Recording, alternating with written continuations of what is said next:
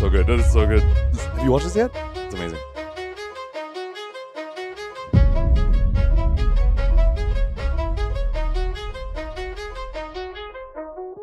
This is pod racing. Both of our players leaving it all out there. 1, 2, 3, 4, 5, 6. That's going to be 6 mic tokens, and that's the game. That's why he's the god, baby!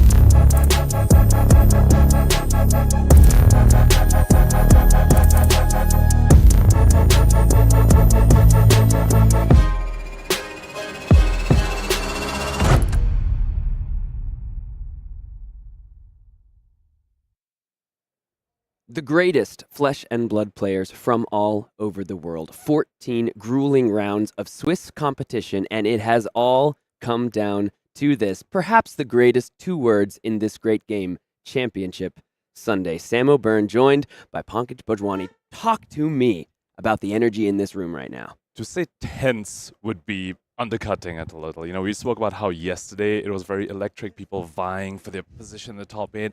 Well, now we have it. We have our top 8, people fighting for their glory. 8 different nationalities in the top 8. Sam, what a story. Which country will come out on top?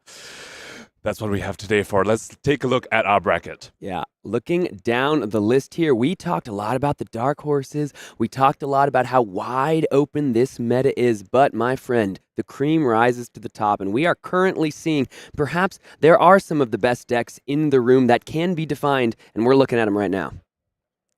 Absolutely. And we're going to start the day off with the Kayo versus Dromai matchup, the 2 titans of this meta. People knew these were going to be the 2 most represented decks, and we're going to see them clash off in our first game of the day. Peter Ward versus Arthur in that top 8 match, followed by 2 back-to-back mirrors. We're going to go right into the Dorinthea mirror. Joshua Lau, community, loved by the community, known for his warrior play against Maximilian Klein. Someone who has been in the top 8 before, someone who wants to improve his record from the last time and claim the title.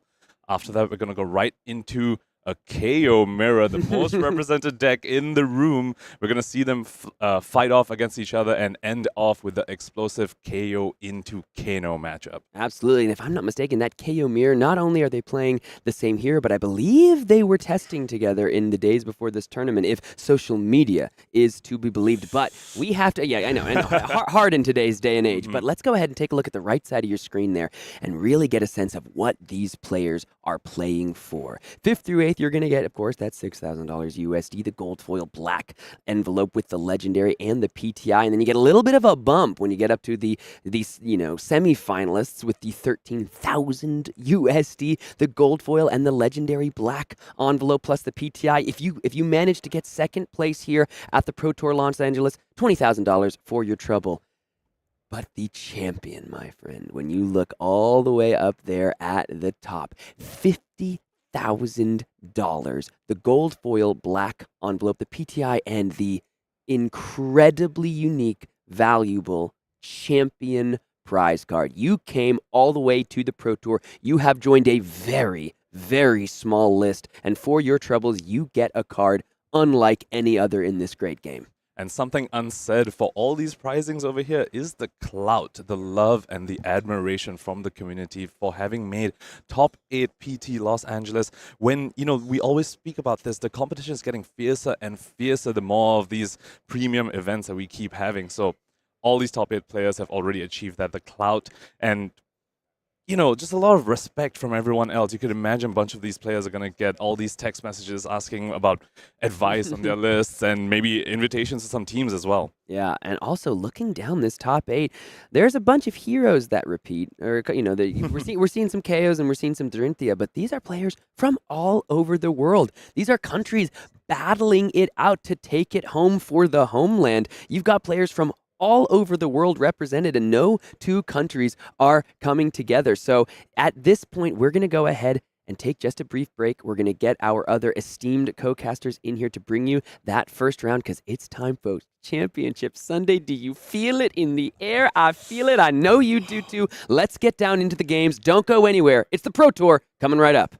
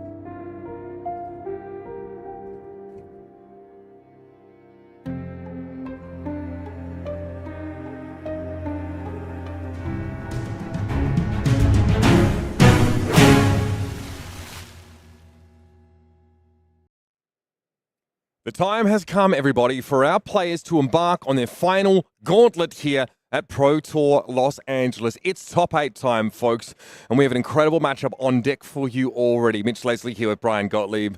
We've seen the very best of the flesh and blood world over the last few days and the very best of a constantly shifting, changing metagame. Decks coming out of left field, surprising us, but there are a couple that we definitely expected to be here. Let's jump into this matchup here. It's going to be Arthur Trehet of France going up against Peter Ward of the United Kingdom.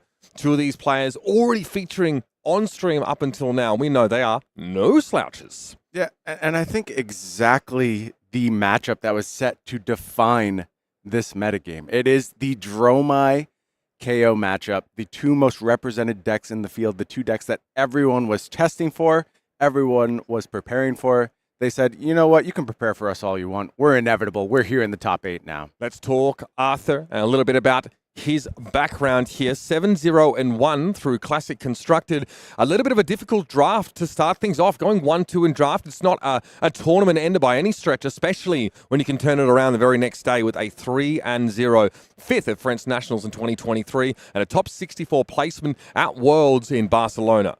Yeah, a pretty sparse, I would say, resume for Arthur thus far. This is how you build it, though, Mitch. He's got Pro Tour top 8 competitor to add to that resume now. And unblemished in Constructed thus far. I promise you, along the way, you have to overcome some KOs. I think Arthur feeling pretty confident into this matchup. Absolutely. Let's talk deck list here for Arthur Trehet on Dromai Ash Artist. And it's, again, one of the corners of the...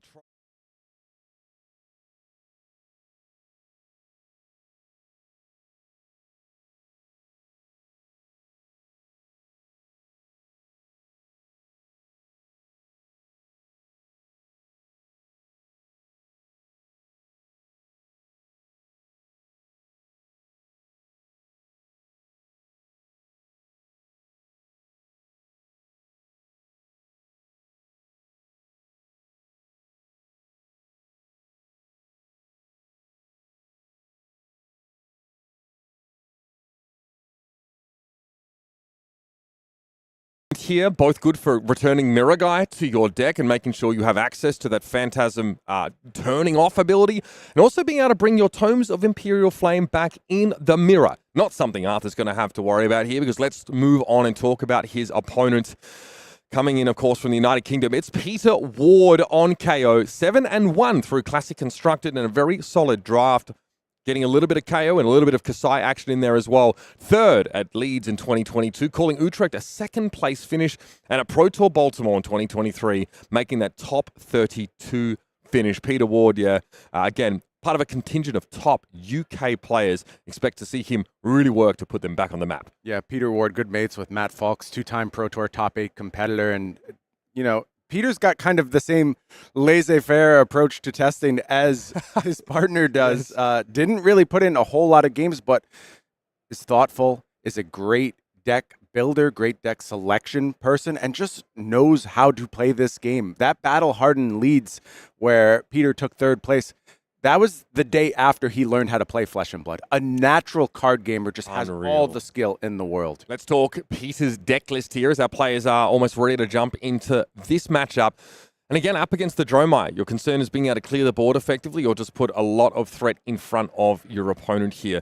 3 copies of Run. We've seen that really, I think, overperform at times here, not only functioning as a solid popper, but also really extending their turns and giving those agility tokens for their next run around. Yeah, for Peter, it's going to be about finding action points, finding go again, able to keep pressure up while clearing those dragons. And if things get out of control for KO, you do not have double claw. You are one-armed, singular claw, and that can be a real limitation. So as much as it seems like KO is kind of broadly well-positioned against Dromai with a lot of poppers, there are some weaknesses here in the game plan, and it's going to be very interesting to see if Arthur can find windows. If things start rolling in his favor, it's very, very hard for the KO to claw his way back. So there you have it. Sure, no pun intended, Brian. 2nd seed going up against our 7th seed here. It's going to be Arthur Trehet taking on Peter Ward in the first of our top 8 matches. So much on the line. $200,000 our prize pool here. The winner looking at a champion stamped gold foil, the gold Battles of Justice PTI, and of course the title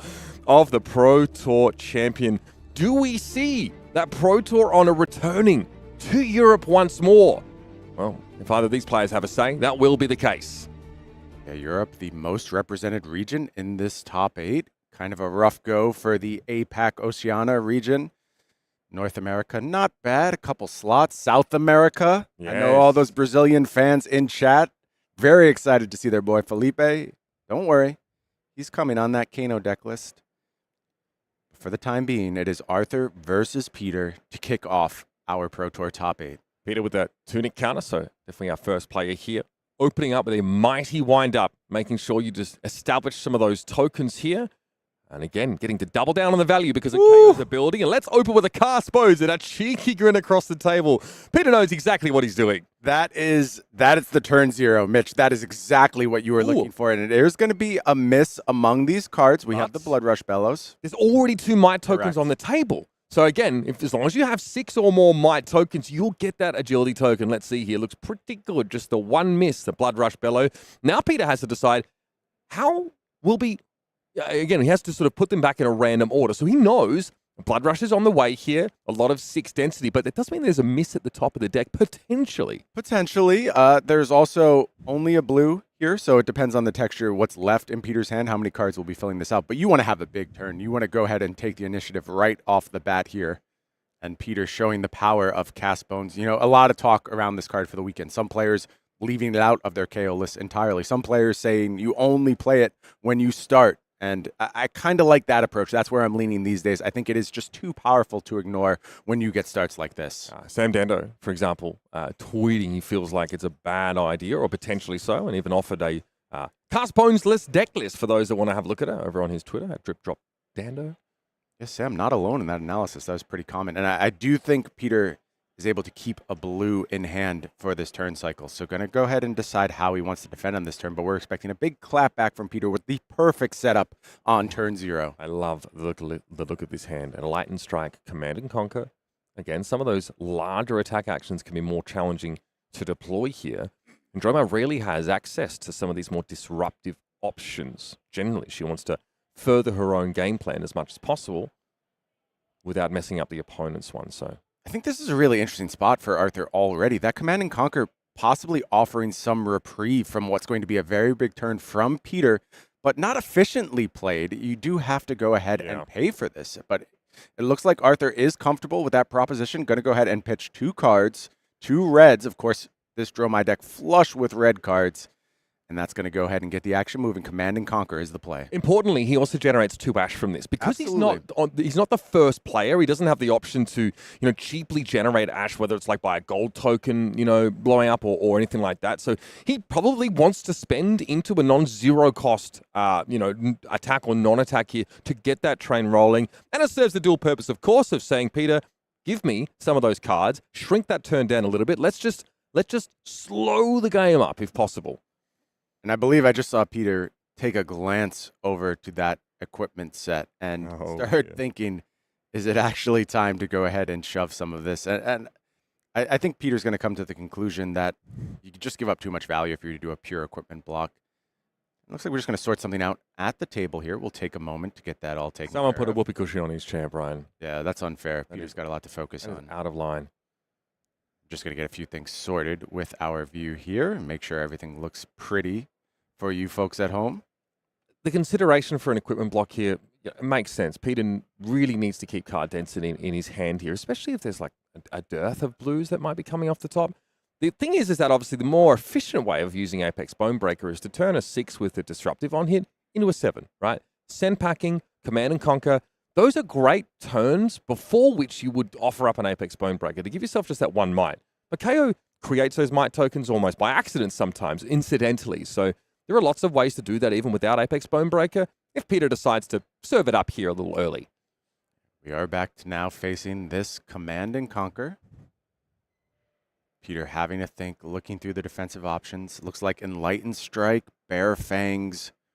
I think that's a Wrecker Romp in hand. So this turn looks pretty good. I think this Command and Conquer was critical to stopping Peter from just going absolutely berserk on this first turn.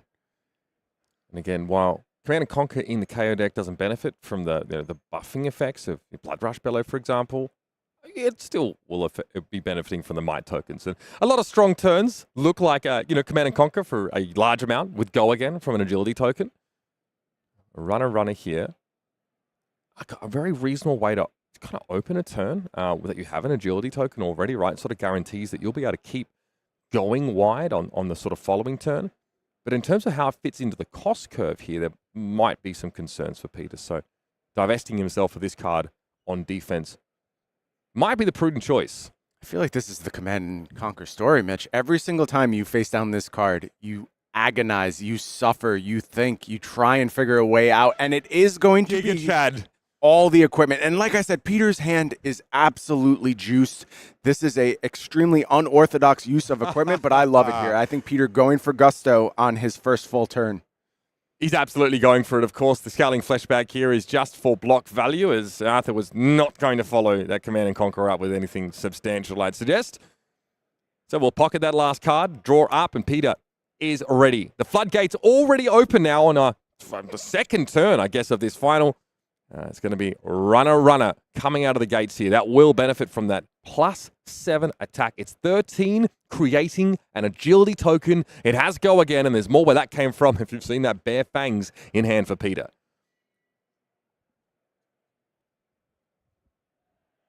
$13, the first salvo, as well as an additional agility for the next turn cycle. E-Strike, Bare Fangs at the ready. Yeah, we're shipping that one. Oh my goodness, Arthur. Already down to 27. That is a Maudlin total to have been struck to on Peter's turn 1. Not quite sure what's sitting in the arsenal for Peter. Let's see how that's going to go ahead and serve to extend this turn a little bit. Wave of Reality is going to go ahead and pop Ward Effect. Non-negotiable. Put a Spectral Shield out there. Now, this runner doesn't involve a draw discard effect at all, so claws are not turned on. They don't have Go Again, and you might have extra resources. You can't sort of have them as an interstitial attack action here. And it is going to be Pack Hunt as the follow-up here, saving that E-Strike for a future turn, going to be banked into the arsenal. So 6 Intimidate coming through for Peter. A very nice first salvo. A total of 19 damage on the first full turn. Very respectable. And I kind of understand the idea of, maybe getting that Enlightened Strike out of the hand and into Arsenal. It's not a popper, right? So, you're sort of sitting in your hand, and Kayo can't buff it as soon as it hits that combat chain. So it doesn't function as a Phantasm breaker. Maybe Peter just making sure he has as much agency to sort of select from those 6s to stop these Dromai Phantasms here. So sand cover being used here. So we are going to lose an Ash to cover up 4 of the damage. 2 damage, going to eventually leak the sand cover in response to the Intimidate. Smartly so. Yeah, if you the timing there, pretty crucial. You have a Sigil of Solace and a Command and Conquer in hand. Sigil obviously very effective in cases where you haven't played anything yet that turn and you just send 1 Ash swing. You can obviously play that Sigil at instant speed, gain the life, and give all your dragons Go Again. Speaking of dragons, where are they? They are still napping. Okay. They have large hordes to guard, and apparently Kayo has not raised enough of a rabble for them to really be too concerned. That's lucky for Kayo, because as soon as those dragons start getting their influence over this match, things get much, much harder. So Pete taking advantage of these early turns before the dragons roost to go ahead and get some of that damage in. A nice start on Peter's first full turn. Let's see what the clapback is from Arthur, and it's a big one to kick things off. Tome of Imperial Flame. Now, again, drawing a blue off of Tome is very uncomfortable because you must pitch 2 red cards, So that kind of limits Arthur now. Like, he needs to send 2 of these 3 remaining reds into that pitch zone. And what do you choose? The Ravenous Rabble is good. You've also taken a blue off the top, so there's less chance you lose finally on that kind of attack. But I don't see how a 0 for 4 really cuts the mustard, especially in the shadow of what Kayo is bringing. Yeah, it's interesting. You could do something like Ravenous Rabble into the Passing Mirage for your turn. I think that's totally acceptable. But with this blue sort of locked into your turn cycle for this go-around, Does it make CNC a thing again? The CNC, yeah, I think the value is just there. You want to try and have a resource-heavy turn this go-around. Of course, already have those 2 resources floating from the Tome. Maybe it's time for something like gold to have an influence over this turn. I think that's totally fine. It's pitching into the furnace here is awkward. You'd have to, potentially. Okay, so instead we digress. The option is going to be to invoke Kyloria here. Yeah, and I think that's quite nice from Arthur. And this is looking pretty clean now. You get that Kyloria out there, command and conquer for a little bit more disruption. This time, no equipment save for Peter. If he wants to keep a 5-card hand, it is impossible at this juncture. Peter here as well, has an agility token. So these are the kind of turns in which the Kayo player would like to deploy more than one attack action to benefit from that. But if you're forced into a block to preserve, to protect that arsenal card, your potential to go wide on your turn is severely limited. I mean, it could. I see what he's looking at here. Is it like, are we just swinging big and calling it a day? No. No, that's going to be committed to the defense, Mitch. It is going to be a clean block of this command and conquer and keeping the Blood Rush Bellow around on the Tunic turn in addition to a Beast Within. It makes me think that again, he gets rid of a blue and a red as opposed to 2 yellows here. So curious to see how this plays out. We are on a Tunic turn, like was pointed out. So that will be relevant apparently as we're taking that. And we're throwing the Blood Rush Bellow down. Well, you can't be blocking with that one anyway. And the Beast Within getting discarded. This is exactly the way Peter drew it up. And there's a Wild Ride coming straight off the top. Beautiful, beautiful 2-card hand for Peter. Picks up the draw from the Beast Within as well as the Blood Rush Bellow. And again, some decisions to be made here. But just getting to be up a card is so big. Beast Within obviously doing that little bit of damage. And yeah, I mean, that extra card means Peter has fodder essentially to bottom for this Enlightened Strike with an agility token up. You're thinking, hey, let's get in here for a draw. Yeah, wants to refresh the hand. And I think that makes a lot of sense with the Blood Rush Bellow buff active. Should you find another key brute card? One more brute attacks to benefit from that, right? Yeah, that's the optimal line here for Peter. Assuming everything goes well, you are playing a little bit into variance, but such is the brute life as we have seen throughout this Pro Tour LA weekend. You put 5 damage on the table here, Enlightened Strike. Not getting +2, instead choosing to draw a card and not benefiting from the buffing effect of Blood Rush Bellow still represents a healthy amount of damage that Arthur instantly ships. He has only so much life to give to buy him that time to develop a nice wide board teeming with dragons. And here's a Wild Ride. Draw and discard, and Peter hoping to gain go again here. Keep the party going. Yeah, it would be nice to pick up another resource card here, but discards a Blood Rush Bellow and bricks, and that is going to stop the turn with the Wild Ride, and that means Kylorio gets some presence out here, and that's a big deal. This is the moment Arthur has been waiting for. Can he seize the tempo and establish that board of dragons and start to make things a nightmare for Peter Ward? What's so important is lying in the hand there for Arthur is that Mirror Guy. The biggest concern when you want to go offensive with Dromai is the presence of 6 power cards in your opponent's hands to just blow your dragons up instantly. Taking Phantasm off your first dragon attack is crucial. And you called it, Brian. Getting to keep a dragon on board, getting to come back to your turn with that Kyloria in play could be a massive difference maker. Yeah, Peter lost the 50-50 there. Should that Blood Rush Bellow have remained in hand, would have been able to use the claw, but unfortunately for him, is going to be now facing down the first real salvo from a Dromai. And look, folks, if you haven't seen a Dromai operate before, maybe you're looking at these life totals and are very concerned. This is business as usual. You go ahead, you take it on the chin for a few turns, and then you find the pieces you're looking for, and a nice draw off this Tome of Imperial Flame. Couple of options, burn them all, as well as Enlightened Strike, but also some dragons at the ready. And let's see how Arthur wants to navigate this critical turn cycle. I can see the E-Strike and potentially the Burn 'em all getting pitched here. Makes a lot of sense. I think you have those dragons ready to go. You just lean into it. And again, you're doing well on Ash here. Tome of Imperial Flame also has that upside of pitching cards and activating that ability. So we go up to 4 here. Ash rich now is Arthur critically with multiple dragons at the ready. Is going to go ahead and split things up a little bit. Enlightened Strike and the Chromai discarded here. So does prioritize keeping around that burn them all. Okay. Maybe, again, some redundancy in sort of, protecting your dragons. Chromai and Mirror Guy have similar impacts, and you have 2 Mirror Guys, so that is nice. We've destroyed that goal, and we've drawn another Mirror Guy. Yeah, 2 mirror guys set you up for a few turns in a row of difficulty for Peter. A little bit of popper protection and going to have to clear both those mirror guys before things get comfortable. It is burn them all. Going to come down. Kyloria, mirror guy now at the ready, working as that fearsome twosome. Of course, Kyloria will be drawing cards on hit here. And I guess for Peter, like, definitely feels like the wind's at his back to some degree. Yes, a pretty frustrating occurrence at last round, but I think that's another Blood Rush Bellows sitting in the hand here. So we have really... it's a beast within, excuse me. So we won't have that level of explosive turn, but still a Bare Fangs to play with. Be surprised if he wanted to give too much cardboard up here. Kyloria attacks at a breakpoint of 4. And it's enough for Peter to say, you're going to get the last bit of armor on my Scabskin Leathers. I do not want you drawing cards right now. Yeah, Kyloria is a problem. It's a real threat. You do not want this turn to get any more explosive, and a little bit more protection for Arthur. Just does not want to see these dragons popped. Going to keep that Mirage guy in the safety zone and go ahead and arsenal a backup copy. So Arthur is very well set up to dodge Phantasm for quite a while now. And this is where things start to get problematic for Peter. If I'm in Peter's seat, I really want to find a way.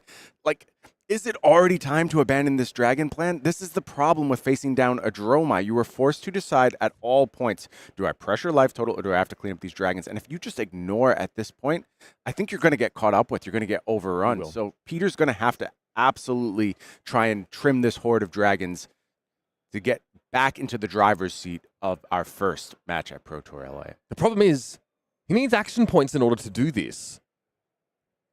This hand doesn't look well set up for that at all, Mitch. You want to like discard a 6, right? So a great pattern here and an efficient way to clear those dragons is like you swing a claw at them and you discard a wind up to get go again. But the problem for Peter is he can't discard a card as far as I can see unless he plays that Bare Fangs first, which would use his action point. So there may not be an efficient way to clear any of these dragons. Peter might be priced into continuing to ignore them for now. Let's see what's in the arsenal. Okay, that's a huge deal. Yeah, that's exactly what Peter needed in Arsenal. Otherwise, it was going to be up to the Scabskins, I think. You do not want to go to that unless you absolutely have to. So Wild Ride, good to go ahead and take down this Mirage. And that feels good if you're Peter. The problem that we know about, there's another one waiting. It's a value loss to clear a dragon, especially if it's like, you have a 6-power attack that's doing the job. You still need to clear this Mirage. But you've lost the follow-up that was supposed to be probably going face, that big Bare Fangs. That really would have, come in for a lovely 8. Now Arthur really, he doesn't know the rest of Peter's hand here, what the texture is, but Peter doesn't exactly have the most threatening cards left. They're both 6s, Brian. Yeah, it's just a little bit of cleanup I think we're going to have to look for here. It is going to be the claw headed towards that Spectra aura. Could have been Mirage. Could have been a lot worse, I think, for Peter that turn. I think so. I think that Wild Red really bailed him out. He would have had to roll Scabskins almost certainly to not get overwhelmed. But I do think Arthur has the rebuild here, and it's going to be another turn of Mirage. Unfortunately for Peter, Rake the Ember is going to be the pitch and get that Kyloria going one more time. Almost certainly going to demand respect again. You just do not want to give up cards to this Kyloria where the Dromai is trying to get things rolling.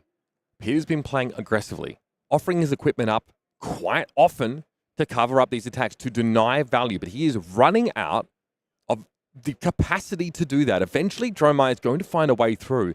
A dust-up Chain Ender here would be incredible. There's enough Ash for Rake the Embers to be a legitimate problem.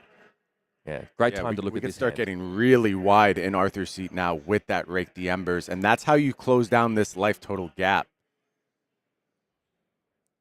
You just build the board presence, make it harder and harder for Peter to ever claw his way out.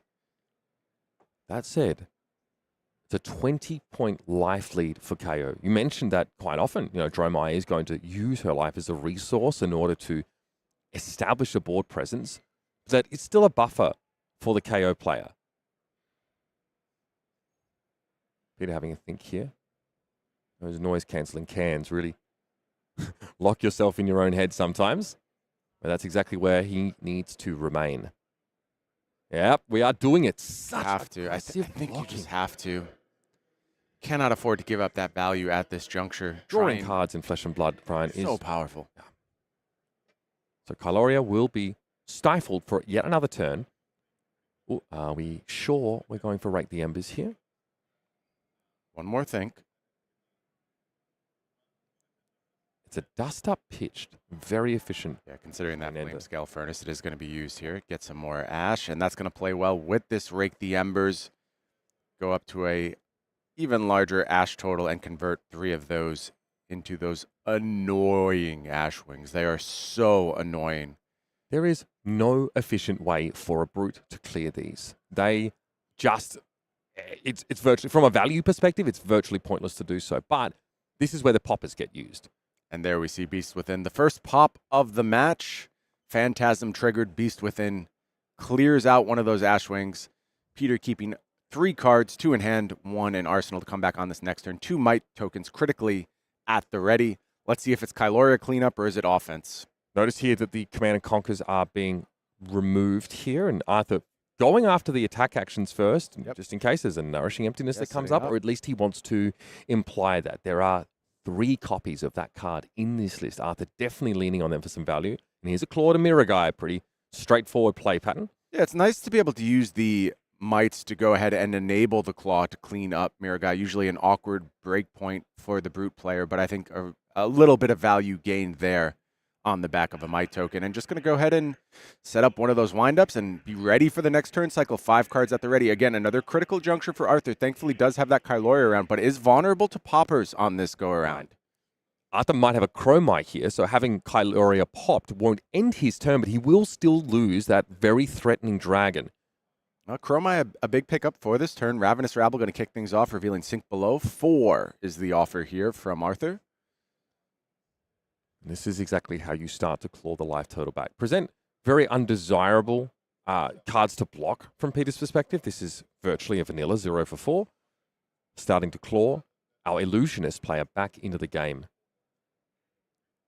Asvalai, Chromai, burn them all is the grip. Shuffling through the options is Arthur. You'll notice that Burn Them All didn't last very long because it was not a thick graveyard for Arthur. It's not going to be here for much longer, a couple more turns, and that would be it.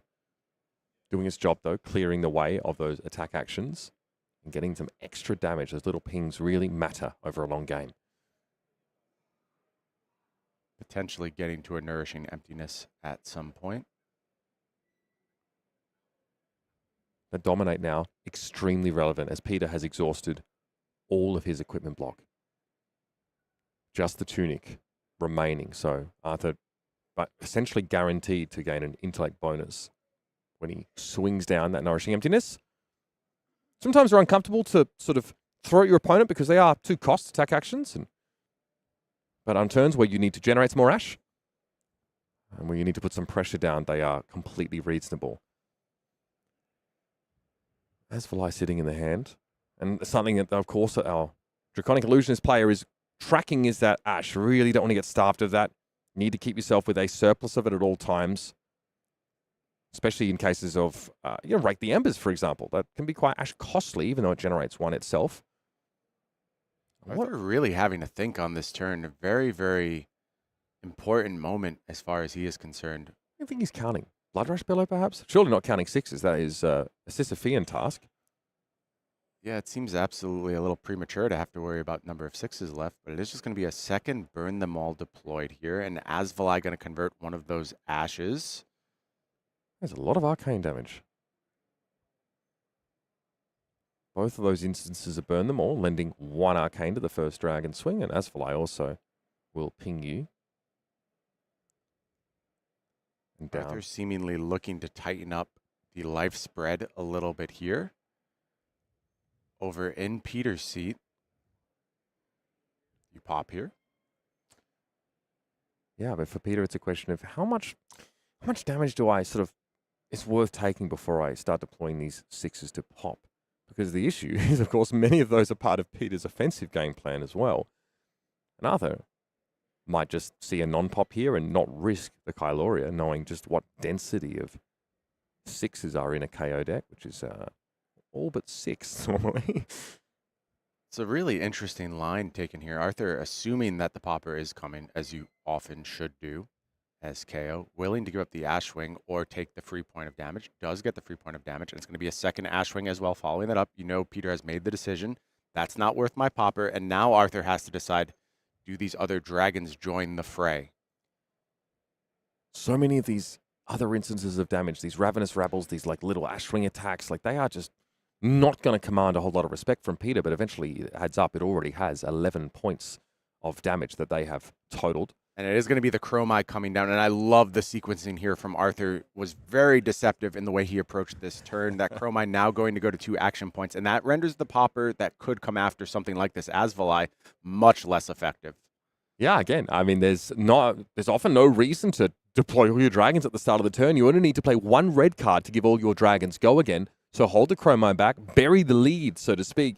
And this is a reasonable dragon to attack with. It'll generate an action point, obviously, when it attacks. So that'll still be available to Arthur after we get a 6 here. Now, there are 5s in this KO deck that for clash purposes and draw discard purposes are 6s, but on the combat chain, they are not. Correct. And that's one of the real points of vulnerability for this KO deck. We mentioned something like Lost in Thought picking off one of the lone poppers. That's another reason, is there these things that function as 6s in the deck. The virtual 6 density for KO extremely high. Less so when you get to real 6 density, where you need an actual 6 in the bottom corner of that card for Phantasm to actually go ahead and create a pop. This is frisky. Kyloria now getting inched onto the combat chain as well. Once more threatening a card draw, and this time around, Peter has no more equipment to hide behind.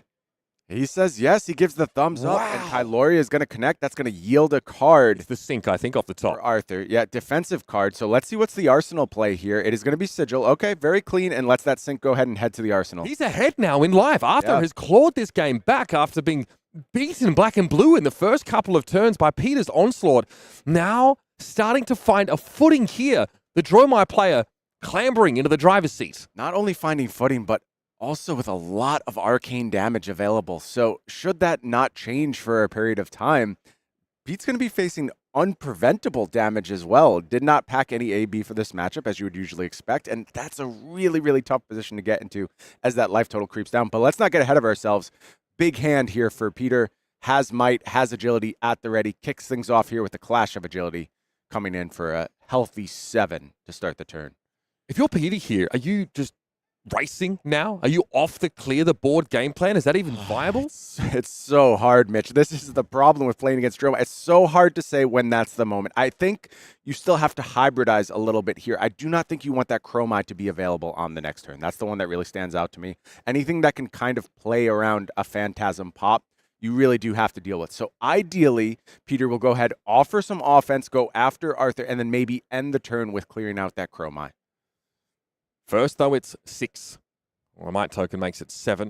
And the Agility token confers that go again. Arthur obviously sitting on a Nourishing Emptiness in the hand, but has to kind of end the turn with that card, which means he needs to play a red first and hope to keep his action points and not have Phantasm triggered and then throw it out.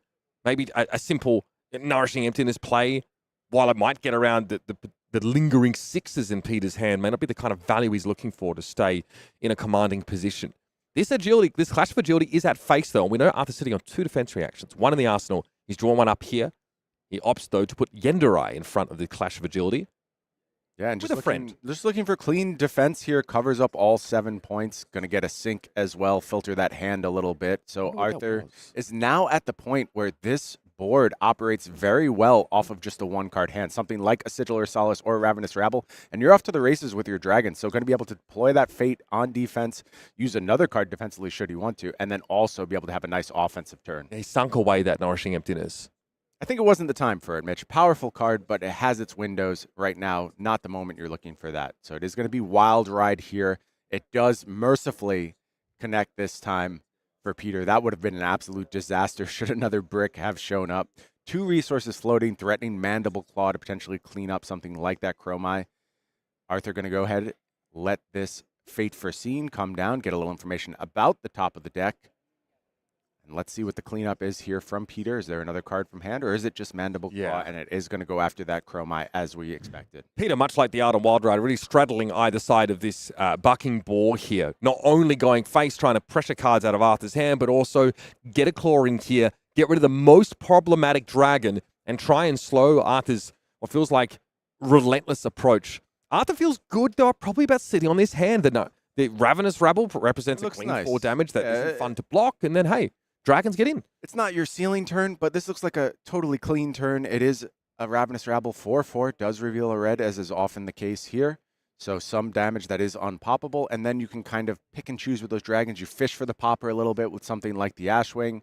Close the turn with a sigil in your arsenal, both hiding the fact that you have a virtually higher life total and offering go again on a future turn. Both those Ashwings getting through. And now the question is, does Arthur commit this Asvalai or this Kyloria on this turn? Do you ask for a card from hand, or do you think it's just too critical? And it's not even going to get to that point. There's going to be a pop on the Ashwing. We took that to burn them all damage, Correct, I think. correct. I got a little first. bit ahead of myself, and those Ashwings were the first Ashwing responded to. But hey, you got that 4 damage cleanly from your, Ravenous Rabble. You got 2 damage off that Arcane here. So even though, like, Peter is being pretty judicious about how he tries to control the spread of these dragons and is willing to pop an Ashwing, you still put 6 damage down that he didn't really have the ability to cleanly block. Yeah, I think that was a nice turn from Arthur. I think it showed the power of Dromai very well, and it's going into the next turn with, as we said, Sigil and Arsenal. That's a huge card for multiple reasons. It is both virtual life as well as go again for these dragons. Those burn them alls coming to an end, it seems. I do not know if they're going to make it both through another turn cycle. We'll see when we get around exactly the count, but still really prioritizing keeping that Asvalai around, I think, for that last salvo of arcane damage that he's going to need to close the game. Pulping discards a Send Packing, so has Dominate here. But Arthur's been arsenaling defense reactions when possible. I don't know if he's been able to get another one in there yet. One in this hand. case, it's the Sigil in the arsenal. I'm fairly confident about that, but does have a defense reaction in hand. I think that Dominate, though, going to be a little bit inescapable here. That does seem to be the case, which would mean Pulping, if defended by less than 2 non-equipment cards, will have go again. Again, another Nourishing finds its way into the hand here for Arthur. Might still not be the time for that. I want to note critically, still 2 points of defense on that Flame Scale Furnace. And we talk about virtual life total a lot. I think Arthur is sitting at a virtual 25 here. Yeah. There is that Sigil in Arsenal. There's 3 points of defense on the Flame Scale Furnace. So Arthur may be a little bit healthier than he seems. Also, tasking Pete with that dual purpose now. Needs to clean up dragons, needs to pop, and it's very, very hard for Pete to go ahead and get the momentum back. I think things have swung a little bit in the favor of Arthur, despite that explosive start from Peter Ward. Feels like it started with being able to keep Kyloria on the board for more than 1 turn. That little bit of variance that got involved there with the Wild Ride not gaining go again. That's the key moment to me, Mitch. I think when that was a whiff, it really started things rolling for Arthur and allowed dragons to start sticking around. Peter had to abandon, at least in part, the plan of keeping the arena clear. And Arthur did not miss the opportunity to go ahead and seize the tempo. Is just going to be the fate applied to this Pulpin. We'll have a peek at the top here. We are keeping that card. Now, it looks like we are ashless presently. It's a big deal. Very big deal. You do want to always have ash present. Dragons bricking is not a great feeling. And sometimes finding ways to sort of create ash without, pitching a large portion of your hand away in order to do that is pretty challenging. So it's Peter has to feel good about seeing no ash here for Arthur. Couple things that are starting to come into picture here. More arcane damage, unpreventable. Peter Ward's life total ticking down. Now a second Nourishing Emptiness drawn. And now I start thinking, okay. Is it that bad here? Yeah. Is there a turn combination where I can start to put together unavoidable arcane damage, dominated attacks from Arsenal? Can I just guarantee a win at some point? And I think that Dromai would be quite nice here. Should we find a way to go ahead and get some ash? And that's the big problem that Arthur is facing right now. Being ash locked, a very, very big problem. There are some options to create. You could look at something like the Mage Master Boots if you want to, but this Billowing Mirage is going to do just fine to kick off the turn. Doesn't again, you pitch to it, so you create the ash there, right? You sort of sort of need the Ash already, though, and you're able to turn that into an Ashwing. So Billowing Mirage doesn't necessarily, pose an Ash positive solution for Arthur, but replenishing an Aether Ashwing and having a 3-point attack here. These sometimes just get blocks because it's obviously not presenting a breakpoint here. It is just damage at this point. That's something that Peter is starting to have to respect much, much more now. Absolutely. A red card is played. So the Aether Ashwing, one of them can be a vehicle for that 2 arcane damage that's unavoidable from Burn Them All on what, like you said, is probably the last turn that at least that sort of top Burn Them All is going to be able to stay in play. Worth noting that was a choice that Arthur made to go ahead and create that Aether Ashwing. Could have gone ahead and just created the Ash, used that to get to Chromai, but instead prioritizing the creation of the Ashwing here. And I think this shows that Arthur is being patient. He knows this game is not ending on this turn. It's probably not ending on the next turn. You need to do a little bit more setup, take your value where you can. Peter is going to go ahead and block with a blue riled up here. It's an odd hand. I think it's a no fear in hand here for Peter. Very interesting inclusion. First Ashwing, going to trigger those Burn Them Alls, and then we are going to get the popper from Send Packing. And I like the way that Arthur has navigated this turn. Going to go ahead, use that Sigil right now, get that Virtual Life, and be able to arsenal that Chromai perhaps for the final push. It's innocuous, gaining 3 life, right, off 1 card. But when you're sat in the other seat here in Peter's spot and you already have a life deficit, there is a sinking feeling about seeing your opponent continue to buffer their life total while yours is just, decaying away because of these small instances of damage that you don't even have the ability to prevent. Yep, that top Burn Them All is gone. You still keep 1 in play, though, so we'll still have another arcane damage instance delivered on the next dragon attack. Yeah, as well as that Asvalai looming, offering arcane damage of its own. As we mentioned, we know Chromai in the arsenal. That is going to, should we be able to find Ash, which is not a guarantee, that is a question. Should we be able to find Ash, or at least it's a hurdle to overcome. Should we be able to do that, we'll have an extra action point on our next go-around. I also see passing Mirage in hand, so getting some of those Phantasm preventers back. And an interesting spot here, Swing Big coming in for 9. Flamescale Furnace is now put to the test. Going to defend alongside Billowing Mirage. We'll move to reactions, and Fate Foreseen gets in the mix as well. And that is a quicken token that's going to head the way of Arthur. I guess that essentially emancipates Arthur from the requirement to open his turn with a red card here. It's only attack action cards and weapon attacks here. So also with something like an E-Strike in hand, you could get 7 go again to kick off the turn. That feels pretty good. So there's really nice options available here for Arthur, but ultimately does need to make the Ash. And I had a feeling that's what those Mage Master boots were going to be used for at some point. That in conjunction with this passing Mirage means there's a lot of protection on this turn, and we can go to work with these dragons now. It's so big being able to get that Phantasm Protector at the start of your turn and still be able to play. It doesn't have go again, that card. Normally it bookends turns.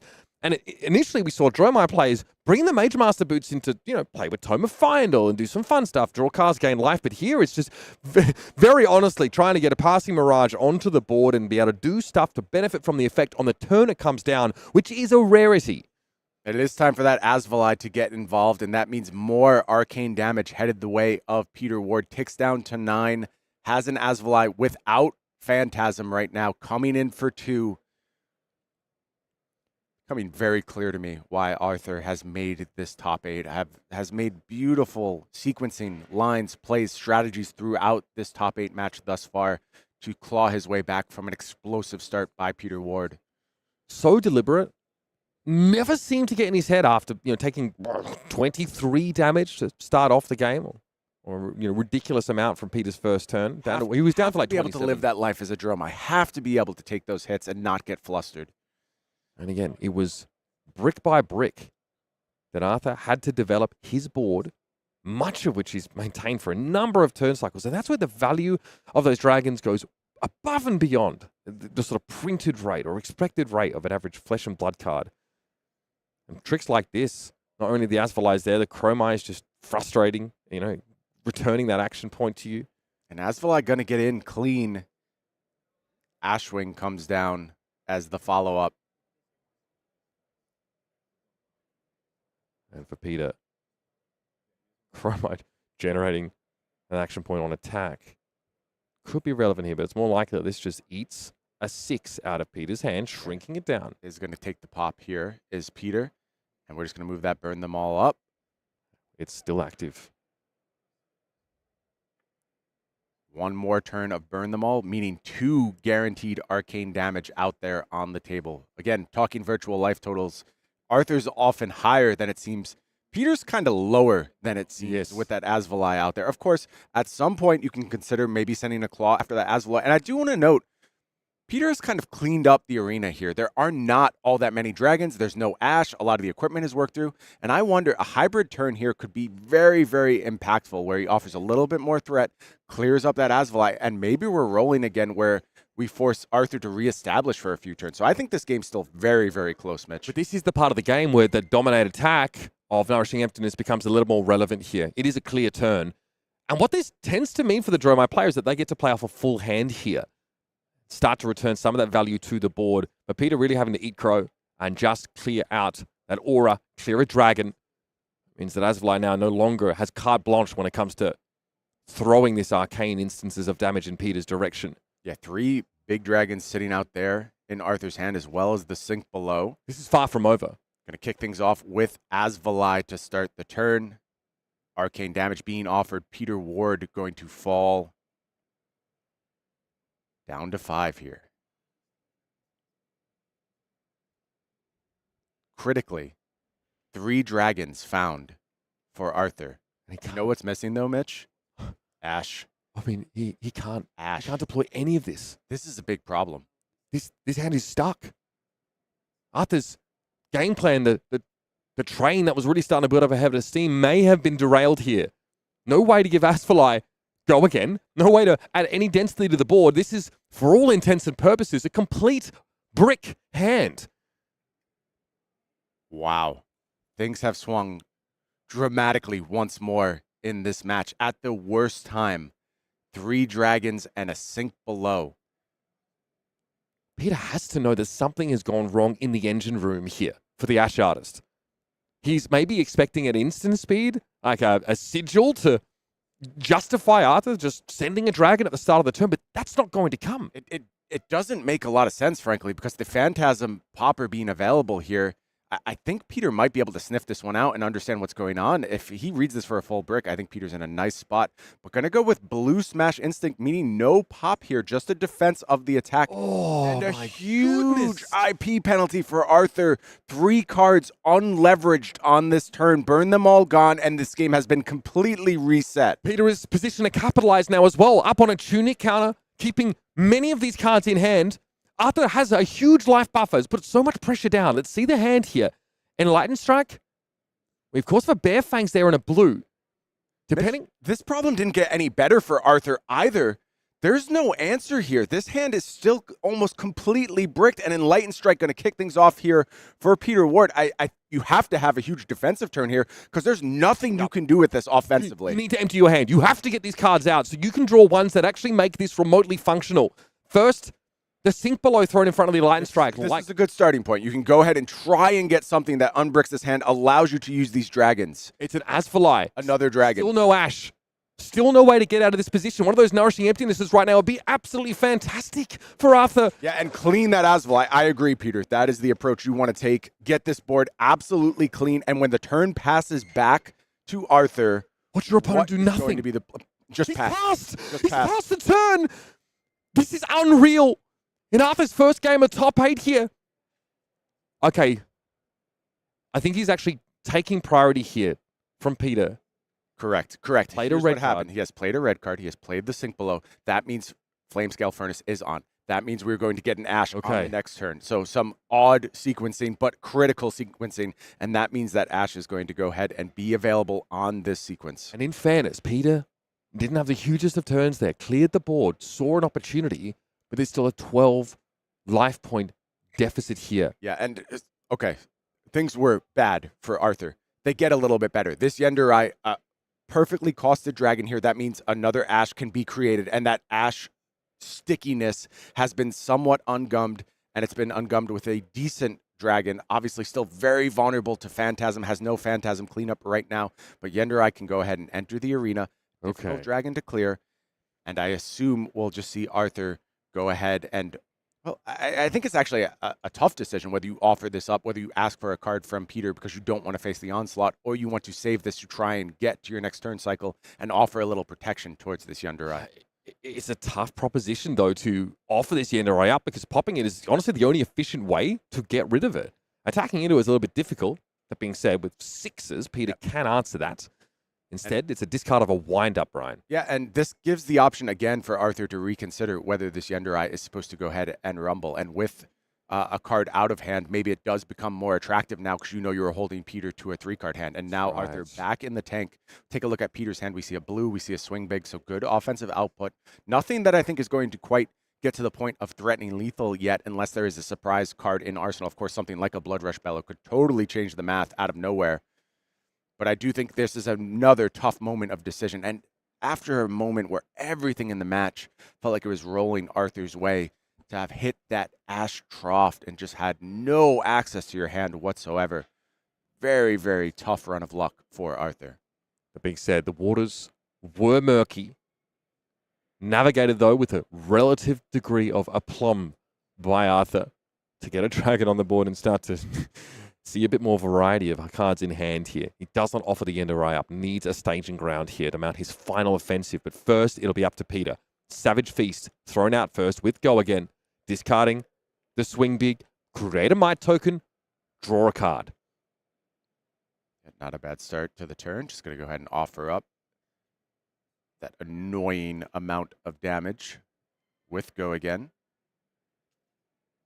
2 resources floating. Ooh, lost in thought there. Okay.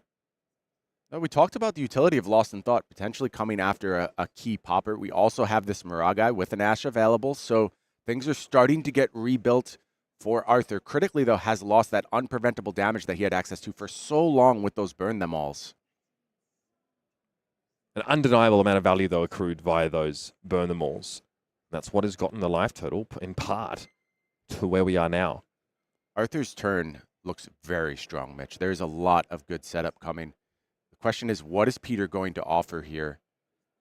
If Arthur is able to get through this pretty clean, I love the way his next turn plays out. A lot of security for those dragons, and I think at the point where they're going to start demanding some cards from Peter's hand on the defensive, even absent the ability to pop.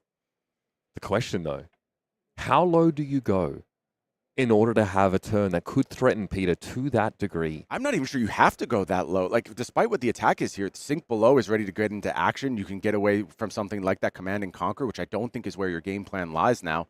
I think Arthur has just found a really nice mix of cards to go ahead and potentially reclaim aggression here. Well, there's still the question of this 6 damage that has to be answered by the Frenchman. Having a look, sees the Tunic counter up. We know Peter drew that card off of the Savage Feast. It will be a pulping. He's just going to follow up with pulping here. And Arthur has some options. Like I said, defensive Sink Below looks fine to me. That card is, you know, pitch fodder at best. You can maybe improve your hand a little bit. So we took 6, right? Yeah. Yep. The initial 6 was taken from the Savage Feast.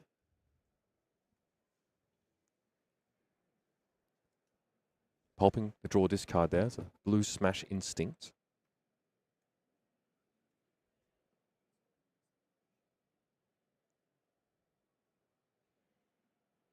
Discarded off that Blue Smash Instinct for Kayo's purposes is a 6. I think there's a world where Arthur could actually talk himself into keeping a full grip here. Oh my goodness. The playthrough with pitching, with activating that Flame Scale Furnace is pretty good. Pretty good if you keep all these. It'll be audacious, but it just might be what you need here to unseat Peter, who has once again got himself back into the aggressor's role in what has been an incredibly back and forth game. The other critical thing not to miss on, Mitch, is that there is an Asvalai in the arsenal, and Arthur is just going to take, and this is a huge turn, Mitch, and I see the writing on the wall. This is powerful output from Arthur's hand. Let's watch how he puts this together. This could be the moment, quite frankly. This looks really, really well set up to, if not win the game, claim Peter Ward's entire hand. Yeah. Let's get that tempo. First, we'll be invoking Mirror Guy. It's going to be the sync below, pitched to that effect. Yenderai. That means Yenderai's ready to come in. No Phantasm on Yenderai. This is a solid 3. Peter will have to answer with a card. And that's just the beginning, folks. A blue and a CNC in hand. It's not too shabby at all. Falling to 2, terrifying here. I feel like Peter still has to defend, and he is going to go ahead and put an Assault and Battery in front of this Yenderai. That damage covered up. One card Next step, taken. pitch lost in thought. That was a red, not a blue in hand here, but Got still that enough. Ash going. Command and Conquer going to go ahead and be the play here, and that just demanding more cards here looks totally fine. I think this approach is completely reasonable. Keep that Asvalai for another turn. Threaten the arsenal. Oh, from a tempo perspective, it's hit that Quicken token. Sat around for so long. Finally getting popped here and being used in the best possible way. Yeah, that Quicken being available, totally changing the context of this hand. And 3 cards available for Peter to block. Looked more like adornment for the table for so many of these turns, but Not anymore. the Not threat anymore. of something following the Command and Conquer here is what really has got Peter fearing for his life. Yes, he has to block this out with 2 cards. But that's it. Close the chain. Follow up Asvalai. Asvalai. Yeah, Dragon available. And a very threatening one indeed. In Coming we in come. for 2 and 1 Arcane. 1 card left in hand for Peter. Taking the Arcane no matter what. Do we inefficiently block this 2 damage with the last card in Peter's How hand? could you? How could you? Because you face the exact same thing on the next turn. It's such a bad position for Peter to be in. Asvalai does not have... it does not have Phantasm, so... Oh, it does have Phantasm. Does have Excuse me, Phantasm. So it can be A popped. popper here would be the best case scenario. You do off a tunic counter, though. You maybe send 6 back? It's a pulping in hand. So he can't even block this. No block available. This comes in for 2. Peter falls to 2. And He's dead. that's a disastrous scenario. That Asvalai is there with that unpreventable damage. You're just in the blender at this point. You have to give defensive cards from this point forward. Peter has to posture like there's a decision here, but if it's just pulping in hand, He has to give the tunic. There's no choice. yeah, and here comes Goes the to tunic 1. in front of the Miragai, goes to 1, and is still going to be facing down that Asvalai on the next turn. He is absolutely toast, Brian. That Asvalai can just get across, send that Arcane. And just draws up. This is it, Mitch. This is it. Arthur has done it. Flight of Dragons poised to send Arthur Trehet into the semifinals at Pro Tour Los Angeles. One more move would get the job done. But hey, let's make sure we do this by the book. Themai comes down, making it impossible for Peter to, again, play anything on Arthur's turn. And we stick the Asvalai forward. The Frenchman, Arthur Trehet, advances to the semifinals, navigating a brutal matchup with such incredible explosive damage deployed by Peter in the early stages of the game. He was patient. He bided his time. He built his board. And then he took the glory. That was a roller coaster, Mitch. An absolute roller coaster all over the place. There were moments of variance that turned against both players. I thought Arthur was in deep trouble when he found that bricked hand.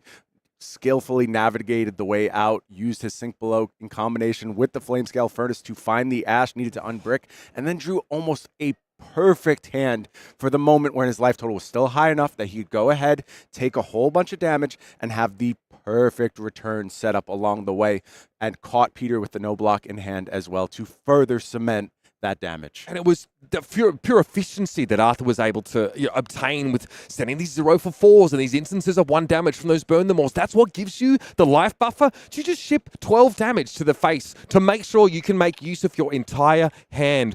What an incredible match and an incredible story developing here in our top 8 of Pro Tour Los Angeles. It is Dromai staying alive in the field, advancing to the semi-finals. We're going to take a break and take a breath, and when we come back, we're going to hear from the winner, Arthur Trehet of France.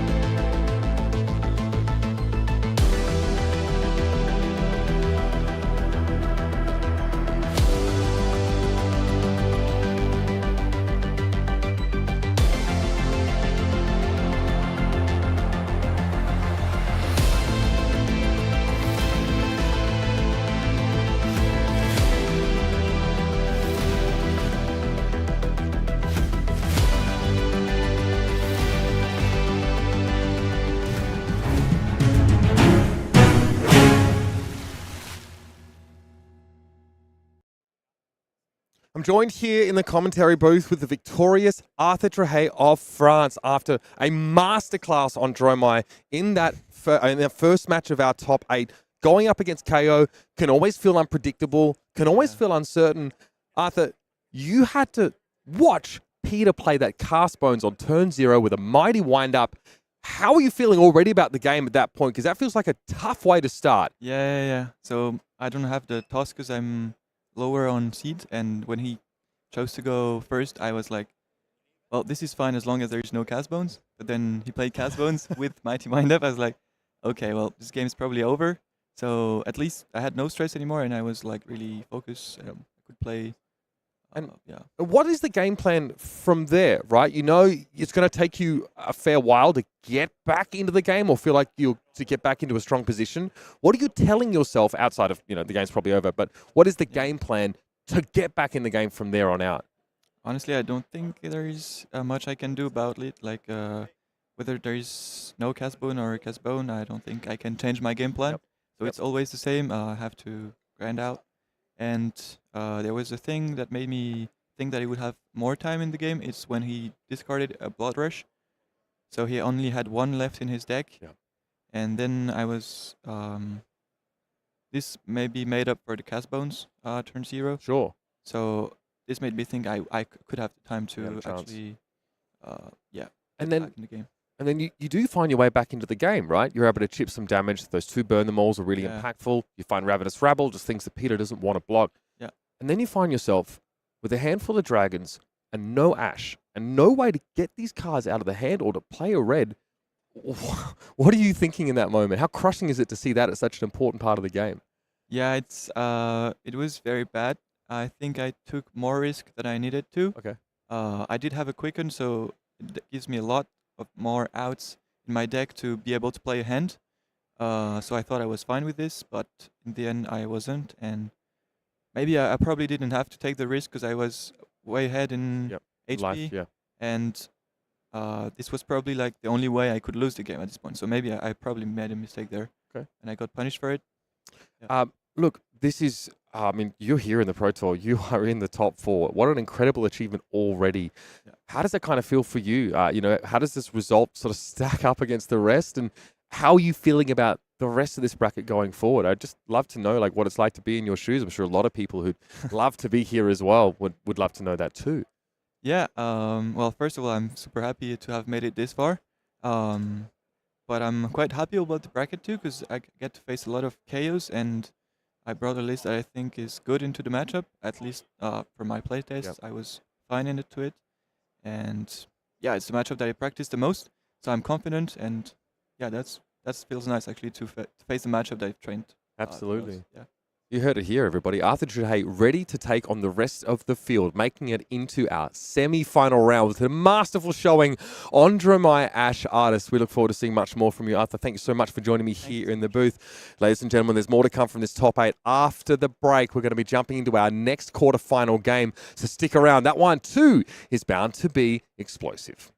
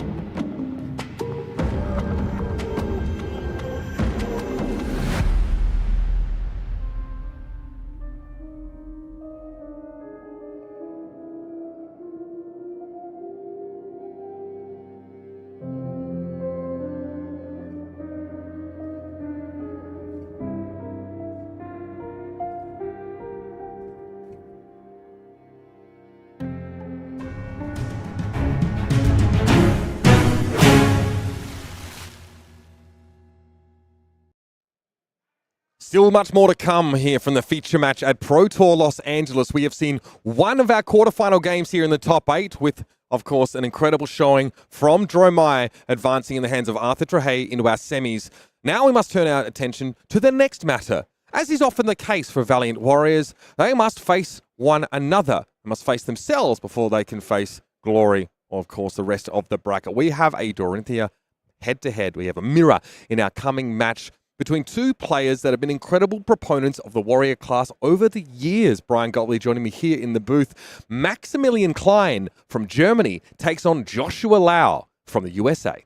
Yeah, and I cannot think of more fitting representatives to go ahead and bring Dory into the top 8 on the big stage. And, you know, Mitch, when you agreed to do this show and demanded that we have a Warrior mirror in the top 8, as well as that lavish trailer that we put out back for you, I was a little hesitant. I was concerned, you know, is it going to feel weird when we rig the brackets to go ahead and set these stories up in the finals? But I think it kind of looks very plausible at this point. And you know what? I think you made the right call for the and I believed in you guys to deliver. The green M&Ms were great. Also, the Dory mirror. Just, you know, you guys have really laid it on here, and you've made me feel quite at home. Let's jump in though and talk about the matchup before we have, you know, a senior game designer sort of, you know, everything to rigging things. We have Maximilian Klein here on Dorinthea coming out of CC at 6-1-1. That draw, not a surprise, as this deck can grind along sometimes, especially in mirrors. Kasai was the pick in draft. Maximilian had an unbelievable deck featuring a commanding performance and a Blade Flurry out of draft and washed his competition away.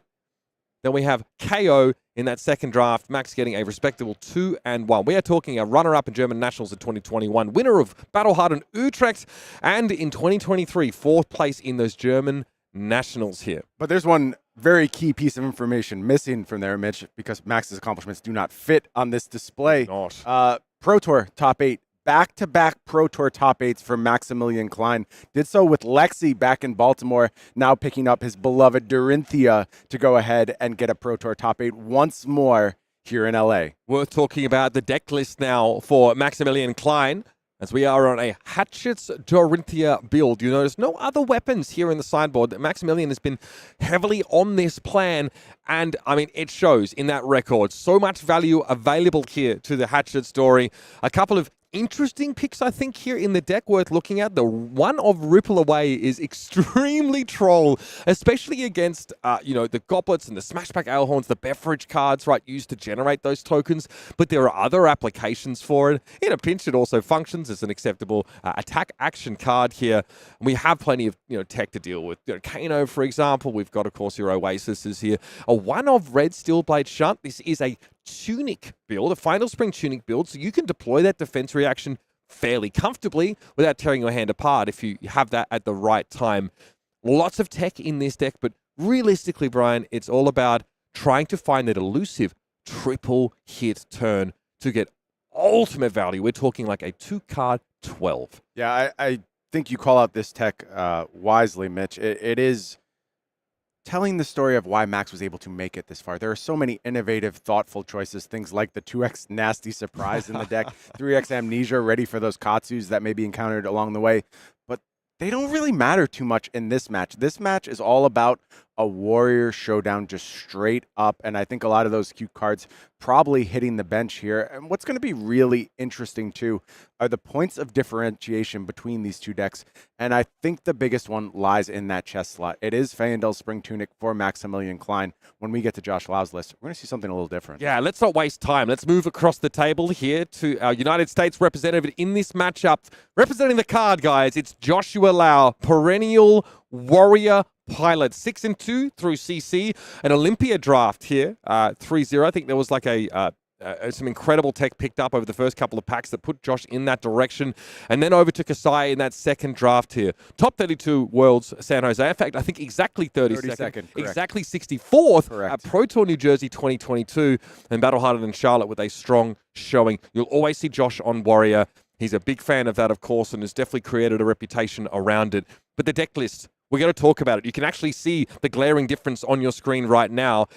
It is a grains of blood spill in the chest slot for this Dorinthea deck. Yeah, and watching the difference between those two cards play out is going to be a fascinating point of this match. As I mentioned, Josh's deck kind of a little bit less of those techie cards, using the space instead to go ahead and get a second weapon into the mix, a Decimator Great Axe. I don't think that's going to be a factor in this top 8. I expect he'll just pass on that wholesale, but did serve him well throughout the Swiss. And then it's just good warrior cards beyond that. I think they are just going to be relying on fundamentals, game planning, and classic warrior battling. There's some serious tech in this list, though. I mean, there's a one of that all you got, which is actually quite relevant in this matchup to meet here, that first hatchet head on to deny a potential, strong triple hit turn. An unmovable here for Josh. A time snap potion to allow him to overcome prisms, of which I believe he got the better of 2 of them. Cards like Lead with Speed are incredibly important here. They are basically a card that guarantees you have 2 good turns in a row. That is always very, very good to see here. Josh discussed how he felt about playing into a Tunic build and said, it is really hard. I don't have the ability to create these triple hit turns like my opponents do with any regularity. I'm basically swinging twice. Yes, I can create Vigor tokens from Grains, but my opponent is not going to give me the hits. And I'm unlikely to have the extra resources to pay to create those Vigor tokens after only keeping a 2-card hand to play that mid-range game. He reckons he tested it a bunch against Nathan Crawford, who also originally was a Dorinthea player, I think piloting Victor at this tournament, and he said, honestly, it's rough. It is rough. I have to perfectly block out my opponent here. Josh definitely feels like he starts maybe a step behind. Look, if anyone can find the path forward on Dorinthea, it is Josh Lau. Just a million reps, and our players are ready down in the feature match area. And look at those twin Dorinthea staring at each other across the top 8 stage. There's just nothing better, from my perspective at least. Maximilian Klein here, top seed, or rather the higher seed here at 4th, going up against Joshua Lau at 5th. The 2 warriors in our top 8 fated to knock one of them out. I still see a Dory advance either way here.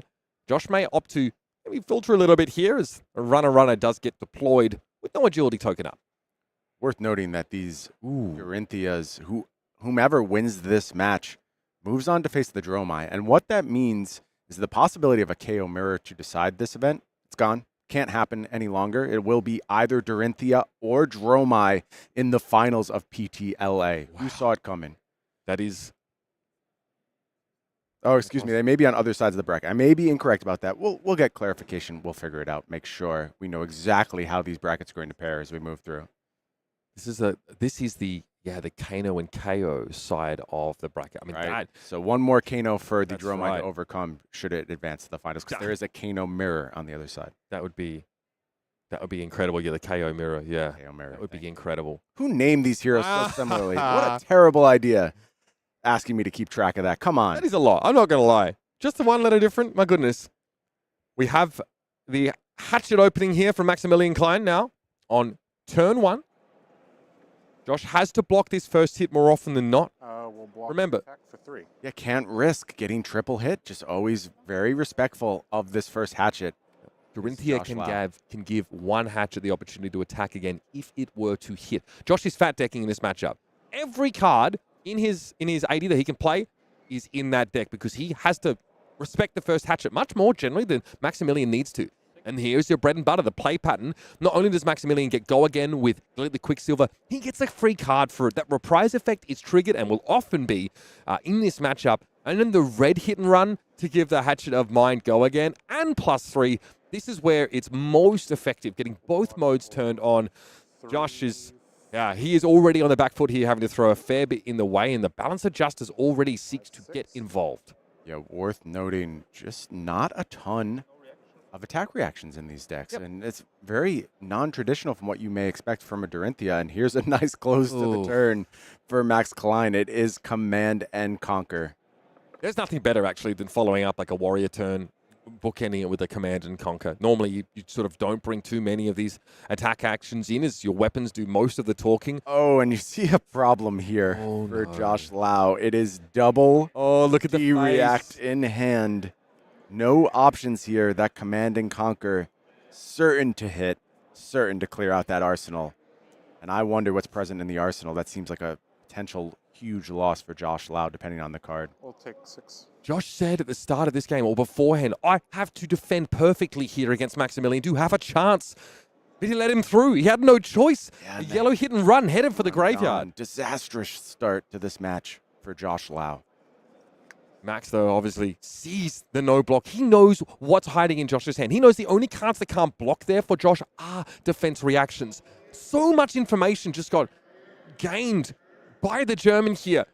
And in order to make really informed decisions over the rest of this game, that is going to be important. Josh does not have a way to give this hatchet go again. And we've seen, of course, that hold the line pitched in order to make this attack.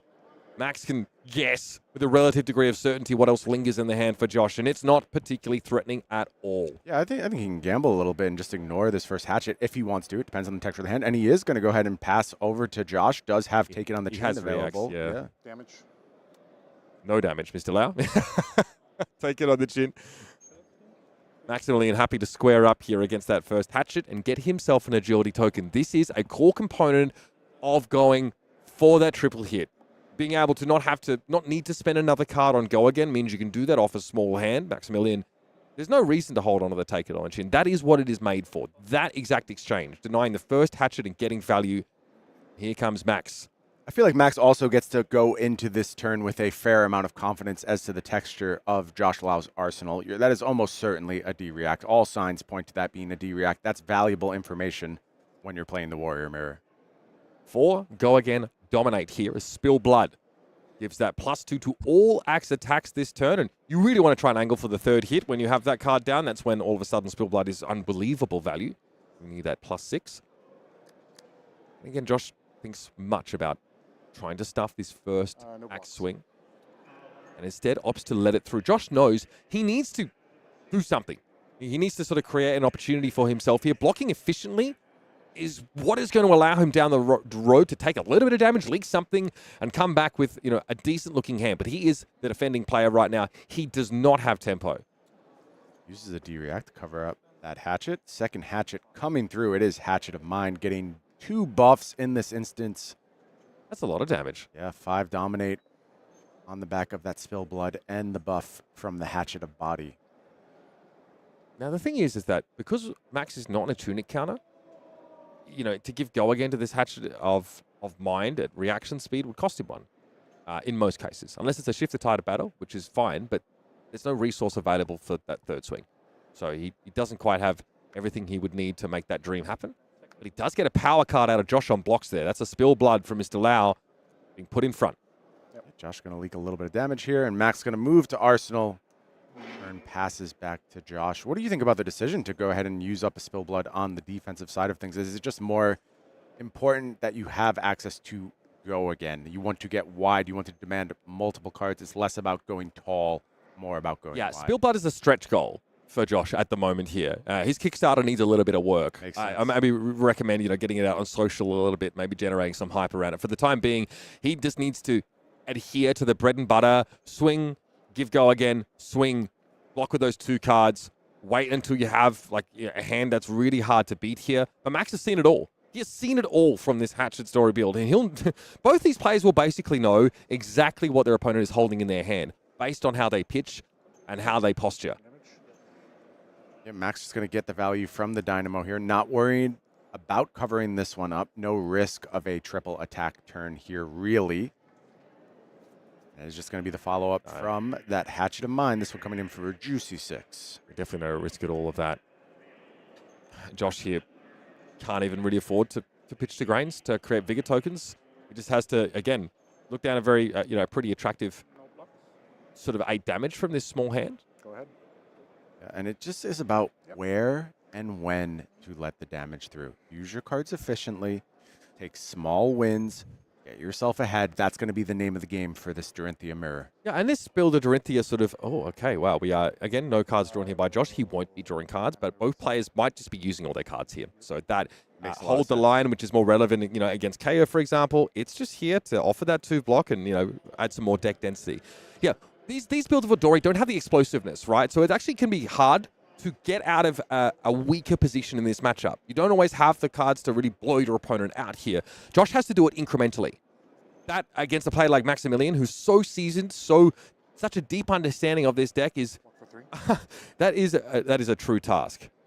Tunic up for the first time in this match. It is going to be the Blade Runner here. Bestowing go again upon that hatchet of body. If that's a hit and run in Arsenal for Maximilian Klein, it is on like Donkey Kong, Brian. Hatchet of Mine coming in for 5 on the follow-up. This does not currently have go again. Dynamos get in as often as you can. Yeah. Not really tracking the value of those, but I'll tell you, by the end of this game, it will be immense. The Dynamo going to combine with that Arsenal card potentially to offer a clean block here, should Josh want it. Again, sitting on that D-react for a little while. We'll block for 1. Reactions. Gets a Fate for Scene. That's a runner on top, which is not particularly useful to Josh in situations where he can't create those agility tokens. We'll send that one packing. Yeah, to the bottom there. A couple of 2 for 6s now been shipped. There we go. 2 axe hits means you virtually heal 1. Take that counter off the Dynamo, and Max is happy to sit on this sort of tunic counter until he feels like he can go for that sort of big turn. Josh knows what he's getting himself into. So a chance to go on the aggressive to some degree.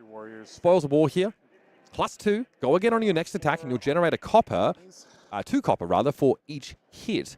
Which so impressed with copper in this deck. Like, it's weird to say. It's obviously a very, very inefficient thing. Yep. But at some point, you just get loaded with blues. These are pretty blue-rich decks, and if you ever draw something like a triple blue hand, the copper can reset you, and it feels quite powerful when it does. Yeah, and honestly, like, you know, each Vigor token you create turns it into a silver, and then a gold, and so on and so forth. So you are, you know, you're basically transmuting metal through that grains of blood spill. No monies. It's not why you play this Balls of War, right? But also it tells Kyloria to get bent because you just stuff that copper in her mouth, which she tries to draw a card instead. That's not irrelevant in that matchup. Pretty good, yeah. You know, there's been a lot of points of innovation from the Warriors side of things as it relates to the Dromai matchup, but I think that's a very relevant one. Is that second hatchet here? No buffs outside of what's printed on Hatchet of Mine, giving +1 if it follows the body. Fun story for Josh here is that, you know, he's someone who's lived parts of his life in Hong Kong and in the United States respectively. He actually won the Hatchet of Body on his last armory before leaving Hong Kong. Hatchet of Mind, his first armory after arriving in America. So, Josh, 2 parts of him across those 2 countries. Both those hatchets representing his split nature in that regard. Love that you call out the connection to Hong Kong for Josh Lau. When I was watching Josh's game to win an in to the top 8, Team Blue Pitch piled up on the rail and rushed him as he won. Just a huge cross-continental connection there that really embodies everything Flesh and Blood is about, making those ties across the world, finding community wherever you go. And Josh Lau has not only found a community in Hong Kong with Team Blue Pitch, but a community with all the warriors of the world. The warrior champion is Josh Lau. Josh is really generous in sort of how he gives so much of his insight to warrior players around the world. It's one of my favorite parts of, it's kind of what got me following the card guys, actually. Josh is the engine room of that content machine and is always sharing his thoughts, showing his deck building processes, just playing games. He was on the Hatchets build, not because of Dory necessarily, but because he was playing a lot of Olympia on stream. I love the evolution of how this Hatchets build. Look, it came from a lot of different places. There was a lot of simultaneous creation of these deck lists, so I won't speak too generally, but there's kind of this path where you point back to the win on Olympia and its 9-0 performance. I played that player in Team Blitz yesterday, actually. Yeah, who won, Mitch? I'll give you a chance. I got him. Dominate crippling turn 0, baby! Love to hear it. But you go back to the creation of that Olympia list, and then when Hatchet's Kasai comes and takes down the Battle Hardened the next week, it was kind of just the Olympia list, sort of. Yes. It was that with some of the specializations moved out, and then players started thinking, well, look, this Hatchet's build is working for Olympia. How about Dory? What's the upside there? They said, we just need some power cards in this Olympia list, and we're good. And we're like, who has almost the most specializations in the game? Found them. Found those power cards. Absolutely. And yeah, and like talking to Josh, he's like, I think me and Max really arrived at this conclusion independently and from very different directions. And I think, you know, the chess piece selection is a big part of that. Yeah, there are points of differentiation between all these lists, between the Runaways Hatchet list, between Josh Lau's, between Maximilian Klein's. There are still spots up for debate, and I think it shows the rich nature of this metagame. As this deck evolves, other decks will evolve around it, and we're in a very much churn state, I believe, post-PTLA. Absolutely. The fact is that Josh can't really create Vigor tokens in this matchup. He rarely has the spare resources, and he doesn't get the hits. So I think in many other matchups, the Grains is amazing. This hurts a bit. You have to play your red hit and run pre-combat, so you are not gaining half of the value that card provides. You are not getting a buff of 3. You're just getting go again. And Max sees this and goes, hang on, what is going on in Josh's hand right now? This is a weaker turn.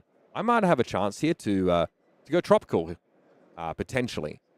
There's a Warmonger's Diplomacy in the hand here for Maximilian. A lot of the time, it can mess with a Hatchet Story turn. You know, choosing War or Peace doesn't actually affect whether or not you can play attack reactions. And if you can give go again via attack reactions, you just choose War and you send it. But if you're using cards like Hit and Run for that go again or that pump, then it's a bit more of a complicated decision. Quite curious that both of these players arrive at 2 is the correct number of Warmonger's Diplomacy. That is indisputable. Just enough to make Azalea cry without to our top 80 number. gumming up your sideboard too much. I've liked the evolution of Warmonger's Diplomacy as well. It, obviously a card that upon release felt very, very impactful, almost oppressive. A polarizing card, I think. Yeah, I think so. As time has gone on, less and less a factor. Shows up in lower numbers. I think part of that, especially when we're looking at Max's list, you're looking at a list with 2 Warmonger's Diplomacy, 1 Ripple Away, 2 Nasty Surprise. It's just kind of building out the options in that blue pitch slot. How many different things can you actually tech for? Yeah, and sometimes the question for Dorinthea is like, what are our best, most functional blues? We get block 3 a lot of the time as warriors, but what about the effects we're looking for? And it's quite common to build out your blue base with those tech cards. I mean, for a while, some Dories were playing a singular blue pummel because you can tutor that out with Singing Steelblade. You attack with the Dawnblade with go again, and then you throw the CNC. You singing the Dawnblade that already attacked. Get that pummel. You get the pummel, and Not you bad. throw it on the CNC. So very techy, very sort of in the weeds kind of stuff. But yeah, the blue base in this deck, you need a lot of blues, is where you can really get that self-expression. It's really where you can sort of try and position yourself better for certain matchups. Feel like it's designed that way, Mitch. I don't know why I feel that way, but I just am thinking it. The 1 blue pummel is degenerate, though. A lot of fun with that one. 1 in 100 games it works, but when it does, buddy. None of that shenanigans here, though. Like you mentioned, light on attack reactions of both these decks. And we're sort of presiding right now over a mid-game that's going to be fairly substantial. A lot of these similar play patterns. It's important to watch that life discrepancy, and you really want to see the players get like the most highly efficient turns. Josh has not been able to play efficiently. Well, Red hit and runs to start turns, it hurts him.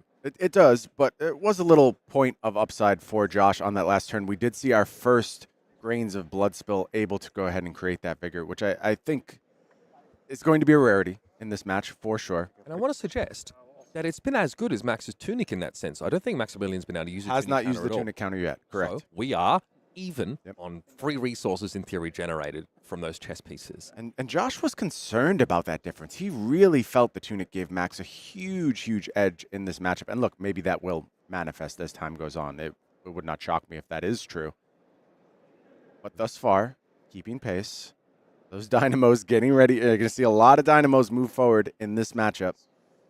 You want to block every axe swing if you can. But doing it efficiently is sometimes just out of the question. That too, not a break point by conventional means here, but putting a 3 block in front of that absolutely never feels good. And Josh is concerned about an attack reaction. He knows that there might be something of that variety at least, so maybe at least confer go again here. But he's worried about leaking damage to an attack reaction, so he's blocking 4 here. Just a red Blade Runner. Can live with that one. As far as pumping reactions, Blade Flurry going to be the big one we're watching out for. That can certainly change the math on a turn. 0 for 4 is at reaction speed, it's literally unbeatable. Not bad. In the swing, also out there as well. Love that. Conditional requires it to be on the second attack or subsequent, but gives you that 0 for 3. Point of differentiation between these players, there are blue fatal engagements in Josh's list. Mitch, you and I in limited rounds talked a lot about the flexibility of having blue attack reactions. Now we're seeing it in the constructed rounds as well. It's dirty because it also can be used on CNC. Yeah. Which is pretty good. Which gives you that pseudo blue pummel effect that I was sort of talking about. Being able to, have ways to, to shock your opponent like that. And I think what we were really excited about was that it's blue 3 block potential that still offers you like a numerical +3. Like the red is great, but it's the same as like red overpower. It's +5 is, you know, +6 in that case is great, but rarely are you using it in that fashion. And there we see a little bit of tech. It is the Okay. red unmovable coming out from Arsenal from Josh. Used to cover up that hatchet. Max says sure, clears off the Valiant Dynamos. And we pass back. Dance continues, Mitch. Did you see Max have a setup turn while still presenting 8 points of damage, by the way? Not bad. Agility and Vigor at the ready, looking for a big pop-off on the next go. Maybe we'll finally see that fabled 3-attack turn. Okay, Josh has that one floating from the Vigor token, so he does have that to work with. No Agility token. You can still be face down by throwing an axe in here if you have the reaction speed go again from Blade Runner. Just going to be a CNC here.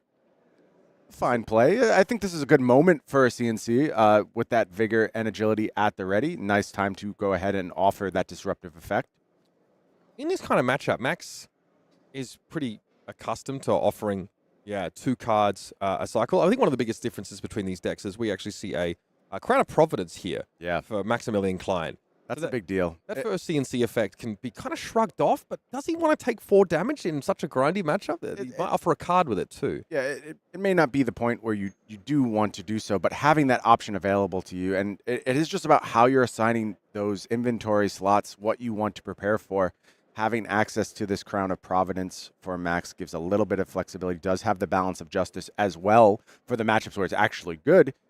Josh playing it because there is no other option in the head slot. So feeling a little sideboard. Yeah, and you could look to the Decimator Great Axe that Josh has access to that Max does not have access to as a potential replacement. Yeah, giving yourself a bit more equity in those Guardian matchups and maybe suffering a little bit in ones where balance is really just 2 value piece of equipment, which is acceptable. We've seen Scaling Flashbag cashed in for that amount as well. Absolutely. One of the great things about balance, and I think, again, this depth of options, it's an era of flesh and blood where more and more powerful choices are available to everyone, and you can't fit them all. You're going to have to make some sacrifices, some decisions.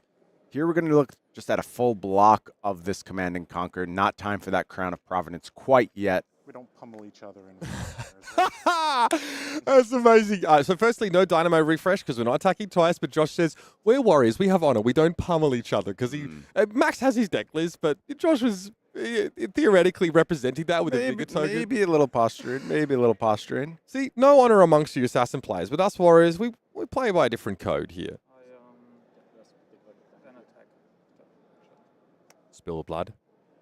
So we are giving Dominating +2 here, having an Agility and a Vigor token from that setup with a Goblet of Blood Run Wine prior.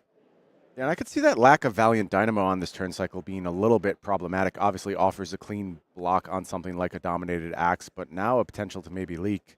And then with those resources floating, you have to fear the 3-axe turn. Josh feels if he gets hit with a 3 hatchet turn, he thinks the game could be over. He loses the game on the spot. Yeah. And that's a big statement. That is a huge, huge thing that Josh has to play around. And I wonder if Max found the window here with that Valiant Dynamo not at the ready. Josh going to be cautious about it, though. Does have bracers available should he need to. He's off Arsenal. I don't know if Josh can really stop this outside of... He has to block out both axes entirely. And so he right now, he fears the potential for Blade Flurry. It only pushes this to a 6, so like giving 2 cards here would inoculate yourself from that, but it's not the only attack reaction in the deck. And it looks like we are reaching for the bracers. Has to cover up this first attack. Cannot afford to let it hit. Only 5 here, though. Or rather, excuse me, Rayforge getting in front, so... Yeah, thus far, not seen a reach for the Blade Flurry, but checking the graveyard. Just to confirm, this Rayforge, was it clean when it got put in front? And Josh has already put... Yeah, so it is 2 blocking here, so it is 5. All right, we've eaten it up. Second hatchet coming in. This one's still threatening, and maybe this claims Grains as well, card from hand and Grains, and that's a big amount of work done over on Max's side, having worked through those equipments if he's successful on this turn doing so. Pretty demoralizing. Yeah, Josh, even if he blocks this out, could still suffer from the flurry. Remember, the flurry can be used on the second or first attack. It doesn't have to come out straight away. We talked about deceptiveness from these warriors. It's down from old school Dorinthea, but still a lot to ponder for Josh on this particular turn cycles. I feel like it ebbs and flows how tricky these warriors can be. This one, though, feels like one of those scary turn cycles where you're asked to consider quite a bit. Remember, Hatchet of Mine keeps the +1. after, following a hatcheted body here. Yeah, until end of turn. 3, Warmongers? 4, 5. And it is time for Grains. Exact block. You get blown out by Blade Flurry here. Yep, Max says fine. Just Doesn't have goes it. ahead and clears the Valiant Dynamo. So we are 2 spill bloods down, if I'm not mistaken. That looks correct to me, and I believe Josh defended with 1. Yeah, keep track of that pitch deck, 'cause it's going to matter. We are coming back around. This is going to be slow and steady. Run your opponent out of threats, out of resources, out of armor. Once that happens, we could see some fireworks, but until that point, not sure. Not sure. I think it's just chip away. Chip away with these hatchets. Get 2 Look for attacks. advantages. Get a Dynamo counter off.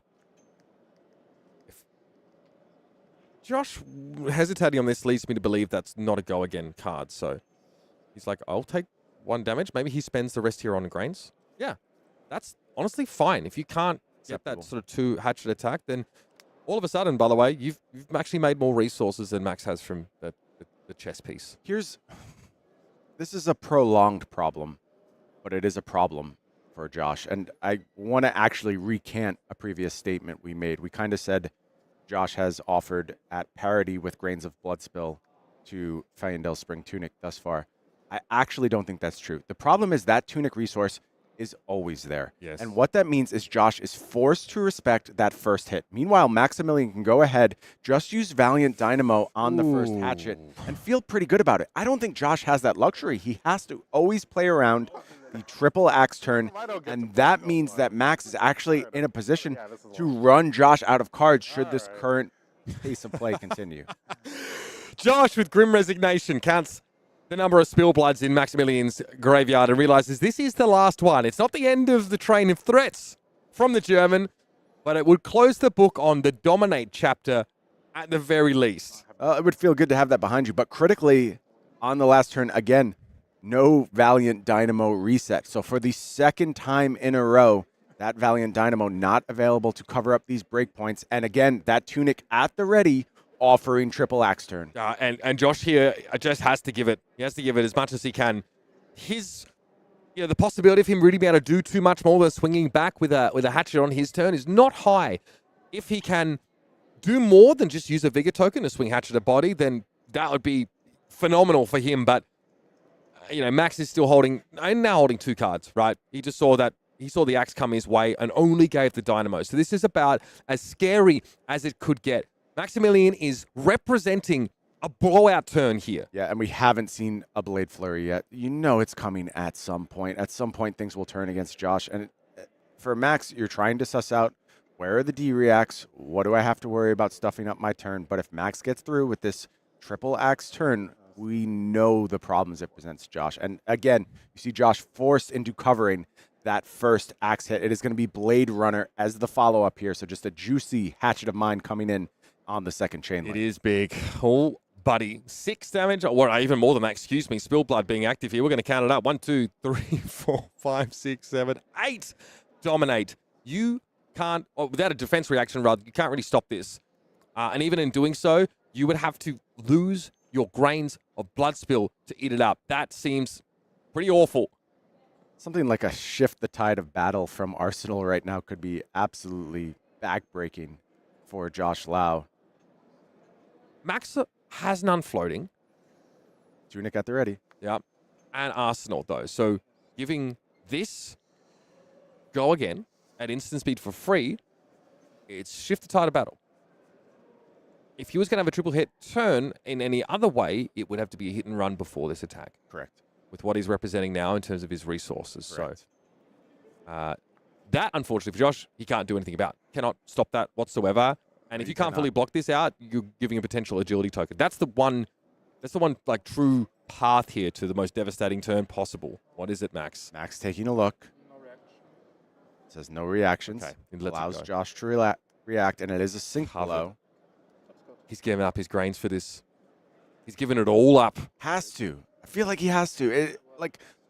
Regardless of whether Max has it or not, the risk is so high for Josh. But there's a problem. Grains are gone. And what that means is it's very, very hard, if not near impossible, for Josh to go ahead and offer those efficient 3 axe turns. And now things are very much rolling in Max's favor. Granted, we've used a lot to get to this point. All of those spill blood's gone, but I'm about to use I just feel like Max has gotten himself into a position in this match where he is extremely advantaged, despite the fact that the life totals are 36 to 32. I think they're deceptive right now. I think Max is actually miles ahead. Yeah, we've worked through a lot of the sort of invisible life points here in terms of this equipment. That being a temper chess piece, it's going to be a tough one to swallow here. Josh sees the sink below thrown in front of the first axe swing. It was sink below all along, Mitch. Yeah. So still, but whatever, if Max can represent the kind of threat that forces Josh to give up his chess piece, he is done well. Dorinthea plays Masters of the Bluff. Yeah, that's the warrior mindset, right? And it looks very different in this Hatchet's Dorinthea build, but it's real. 3 on hit. We are unconditional go again there on that first axe swing, which means we will be following it up with Mind. And that, I don't want to harp on it, but that extra resource on a potential axe hit here could be big for Josh. Max, though, does so much off a small hand here. He probably doesn't mind blocking. I think throwing a sink below, I think it's a sink below in hand there in front of a 3 attack. Just, it's not efficient. That's not what Dory likes to do.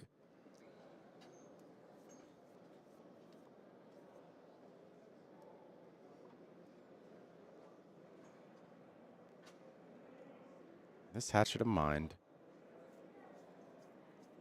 giving Max something to think about as he decides the defense here. It's really all about what the clapback is, and continue to have a large amount of threat of solid clapback with Faendale's Spring Tunic.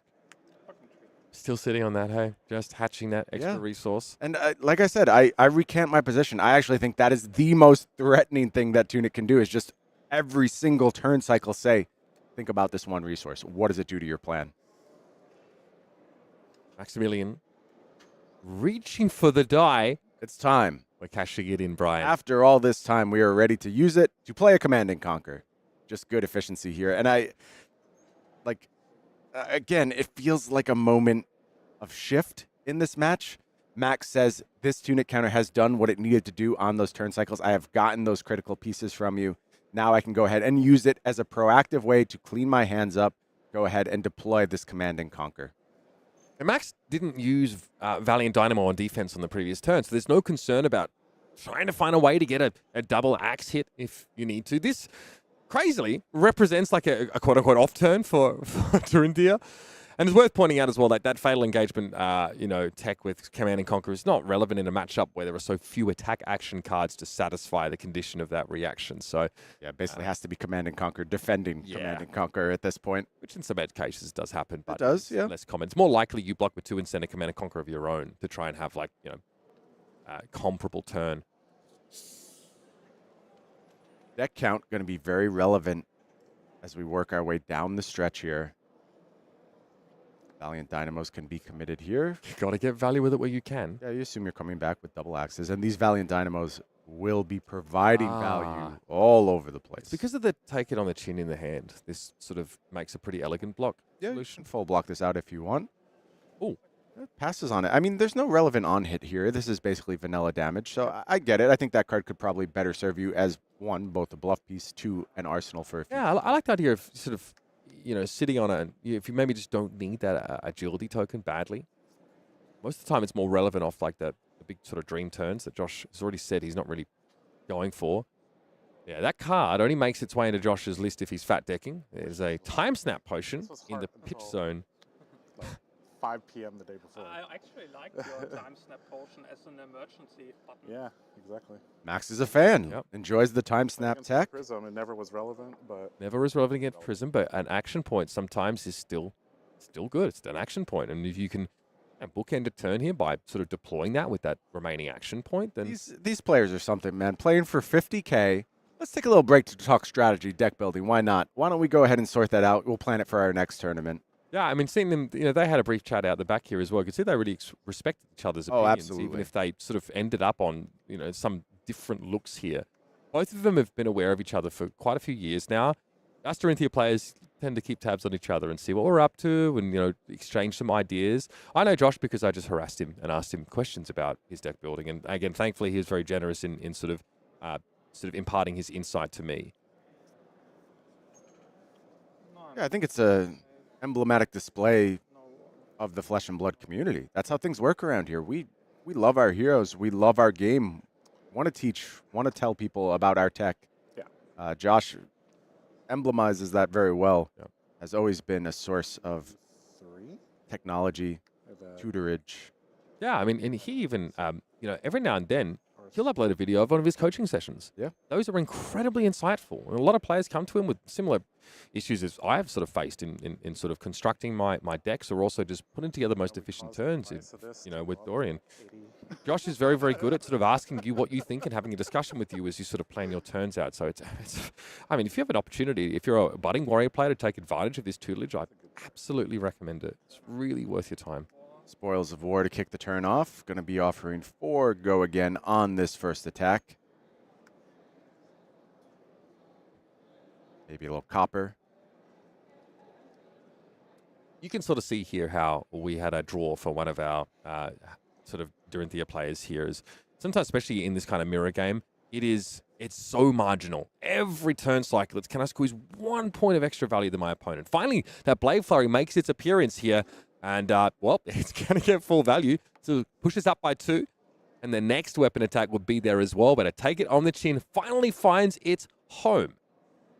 Yeah, Josh rewarded for saving that across turn cycles, even if just doing so prevents a couple copper tokens. I don't know that they'll be all that relevant in this matchup, but does find a clean defense of this hatchet. Certainly stops the Dorinthea hero ability. Bingo. That's the real on hit. People are like, why I don't have on hits? I'm like, well, actually, it's printed on your darn card. Although with this beautiful Marvel treatment, you'd have to flip it over. I actually made sure I snapped one up for myself. I did get a German sort of Marvel Dory, just for after having spent a few years there myself. It's close to my heart, so it's great to see Max here as well, representing that. And the art is just something. I mean, that in cold foil is incredible. The armor looks fantastic. Yeah, those Marvel original heroes, so beautiful in those languages, the Italian, the French, the German versions. Yep. This would be Dorinthea Eisengesang. Spanish version as well, of course. The treasure pieces of many a Flesh and Blood player's collection. Block for 3. Taking 1, that's all. We're taking this. 2. Hatchet of Mine going to come through, leak a little bit more damage. Valiant Dynamos are cleared, and we move to Arsenal. Life totals continue to slowly work their way down as we head towards what will be surely an explosive end state for this game, but jockeying for position. I think that jockeying thus far has been dominated by Maximilian Klein. Let's see if Josh can find a way to go ahead and turn things around. Get the tide of battle swinging back in his favor, shifting, if you will. And Josh has been able to shrink that life deficit to a degree, but you'll see that he's used his equipment to that effect, right? Yes. We still have an unblemished Crown of Providence available here for Maximilian. Something that can be used to smooth out the hand and offer, again, a pretty elegant 2-block solution here to like a first hatchet or, the last 2 points of a 6-power hatchet with a defense reaction. Speaking of those last 2 points, there's a take it on the chin here in the hand for Maximilian. So, again, both these players really having these defense reactions and these sort of instants that line up very, very well with the kind of sort of number thresholds that these axes tend to present. Josh even had a red unmovable from Arsenal, which is a little bit of overkill, but feels good to be able to sort of get rid of that card on the first cycle, get that out of the way. Much like the Guardians look to use a lot of those defense reactions in the first cycle in some matchups and come back around with the more aggressive with the gas. Hatchet of Mine follow up here. Looks like just a take it on the chin in hand for Josh, so not a lot of threat here. Hold the line, committed to defense of that first hatchet. What is going to be the play from Max? Does he need to defend again? Out of the turn look, you see Steel Blade Shunt. I think you probably want to save that for a moment of efficiency in combination with Faendal's Spring Tunic. It's a 1-card 7 in this kind of matchup. Not bad. Not bad numbers. It's like a very goblet good. in Max's hand. We'll be able to use that to set up future turns should he choose to. The decision now is the defense of this Hatchet of Mine, and it is going to be Valiant Dynamos in combination with what looks like something else. I'd be curious to see if the overblock is really considered here, or if it's at that take it on the chin in Max's hand, finding its way out. Looking for 1. Yeah, it is. No. No reacts, says Mr. Lau. Yeah, and take it on the chin. Going to provide agility for the next turn. So we have our go again source. Very nice from Maximilian Klein. No tunic on this turn cycle, so I wouldn't expect massive fireworks, but still a chance to just do the value thing. Get a little bit out of your hatchets. Reset that Valiant Dynamo. Business as usual for this Dorinthea. And you're going to see these players really try and avoid blocking with their go again enablers as much as possible, because that's a concern. When you run out of those, all of a sudden, like you're swinging for 2 and that's it. Maybe you can pump it, but none of your reactions are effective. Like you lose half the value of Blade Flurry, for example, you cannot use in the swing. So you need to keep a good density of those. And, hearing from Cody Williams, I think those, Fabled Runaways, Hatchet story decks got up to about 35 sources of go again. Normally, you have to have it. Yeah. Your turn does nothing otherwise. You have no choice. Normally, like the Dawnblade decks were on like 23 to 25. And you could deal with having a tall turn and not getting go again sometimes. But here you have a significant degree of redundancy. Got to give credit to LSS. They've definitely kept those go again cards coming for us dedicated warriors. A lot of Warrior fans within LSS, to be sure. Yeah. That's always encouraging. Fans of every hero. Yeah, no class left Every behind. hero, every class. Despite what people might think, there's a real, even talking with some of your colleagues, Brian, and just sort of hearing their backgrounds and the heroes that they love. I mean, people have to rest assured that their favorite heroes are almost 100% certainly represented on the development side and on the staff side at LSS. So it should fill you with great bullishness for the future. Oh, we have a Braveforge Braces activation here on this Hatchet of Mind, sending it to a little bit of a break point. Okay. Pretty rare. Pretty rare to see that one come through. But yeah, get the value while you can. Turn every single resource that can convert into potential damage into it. That's how you come out ahead in this matchup. No blocks. No blocks. No blocks, says Josh Lau. He is holding a full hand here. Yes. Okay. This might be the time. He is pivoting off his life total, and he knows he needs to turn this into something that represents tempo. Might resemble tempo, but it's a 10 life deficit. Has to go ahead and start turning things around. And let's talk texture of the hand. Looks like Goblet in the swing. Blade Runner is the setup here. So can Josh find a window to finally force through some of this damage, maybe find a Fable 3-axe turn? Yeah, look, two blues is very, very good. He's obviously pitched the Glint the Quicksilver here. So Max has seen a go-again source, put in pitch. Now, on a 2-card hand, this is not surprising. On a 4-card hand, this indicates redundancy. Yes. That means that Josh has many ways of conferring that. And yeah, you might be seeing that. Josh basically says it's virtually impossible for me to get that triple hit turn. And I mean, a very elegant employment here of take it on the chin means that unless Josh can go over the top here, he's not attacking again with that axe this turn. It will have to be double mind if we got there. The Goblet comes in the middle, breaking the chain, and creating obviously a vigor and that agility token for Josh to make use of on the next turn. Yeah, so maybe a couple good turn cycles in a row for Josh. Starting to get lined up here. Does still have the resource available for that Hatchet of Mine and has the in the swing at the ready. Able to use that to maybe leak a little bit of damage here. Already facing down Hatchet for 6. Maximilian sitting on 3 copies of that card himself here. Really, yeah, going to be coming down right now, taking Josh to 9. As the D-React that Max was sitting on, or D-Reacts that he is sitting on, can actually stuff this turn. Double fate, so can just cover this cleanly. And look, it's not a huge deal either way. I don't think Josh is actually threatening additional axe here anyway, but be efficient, cover up the damage. And I think this first big salvo from Josh, well met by Maximilian Klein. I mean, it... You blocked 9. Okay, I did the math wrong then. Yeah, perfect stuff there from Max. Sometimes like it's a bit awkward with these, the first axe hit is for 2, the second sometimes for 3. It's like, where do I get value out of my defense reactions here? Getting full value from both those fates could have some serious implications over the wider game for Max. This guy is weaving a symphony with us, with making the numbers line up. It is very satisfying to see him pull this off turn after turn after turn. Yeah, and Tunic at the ready this go-around means it can go ahead and lead the turn with Hatchet of Body, and you are seeing an absolute shift in how this Tunic is being deployed, using it for deception at this point, and Josh has to respect this first Hatchet swing. Yeah, and that means overblocking it. Just swing, yes. Because he has the Shift the Tide of Battle turn sideways in hand. Probably cannot. Again, it represents a little bit of that redundancy.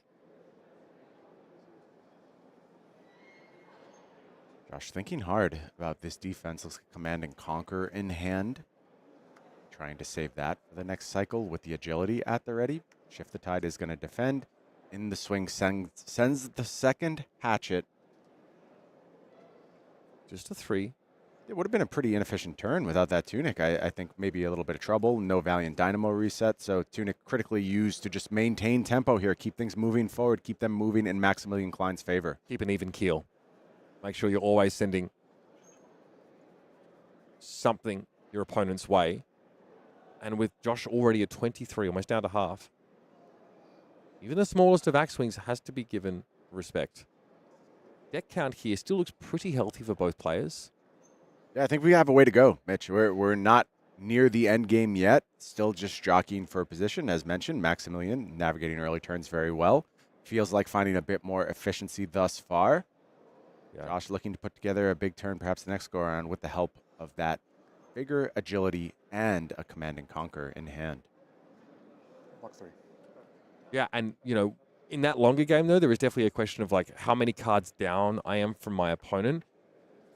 You know, Josh's deck features a little bit more equipment. The sideboard slot's been taken up by more equipment. So that means that, like, the maximum size of deck he could present is going to be less than Max's. Yeah. Not by much. Max can go to 71 cards, and Josh can go to 70 cards. Okay. And I assume they both have. That's kind of my guess at this point. I think both players are probably playing all of their cards, and that bodes well for the way this game has gone for Max. Again, another point in favor of Max. Even that one card advantage could be critical coming down the stretch, but I think he's widened that advantage a little bit through gameplay thus far. Yes.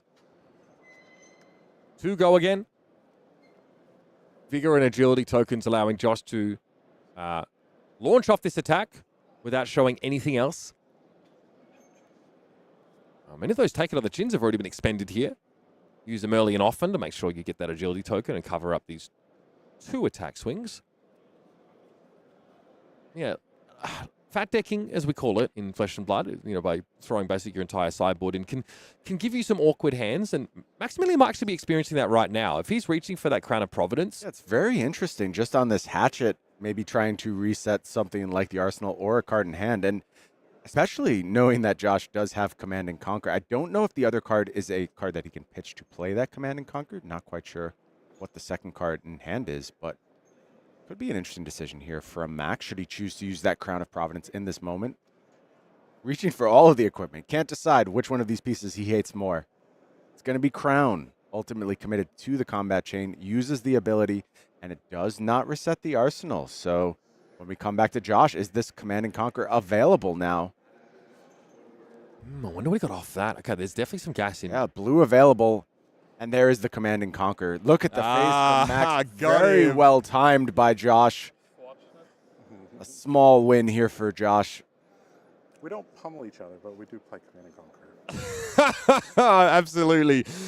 Yeah, I mean, Josh is really happy to see the Crown of Providence here. As we kind of talked about earlier on, right? Max can ship off that arsenal, especially if he can't deploy it, where it's, say, a defense reaction. That'll be a great way to get out of a bind. Here, though, he's already used it. That is a very nice hand. Yeah, 2 hit and runs here, Blade Flurry, and a shift the tide of battle. That's the ingredients to a very explosive turn. But perhaps a bit of a misstep from Max Klein. And look, not an error, but just got caught with his opponent having the perfect answer to the way he chose to play the turn. And sometimes that will happen. I wonder if perhaps that Valiant Dynamo block would have served a bit better. Hindsight's 20/20, though, Mitch. Sure. Very, very hard to make that decision in the moment. But again, still disciplined as ever. Offers up the 2 cards on block here. It's going to be the red hit and run. That really adds the explosiveness, dare I say it. You know, that's maybe stretching the term a little bit, but, you know, giving you that +3, that go again, is pretty huge on having your sealing turns with these hatchets. He's had to get rid of that one. Shift the tide of battle fulfills a similar role on top of that bigger generation. So instead, it is, we're shouldering the pickaxe, swinging the axe, and we're clocking in for an honest day of hatcheting.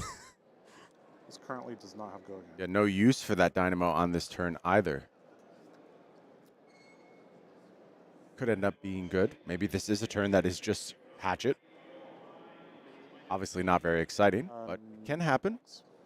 There's probably a Blade Runner here. Okay, Blade Runner from Arsenal. That's does what we're go ahead. protecting. Seems reasonable. Take it on the chin. Going to prevent the damage from that hatchet very cleanly. Make agility for the next turn. Follow-up is Hatchet of Mind. Coming in for a big 5 here. Last card in hand, I believe, is a Blade Flurry. Maximilian doesn't really have a great use case for it on this turn cycle. Checking that graveyard. Yeah, just checking probably the number of those. He reacts. He's out of Spill Bloods. So those evasive mechanics out of his reach for now.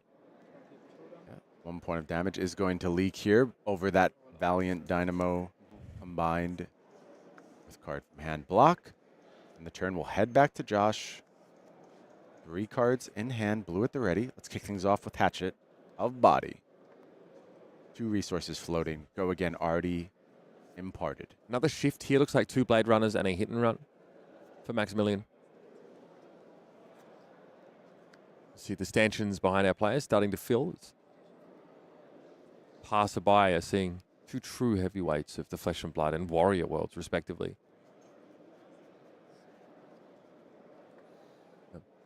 Something that is important to note, just seeing this shuffling through and this checking of graveyards, is that Max's deck looks significantly thinner right now than Josh's.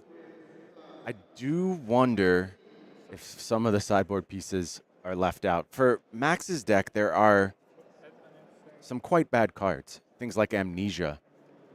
I can totally see a world where, despite Max having access to more cards, he feels like his advantage via Feyendel Spring Tunic allows him to exclude some of the worst options, things like Amnesia.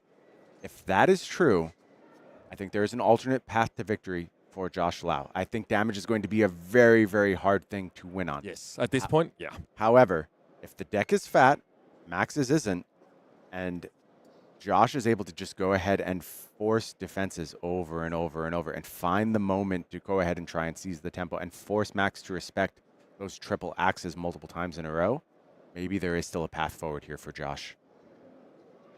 And Josh said before the game, perfect defense. I have to be perfect. And it's been impossible at some points to completely block out this damage. Josh has, over the course of the game, taken 18 points of damage. All right, looks like No reactions. Maximilian is representing a sort of a 2 block here at reaction speed, but doesn't have it. And Is going to hit here is this hatchet. bit of damage coming through. And that 1 resource floating means hatchet time once more. And that means the first 3-axe turn of the game Goes to Josh Lau. goes to Josh Lau. Josh was convinced it was going to be much harder for him to find these windows than it was for Maximilian. But Josh finds 3 swings. And look, it doesn't seem like a big deal. But when we start talking deck size, when we start talking efficiency, and Josh Lau's path to victory, it comes from things like 3 axe swings in a turn. That puts him further up on cards. That leads to a world where he could potentially fatigue Maximilian Klein. I mean, getting both modes of the red hit and run is a huge part of that efficiency plan. It's massive. We're at 22 to 28 here. So once again, that life total shrinks down to just 6. Looks like a cleave here, which is, again, not a card that's necessarily designed for this particular matchup. Is going to be put in front. Effective against Dromai. It really allows you to try and get across her board and threaten more of those dragons here, but it's very much just a pump. A very expensive one at that, so reasonable application of it here to get in front of that first hatchet. 2 damage will be blocked. It's a yellow Blade Runner, so +2 to the next attack. Go again to the current, and that means this is an axe for 5. Dynamos committed again. Going to be used, looks like, with a D-React that Josh is reaching for to do a full cover of this Hatchet of Mind. For Max, this is a bit of an off turn. No reaction. No reactions here. Sink below covering up. No sync. We believe Blade No Flurry in Arsenal for Max. Tunic at the ready on the next turn. I feel like the next turn cycle is quite important for Max. Let's see what Josh offers here. Can he force Max to show a little bit of respect? Kicking things off with a hit and run. Yeah. Again, only 1 mode available from that. Just giving this attack go again. Like we mentioned, right, despite the high number of go-again enablers in these decks, you can run out of them. You need to make sure you can represent 2 attacks. It's all about getting the counter off that Dynamo, of which Max is going to put in front of this first attack.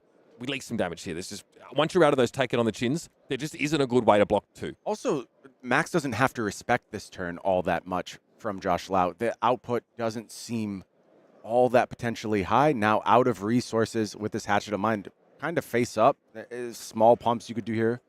Certainly you can go ahead and look at something like in the swing, but No blocks. doesn't really matter. And that means Max is going into this next turn cycle with a full grip, Tunic at the ready, and Blade Flurry in arsenal. This is a terrifying turn for Josh Lau. You talk about having to block perfectly. This is a moment Josh Lau has to block perfectly. Josh said initially his Arsenal strategy for this matchup was, arsenaling offensive cards and trying to have these big turns. But he realized after some testing, after losing 5 games in a row to Nathan Crawford, that he has to arsenal the defensive cards. That's his priority here. And if he's done that, Cleave?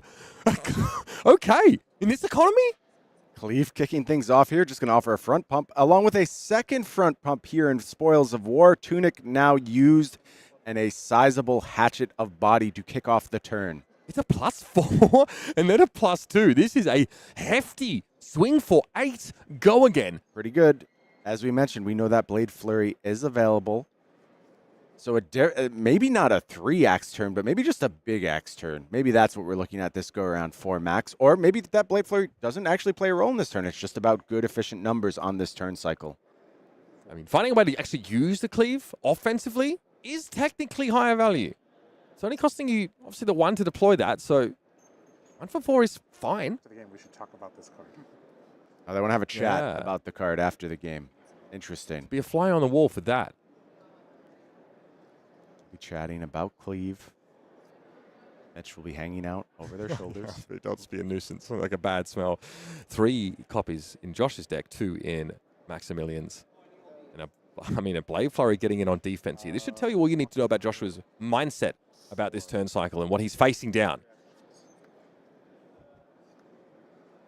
These 2 are rather tall gentlemen as well, so I'll be on my tiptoes to try and get over his shoulder. Sink Below going to do a clean cover here, and the follow-up is just this Hatchet of Mind. It was a double Cleave turn. Okay. Yeah, awkward hand. A little awkward. A little awkward. I don't want to say surprising that Max chose to take damage on that turn. I don't necessarily want to defend with these cards either. They are efficient cards, and you need to keep your red cards in deck. I think you need to... Anything that increases your output is pretty critical to keep around. It's pretty easy, especially like for I find like less experienced players, of which I spent a long time being one of those, is like really overvaluing block value on cards and just not being aware of the fact that I might not have these power cards to reach for later in the game. It's all well and good to block well on the first turn cycle if you want to run your opponent out of threats, but if you have none yourself from blocking reciprocally with your threats as well, then you can't take advantage of your defensive first cycle. Josh is going to take 3 there. Copper is made for When I was Max. playing Olympia, that was very relevant. Letting the Spoils of War hit. That's right. Olympio really wants to smooth his hand out with the use of gold, silver, copper. Usually it's gold. It's kind of one of the best things he can be doing right now. And like you said earlier, Brian, like drawing up a hand that's dense on blues, you feel totally fine about reaching for that copper token, popping it, drawing a card. It's going to be tough here to leverage those. I think you're just so concerned. Like, you don't actually care about reaching those ceilings, about turning your blues into reds. You just need to use everything efficiently, basically. And I think you'll almost always have the window to do so. It is going to be Hatchet of Body coming through for 2. Max. Tell me if you've seen this one before. Yeah, I feel like I've seen it a few times now. Max says, okay, this one's fine to come through. And if you're trying to pick up tips about this matchup at home, this is a master class. It's about knowing when these attacks matter, knowing what they suggest about the future of the turn. That's when you defend. That's when you commit cards to go ahead and try and stop things from triggering. Here, just going to cover up this Hatchet of Mind 4/4 in the swing. Valiant Dynamos being committed. I think we're watching Max start to change gears here.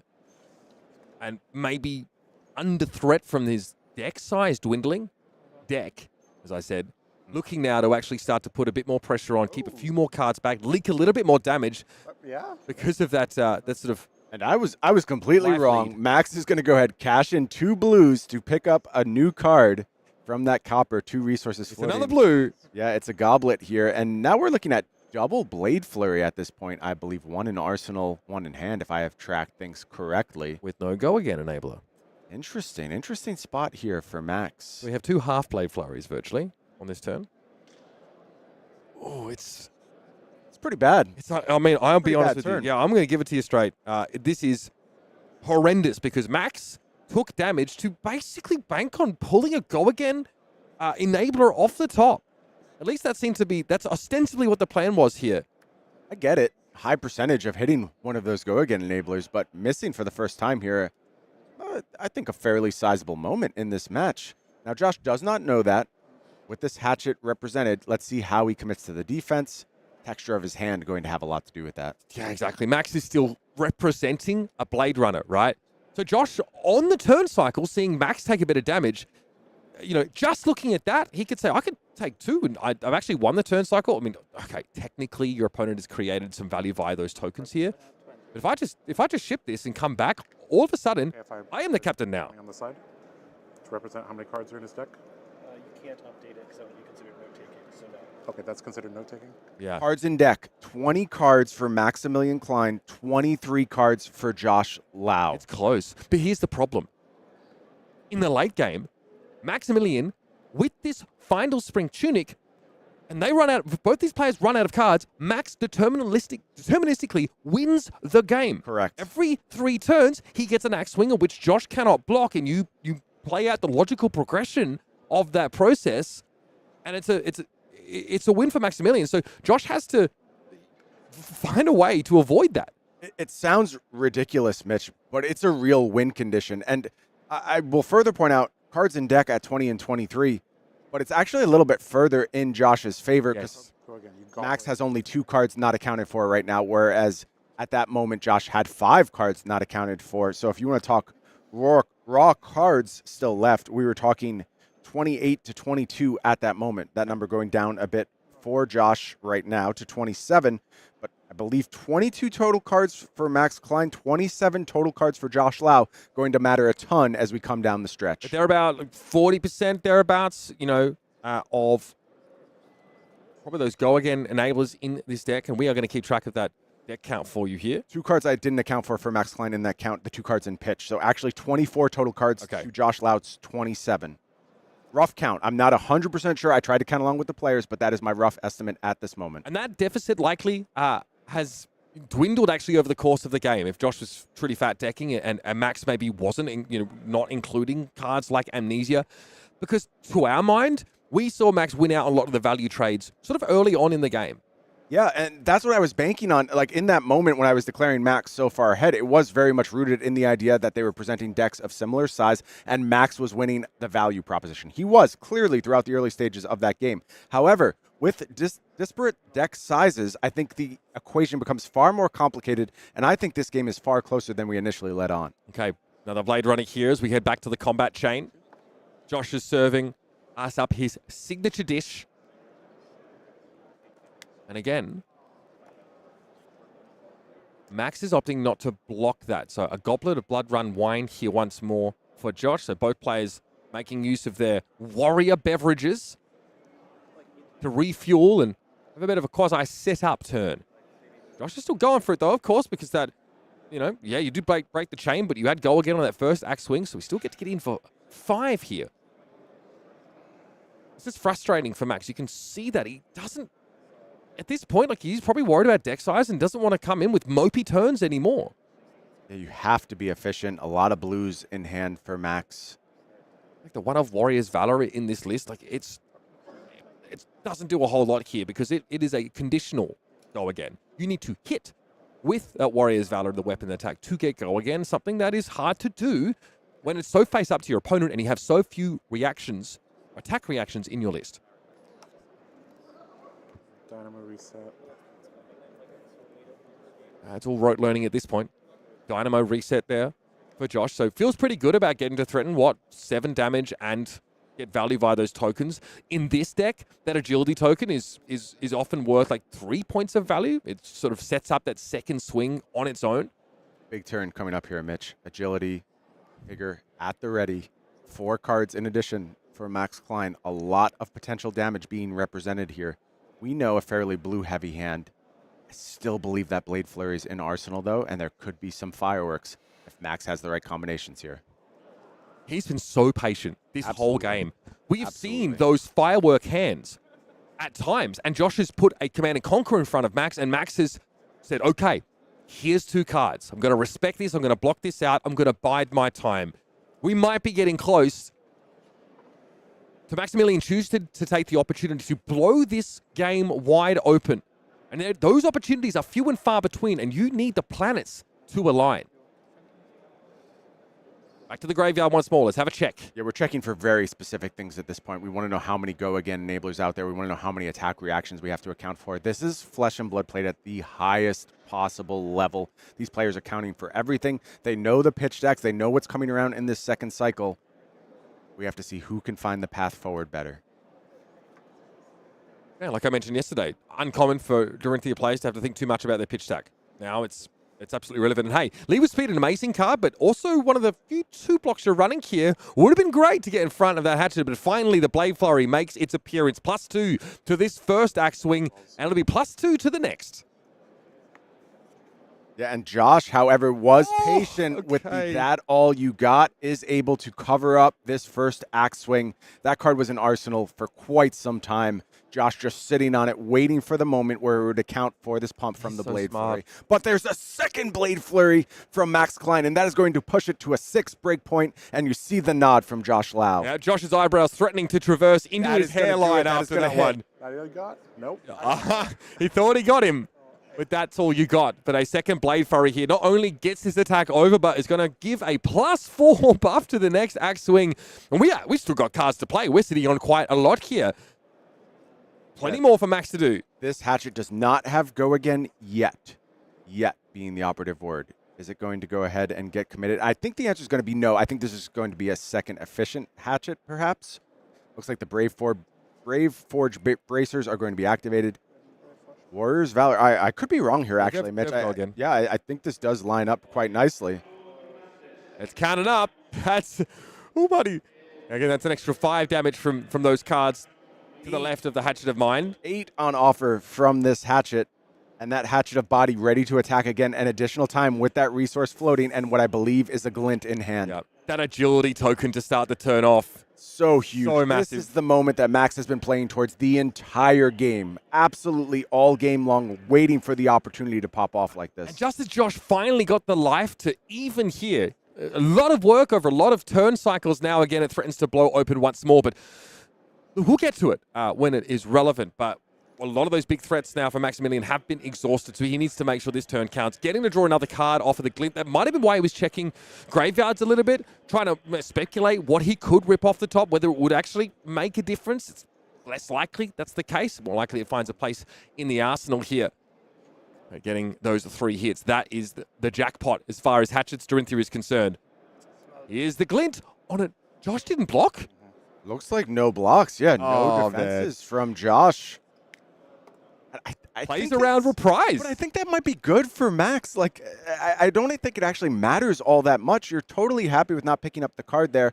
And this hatchet going to come through, offer 3 more damage on the backside. Josh knew it had to be glint with that last card. Because be. there's only 1 floating, so it's only enough for axe swing. I guess it could be shift, but I think he's probably counted all the shifts, and they often are getting put in front as blocks, so you can go find them and have some peace of mind knowing what that reaction is bound to be. And since the dawn of time, people have been non-blocking, naked Dawnblade swings from Dory, knowing that it's going to be Glint the Quicksilver that comes out. But there's more options now in reactions to give that go again.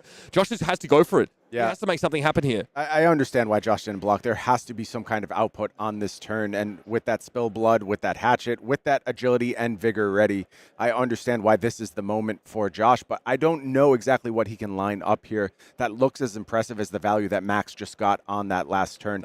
And that's the edge that Max needed to go ahead and leverage the ability to produce more damage, make Josh respect cards that Max does not have to respect at this moment, and to continue to advance forward in the number of cards left in deck. Right now, rough count, always, I'm not guaranteeing it, 20 cards for Max, 23 cards for Josh, 22 after that spill blood. Yeah, I mean, Josh wanted to deny value from Glint, so has to take damage. Now he looks to try and make up for that deficit.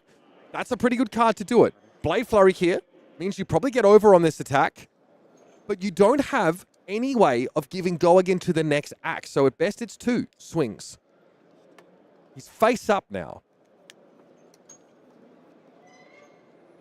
Yeah, no go again available in this moment. Looks like just Hatchet for 5 on the back of Brave Forge Bracers makes a lot of sense. Have that extra resources. So Hatchet for 6 on the back end here, I believe. Oh, with the spill blood as well. 5, 6, 7. Hatchet for 8. Okay. That's good. Dominate. Yeah, that's good. It closes the gap pretty nicely. Close the chain. That's why the Dynamos are put back in their ancestral home. It's pretty good. And I expect we see Max commit a card here. But damage is going to leak, that life total getting ever closer, and it's all about what's left for these players in deck. For Josh, those 20 cards going to have to do some work. For Max, I expect after a defense here, potentially, we'll see. Oh, I think it... No defense. It wrecks the texture of his turn to block here. Okay. He's sitting on a blue like a go-again provider, and yeah, okay, so he actually has spoils, I think, and a Blade Runner. So both are go-agains, pretty important here. Off a Tunic Counter and a blue. Yep. We're 2 go-again providers. Yep. You're on. Pretty good. You are on for the dream. Rough count, 19 cards for Max, 20 cards for Josh. Critical numbers as we head down the stretch here. But I think Max is probably going to be the first one in this game to offer lethal amounts of damage, which is a big deal. Josh will have to show some respect here. Yeah. On cost basis, 3 swings plus Blade Runner plus spoils. That's 5 resources. So we only have 4 from a blue and Tunic here. Okay, 1 short perhaps? That's the limitation. Let's see. Kick things off with Hatchet of Body. Full hidden information thus far from Max, using the Tunic to pay for that. Josh figuring out exactly what is left in deck. Of course, Sinks unaccounted for. I'm trying to think if there's a way where Max gets reprise off the Glint and draws into like a blue, then he can actually do this. Currently does not have go. So he's actually leaving this open. If he gets a block from Josh, if he doesn't get a block, it's the Blade Runner, right? If he does, he might consider Hard when I can't reorder the. trying to draw off a reprise effect from Glint the Quicksilver. As a Dory player, when you get your opponent to this life total, you know that a lot of your reprise effects are probably going to be turned on. Right? Your opponent has to block you here. This is when you get to do the really degenerate stuff. Yeah, you expect somewhere in this chain, Josh has to show respect. Somewhere. Now, the Glint is the blue. That's the fuel for this turn. But Max gets to leave his options wide open to start with because of that Tunic resource. Josh said he had to defend perfectly Yeah. in this match, and he is once again being put to the test. Notice how perfectly doesn't mean blocking everything. I think that's really important to note. You need to defend such that you can generate a comparable level of threat to try and keep your opponent's turns small as well. Josh does have Hold the Line in hand. It could be used to cover this up. Go again is going to be that blue Oh, Blade it's a Runner. blue Blade Runner, okay. Glint is pitched in this case. So no card draw for prize effects. Count your deck. We got another count here.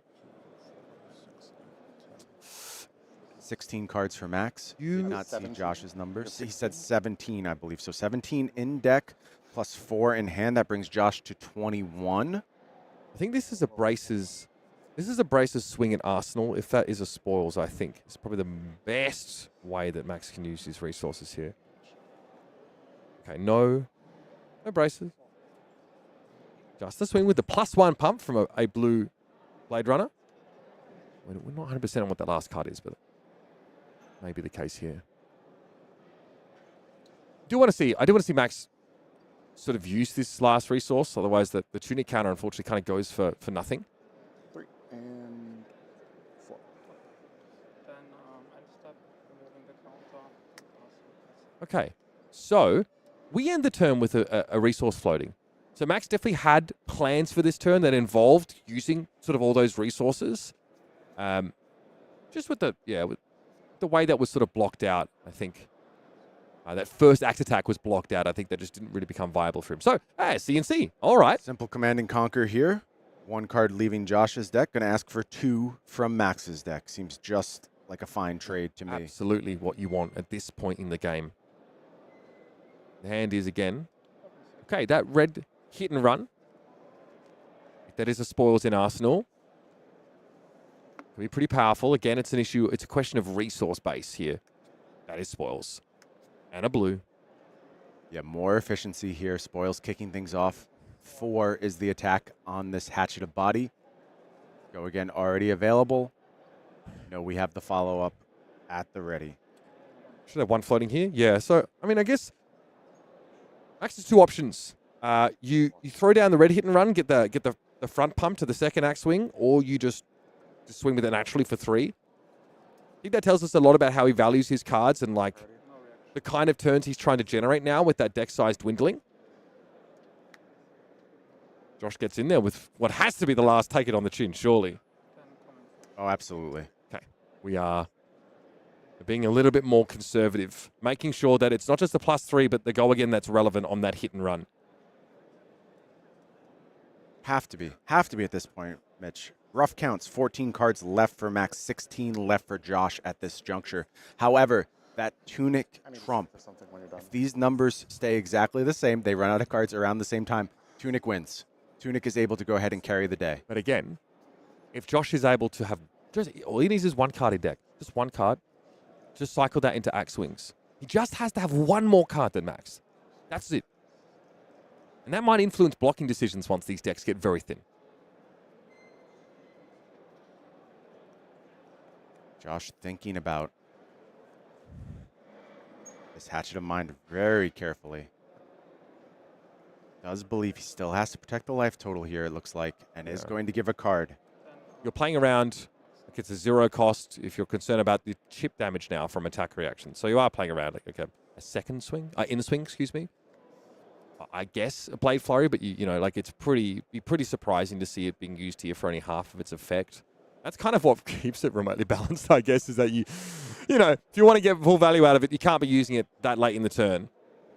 Completely face-up turn here from Josh Lau. We expect Hatchet of Body. Brave Forge Bracers activation is available as well, but Hatchet of Mind, most purpose of this turn is to reset those Valiant Dynamos. Do not want to have a loss of access to that as we get into the critical stages. And now it's time for a Brave Forge Bracers block here. Hatchet of Mind, the follow-up. I wonder if this is a moment where Max could take a little damage, perhaps have a massive hand coming back, or do we just stay the course? No cards used on this cycle for Josh thus far. No cards used for Max on this cycle. Well, weapon-based decks do blocks. this. Okay. No blocks. Get ready for some fireworks, Mitch. Max falls to 5. 5-card hand at the ready on this turn. Yep. Max currently lighting the beacons of Gondor. It's about to get real here. He is actually going down in life for one of the few times in this game. No block. A no block. He drew Time Snap Potion. Oh, that's awkward. And that's going to stay in the deck, really, unless Josh finds a way to deploy it, which is a huge value loss in many situations.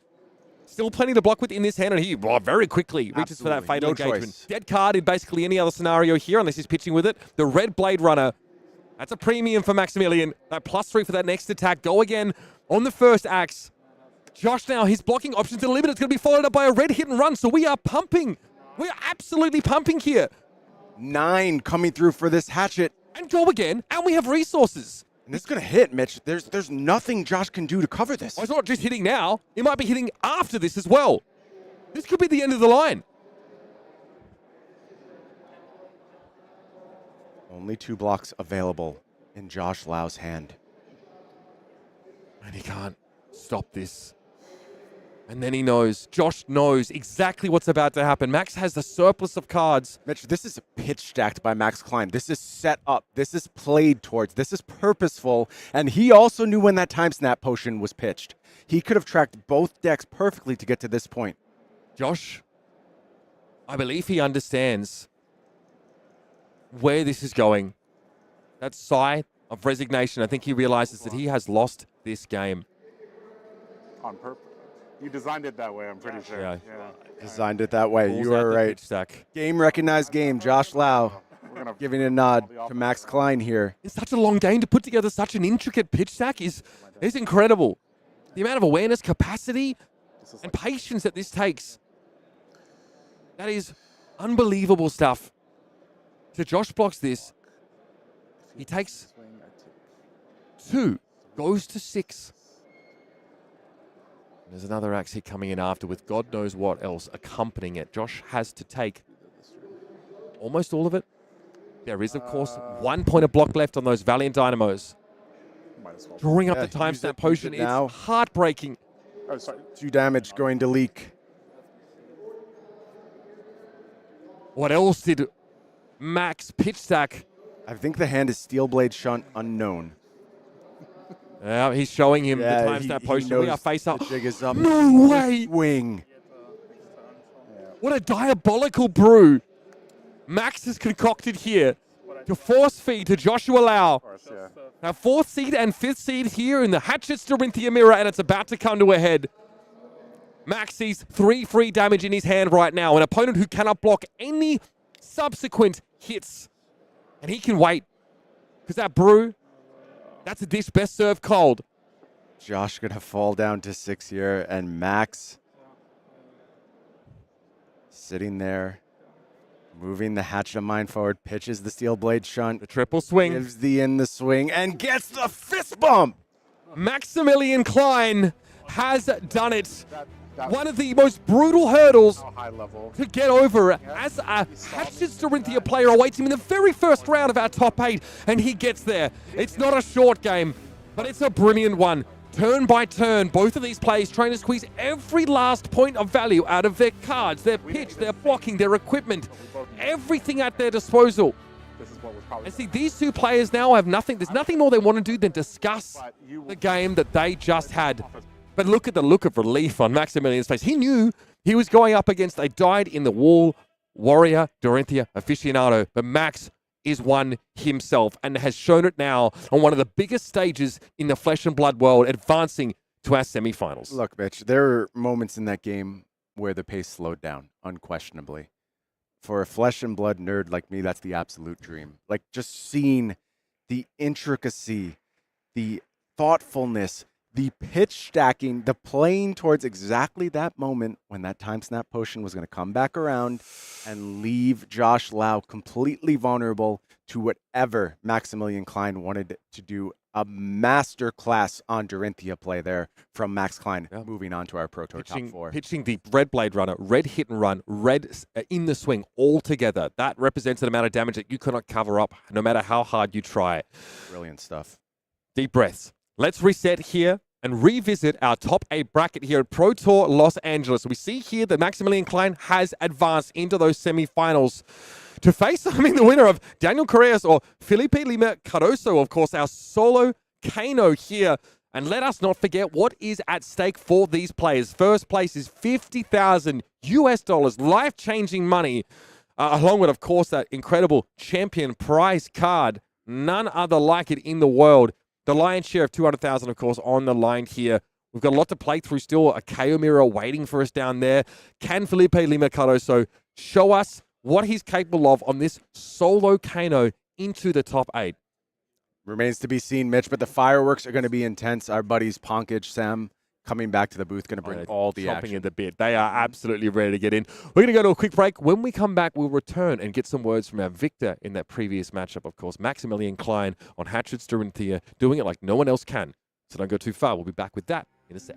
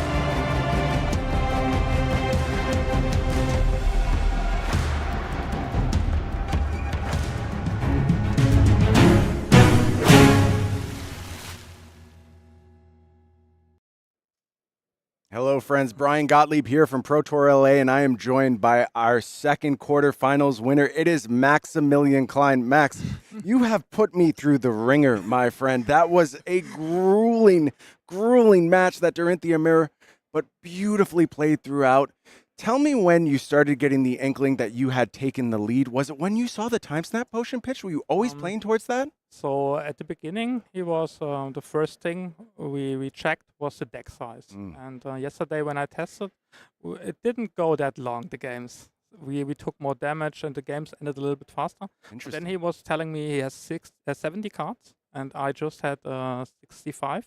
So I was a little bit afraid that he can fatigue me, and I was mindful of that and tried to be as efficient as possible with my cards.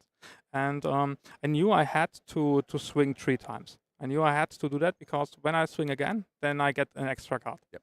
And the time snap potion, I saw it and I tried to pitch, but I didn't knew it would line up that good.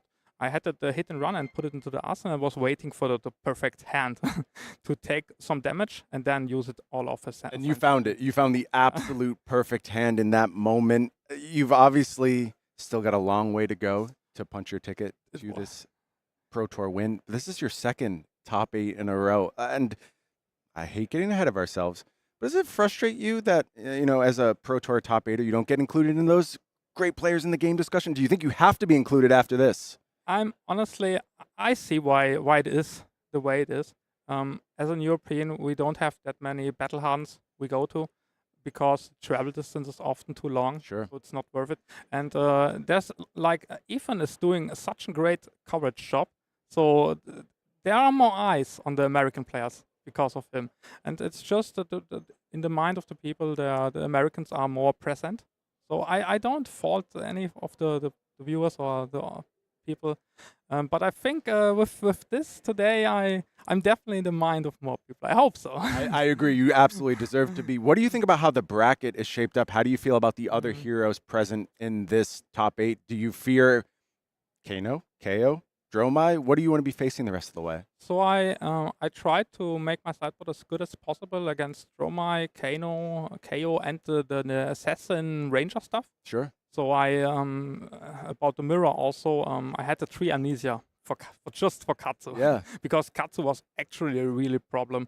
He just ignores what I do and just present 40 damage. So I had to respect that. I think so, and sadly never saw Katsu. About the bracket, I saw the Dromai one. Dromai is so exhausting to play. It's kind of similar to that one. You have to clear all these dragons.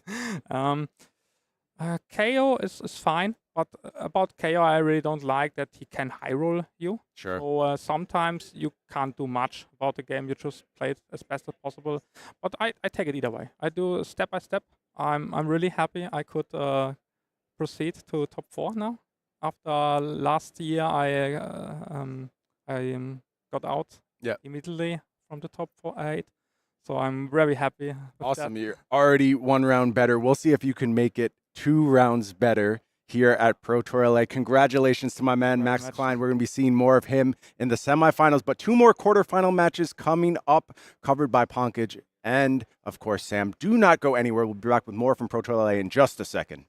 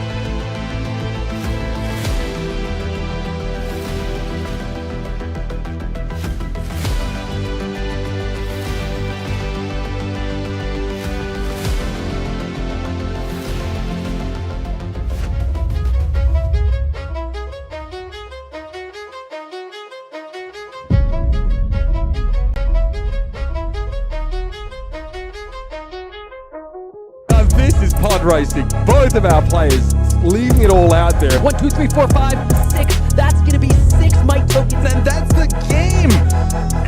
That's why he's the god, baby!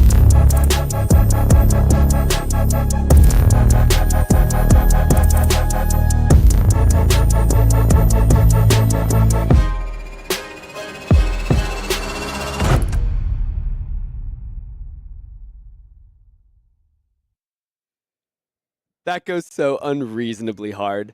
That goes so devastatingly hard. Oh my goodness! The music with the sound bits from the casters, absolutely. It's hype inducing. Welcome back to the Pro Tour, everybody. We are knee deep in the quarterfinals here, and my goodness, what a match that was we just got to witness. Absolute grind fest. Reminds me a bit of the older mirrors of old, to be honest, how long that went. But then the moment they both hit second cycle, it's haymaker after haymaker. They knew exactly what was coming up, and a beautiful pitch tech endgame by Maximilian over there. Yeah, absolutely. Well, we've got more games to go. It's time for our very next quarterfinal, and this is going to be a Kayo mirror, the true top dog of the format. We're going to see the two decks battle head to head, but first, let's go ahead and take a look at the profile of one of our players, Sebatian Grondal. This is one of the players here from Denmark. Come in and look at that CC record, 5-3, but a 3-0 draft in his first draft, drafting Olympia, and a 3-0 draft in Pod 2 there with Victor. Look at all those placements. Battle-hardened Krakow 2022 sealed.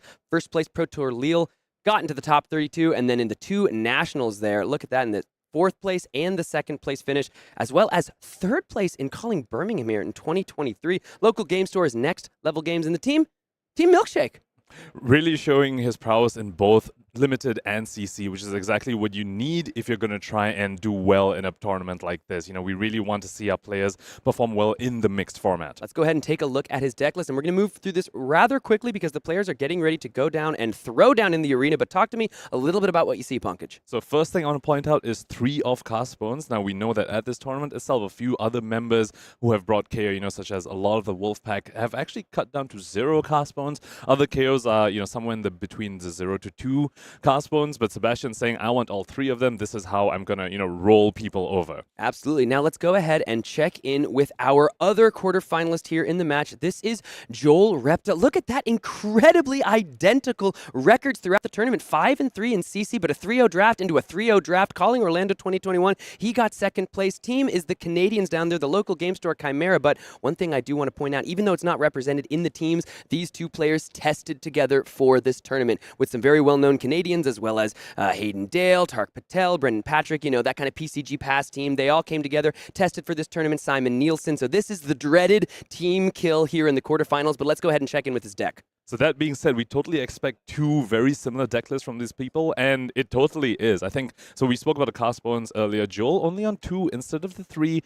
Other than that, a few minor differences. You know, both of them are sporting 3 bear fangs, but Joel with 1 red, 2 yellow, whereas Sebatian with 3 yellow bear fangs. But the one major difference, Sam, is that one of down but not out in Joel's list over here. A very creative solution for the mirror, because, you know, most of the times, your tokens will pop at the start of your turn, so you're sitting at 0 tokens. Opponent's my token is still right there, turning on your down but not out. I'm excited to see if we're going to see this card live in this matchup. Perhaps a mirror breaker in the down but not out. So let's go ahead and look down into the arena. The crowd has assembled. The heroes are ready. It's Sebatian Grondal versus Joel Repta, your 3rd versus your 6th. It's a team battle. Denmark versus Canada. KO versus KO. Let's go ahead and get down into the action. Fasten your seatbelts, ladies and gentlemen, because unlike the previous matchup, this one's going to be quite a bit more explosive, and we already see a fantastic start from Joel over here, starting with a dominate card, exactly what you want if you're going first. Pulping here, going to go ahead and come out. They're going to roll. Looks like almost like a cup of bones or an old horn that you put your ale in. This is going to come in with 6. Currently has dominate because it has not been blocked with 2 or more non-equipment cards. Extremely flavorful way of rolling the dice when you're playing 2 broods. A little wooden dice rolling thing. Sebatian showing us, you know, aside from being a fantastic player, he's also got a bit of the theatrical flair, Sam. Apex Bonebreaker going to go ahead and come in and look ahead to get into the red zone here. Go ahead and get the might token right away. If you're going to take the dominate damage, might as well prevent it, even though if it is turn 0. So looks like 1 point of damage. Posturing to come over. Sebatian takes first blood down to 39. Joel definitely very happy to get some armor pieces out of Sebatian this early. And you're right, Sebatian, recognizing that, okay, Joel's going to get some damage in. Let me at least set up a Might token to at least get some value from my opponent's very, very strong turn 0. Something else Sebatian can take note of, that's one of 2 Reckless swings headed to the bottom. So depending on how late in the first or second cycle this goes, might only have to think about 1 for the course of this game. It's now time for the Mandible Claw coming in for 3. Gonna buy a block from the Wrecker Romp. 2 floating into a pack hunt. Look at this turn 0 from Joel here. Even more unblockable damage effectively because of, the Intimidate, and Sebatian only has 2 cards remaining. So he's even discarding a wind-up in response to the Intimidate, meaning he's going to take the full 6 over here. Joel with an incredibly powerful start. Sebatian does get to set up a Might and an Agility for his first turn of the game, but starting the game at 33 does not feel good in this mirror. Look at that. I also want to point out we have some differences in the equipment. Joel elected to bring the Tunic to the matchup, but Sebastian's here not for a long time. He's here for a good time with the Heart and Cross Trap for just that one-time activation. He's going to go ahead and draw up with the Might and the Agility token. Down 7 life already after that turn 0. Very, very interesting because Joel definitely has Heart and Crosstrap in his list, but opted for the Tunic here, saying, you know what, this matchup sometimes can be kind of grindy. We both might want to get down into the block with 2 cards, send maybe an efficient Bear Fangs or something like that. And for that game plan, I'd rather have the Tunic. Sebatian saying, I think I want to try and race you. I'm going to run this Heart and Crosstrap and just try and get on the board as soon as possible and make you start blocking before I need to block. Now, of course, with the 7 damage Joel managed to put into him on the first turn, let's see how well the game plan is going to serve Sebatian. Wild Ride off of a 4-card hand here. Agility token a little bit redundant with this Wild Ride. However, if you do somehow miss in this KO deck, the Agility is going to help out. Good roll here from Joel. Survey says it's going to be a 2. We're discarding another red Wild Ride. Going to make a Might and give it a little bit of a double go again here. Sebatian probably not too happy seeing the Wild Ride being discarded. Could have been very useful if you wanted to go 3 wide this turn. Of course, he still can with the Mandible Claw. But, discarding a red card sometimes to your KO ability, to a random draw discard, maybe not exactly what you want to see. Very strong turn here for Sebatian lined up. Now we have discarded, so the Mandible Claw is turned on. And Joel, for all that damage he did get across, sitting off of an Arsenal. So his next turn won't be nearly as effective as if he would have been able to keep an Arsenal card. Getting 7 damage through and a point of armor, but very correctly at the cost of an Arsenal. That could definitely put a damper on Joel's offensive power on the following turn, but I think that might be the game plan he wants to enact, given that he brought in Tunic into this matchup rather than Heart and Crosstrap. He's saying, you know what, I don't need to just chain 5-card hand after 5-card hand. I actually don't mind just blocking a little and playing this little 2-card exchanges with you. Bear Fangs Yellow coming across for 7 more damage, but that's another Wild Ride into the bin. Those are all 3 gone. That 1 is played and 2 discarded. All 3 red Wild Rides from Sebatian in the yard now. He does have 3 yellows as well, so he still will be able to go wide, along with a few windups. He's got the 1 yellow windup and 3 blue windups, but those Wild Rides critical for him to go wide on the turns where he could not set up the agility for whatever reason, and seeing them in the bin this early, especially when he looks to be playing the more aggressive side of the matchup with a Heart and Crosstrap, he cannot be happy to see that. Joel going to go ahead and take 7 here as well as Sebatian. Because that Beast Within is in the pitch and wasn't discarded instead of one of those Wild Rides, not going to have an arsenal of his own. So 4-card hand into 4-card hand. These brutes are just throwing whatever big attacks they can find. Looks like Joel here does have a wind-up in the hand as well as a couple cards. Might token here. Popping at the start of the turn. Joel's going to go ahead and have a quick think. Just going to be another red pack cut coming in with the Might token. So here's 7 plus an Intimidate, but looks like Joel now realizing, or at least making a bit of a pivot into trying to set up for just a slightly longer game. Go ahead and grab an Arsenal. Intimidate when your opponent has 4 cards, opponent KO has 4 cards, not as strong as on the first turn when we saw Joel, use the Intimidate when Sebatian only had 2 cards remaining. So bit of a weaker turn from Joel over here, but again, we've always spoken about how he has started the game a little bit on the front foot. So having a weaker turn like this doesn't bode too well, but it's something you can totally come back from. Card there left over for Joel, and we see right as Joel tries to go ahead and grab an Arsenal and establish something more powerful, looks like Sebatian might have a bit of a response fire in that hand. We'll see what he elects to deploy. 3 damage are going to come across. Runner, getting in front of the pack hunt here. Yep, runner not very useful when you don't have the agility setup. But of course, Sebatian does have the CNC in hand with the Might token on the field. So CNC for 7 potentially could be the player from Sebatian. And Joel Repta with a whole bunch of 2-block on his armor pieces. You know, if he wants to block this efficiently, it would be 1 card in hand plus 2 armor pieces.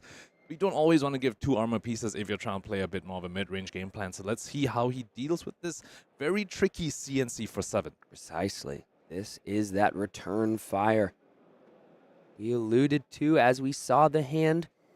Command and Conquer, thanks to the Might token, a lot more prevalent in today's Flesh and Blood.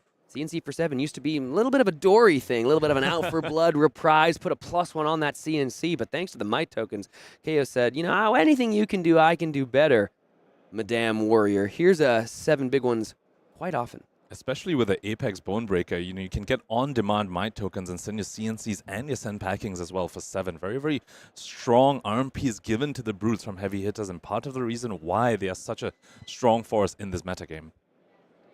See how Joel wants to handle the CNC. Took 7 damage to establish the arsenal on his last turn. Not going to be able to deploy it immediately, and going to have to go ahead and put a 2-block plus the Apex Bonebreaker and that Enlightened Strike to cover it all up. There's that on-demand Might for Joel, and the Agile Windup going to get discarded. So let's get another Agility and a Windup if we are Sebatian here, as these 2 brutes, we are up here in the arena. Heavy hitters joined the fray, and we are part of the arena looking down as these 2 competitors face off for all they've got. And this is exactly the sort of inefficiencies that CNC for 7 puts you in, because Joel had to block that with 2 cards and a 2-block armor piece. Not exactly, you know, where you want to be. And Joel being very disciplined there. You know, when you're holding a Blood Rush Bellow, you totally want to just send it. But unfortunate timing, Sebatian sending his own CNC for 7. So Joel saying, I'll push his Blood Rush away. I have the Tunic. I'm prepared to go for the long game. Maybe I'll see his Blood Rush again. Maybe not. But I'm not going to get baited and give you all my armor just to send a Blood Rush. And we saw Pete Ward in that first game put all 3 pieces of equipment in front of a CNC. That wasn't an option for Joel because of the Might token. Such consistent, annoying value that these KO decks are able to deploy onto the combat chain. Talk about value here. This 1-card Bear Fang is going to go ahead, make a Might token, get pumped up by its own effect and the Might token. A little 2-card 9. I thought this was KO. I didn't realize Levia was lending her aid to KO here.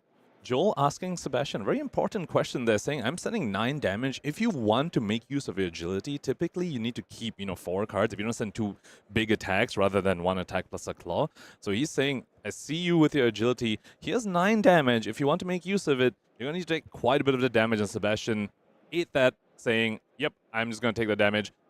Send back at you with this agility. Quite a bit of damage indeed. Sebatian there went ahead and took all 9 of it. Does have the agility and the Might, and it's going to go ahead and power up a swing big. So yes, this is a 2-card 9 as well. It does threaten to give the Quicken to the opponent.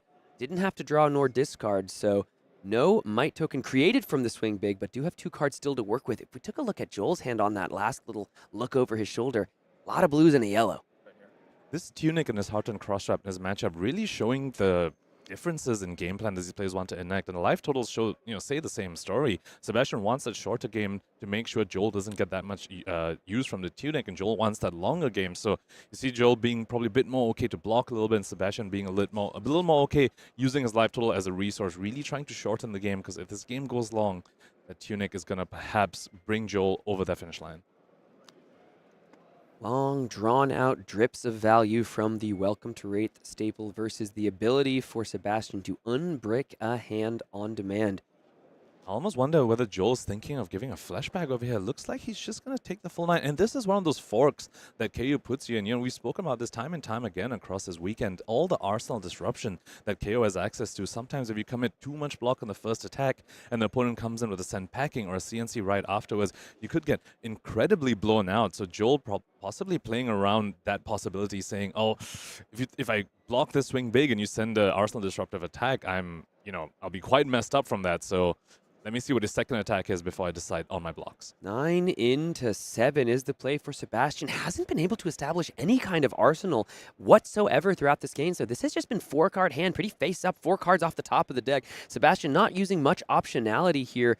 because he's been kind of priced into it as just the timbre and tempo of this game. Joel just took another 9 of his own, so both players taking big licks, 9 versus 9 across the table. Looks like the Scabskins Leathers might be joining the fray here and getting in front of this big Bear Fangs for 7.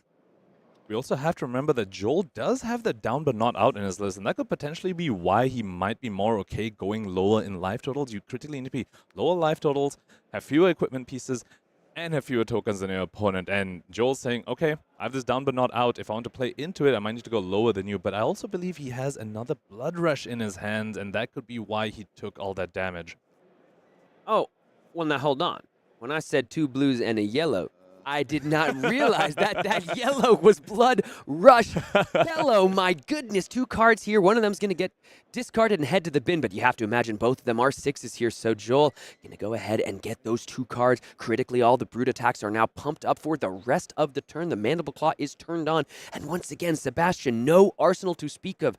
This is as powerful as it comes for the brutes. And there's the down but not out. But you maybe don't want it on the Blood Rush Bellow turn. And also, he currently does not have fewer equipment pieces than his opponent. And here's where the Heart and Cross Shop actually could have been better for him, because you can destroy that on demand and go to below to have fewer equipment pieces than your opponent. Fortunately, down but not out, not currently on, but a very, very viable arsenal target for Joel over here. Let's see if he chooses to do that. Also, we have to commend Joel's patience over here. On the previous, you want to Blood Rush Bellow when you have their Tunic up as an additional resource, especially when your opponent has a Flesh Bag, which they might usually want to give it to you on your first Blood Rush turn. So Joel, on the previous turn cycle, didn't have his Tunic up, said, it's fine, I'll pitch his Blood Rush, I'll play the next Blood Rush I see when I have my Tunic up, and this is him doing exactly that. He's being rewarded for that, and let's see how the rest of his turn cycle pans out. Perhaps a saving grace for Sebatian here. No agility represented for Joel on the combat chain. So the Mandible Claw, yes, it does have go again, but depending on what's in that arsenal, Sebatian is really putting the onus, putting the pressure on Joel to find the go again, or perhaps roll the dreaded Scabskins without the Gambler's Glove support. 4 cards in hand, hasn't been able to establish an arsenal, has Sebatian. So staring down a Mandible Claw for 6 thanks to the Might token, plus 3 more cards in hand and the arsenal. Can Joel find any go again here? Looks like we've got at least 1 no block in the hand. Probably a bunch of other cards that block 3. One interesting thing about KOs these days is that their Blood Rush Bellows can seem quite underwhelming compared to the Blood Rushes of Reinars and Levias because of the lack of that second claw. Oftentimes, it is a challenge for KO decks to be able to go 3 wide on a Blood Rush turn, and you're exactly right. Without the agility, it is on Joel to try and find that go again. Let's see what got banished. Looks like the swing big got banished by Joel, by the Flesh Bag over there. Something Joel definitely didn't want to see. That means he's holding on to the down but not out. Critically, it's not even on, and at the same time, it's not even a brute attack. So Joel getting a little bit unlucky in the Flesh Bag there, and Sebatian recognizing that this is probably the best time to cash in the Flesh Bag because this is the second Blood Rush. Remember, the first one was pitched away. Did have the Wild Ride in the arsenal, so does have the potential to get go again on the turn, but it is a random card off the top. There are some potential misses in the list. Let's see what the roll is. We're going to discard. It is the down but not out. So the Mirror Breaker heads to the bin, folks. It is a 6 thanks to KO's ability, so we're coming in for 7 with go again, but that Scowling Fleshback, man, it's got to feel good for Sebatian. If he was able to know, he'd be singing in his sleep. This is huge for Joel that the down but not out got discarded because there's a good chance he drew a 2-cost attack off the top, and with the Tunic counter, he could send that on the combat chain right now. I don't believe he has taken a look, and I believe it's a red pack hunt. That discard from that random discard. Oh my goodness! Absolutely rewarded Joel over there, discarding the 3-cost attack, keeping the 2-cost attack off the Tunic, and again, this comes back to his patience with that Tunic counter, saying, I'm going to Blood Rush with the Tunic counter, which means off of 2 blues, I can go 2-cost attack, claw, 2-cost attack, and get a 3-wide Blood Rush turn. Absolutely amazing play by Joel so far. Sebatian should be down to 11, right? Took 4 off of the claw, took 5 off of the Wild Ride there, so should have taken a total of 9. So Sebatian actually at 11 here as he faces down this pack hunt for 8. So even though, there it is, even though a bit of good fortune for Sebatian with that intimidation effect off of the Scowling Fleshbag, even more good fortune for Joel with that draw discard. The Tunic here proving to be so impactful already. These pack hunts putting in major work for Joel. And that makes the discard of the down but not out even better for Joel because he's putting so much damage now, it's unlikely that he'll go lower life than Sebatian again the rest of the game. So he's probably really happy to see that go to the discard. And he's going to get to Arsenal that swing big that was banished away by the Scalding Flashback. This is, so far, the way the cards have lined up, coming up all Joel. Everything coming up Joel's instead of Rose's. Joel's? Yeah, everything's coming up Rose's. This is everything's coming up Joel's. Brilliant wordplay. He's looking really good for Joel here as he puts down this big 8-power pack hunt onto the combat chain, and it's going to go ahead and buy 2 cards from Sebatian plus the Apex Bonebreaker. So trying to grab value out of the Might tokens while that card is still around, blocking 7, only taking 1, going down to 10. So Sebatian here going to leave his opponent with the card in Arsenal. It was random, but for Joel, now that swing big gets to hang out once again in the Arsenal as Sebatian hasn't been able to parlay any 5-card hands together. And you know who's still playing a pre-flashback game? Mr. Joel Repta. Critically, the armor on Joel's side also looking, so severely in his advantage, along with the life total. Still has a flashback up, still has 2 block left on Bonebreaker and Scabs, and 1 block on Tunic, where Sebatian's sitting there 5 life lower and only 1 block remaining on Scabskin Leathers. Now, however, we do need to point out the offensive value of the Heart and Cross Stripe typically can be worth a full card in of itself. So Sebatian's still sitting with that. He's by no means out of this game. 8 damage, dominate, and the go again. Only 2 reckless swings in the list, and 1 was pitched on that very first turn. So, and we know that what the Arsenal is. It's a swing big. So that thing is going to have technically go again, even though there is nothing further on the turn here. But dominate when your opponent might even want to block, given the fact that perhaps their hand doesn't work super well. Looking here, we can see a CNC that's not going to be doing much on this turn. It looks like just going to be the riled up, committed to the combat chain. So 5 damage would come across, putting these players at 10-10 here in the quarterfinals. We were sitting and watching that incredible grind fest of a match the game before, and this has been nothing but hot and heavy. Joel right now does not have a way to get go again. No agility tokens, no windups in his hand to do a tricky claw play. So looking like that dominate from the pulping really serving Sebatian very well there. I don't think Joel can use all 4 cards unless he wants to roll that Scabskin Leathers. Something he's probably very unlikely to do when he's already ahead. No point taking that risk when you don't have the insurance of the Gambler's Gloves. And so look at this, the pulping from Sebatian getting some major value because this hand is somewhat tricky for Joel to use. He probably would have loved to throw one of those cards, especially that Command & Conquer that wasn't going to be doing anything this turn anyway, onto the combat chain, but was forced into taking 5 thanks to the pulping. So Sebatian perhaps has a little window here, depending on what Joel does. That big old 8 attack from the Arsenal. He's going to roll the Scabs. Scabskins rolled in the quarterfinals of the Pro Tour. Let's see. Sebatian's going to roll. It might come down to this, folks. And it's a 5. Joel Repta getting 2 action points, rewarded for his bravery or his foolishness. Regardless of what you call it, he's going fast on this turn. We've spoken so much about Sebatian staying off an Arsenal, not being able to string together a 5-card hand. I actually think that is very intentional because of the amount of Arsenal disruption that Kayo has access to. 6 pieces, 3 CNCs, 3 send packing. Sebatian saying, I do not want to play into that. And we see that happening exactly here. Like you said, Joel would have loved to send a CNC for 7. Sebatian saying, I'm not going to let you have that value. And Joel saying, all right, I'm going to roll Scabs and hit it, my friend.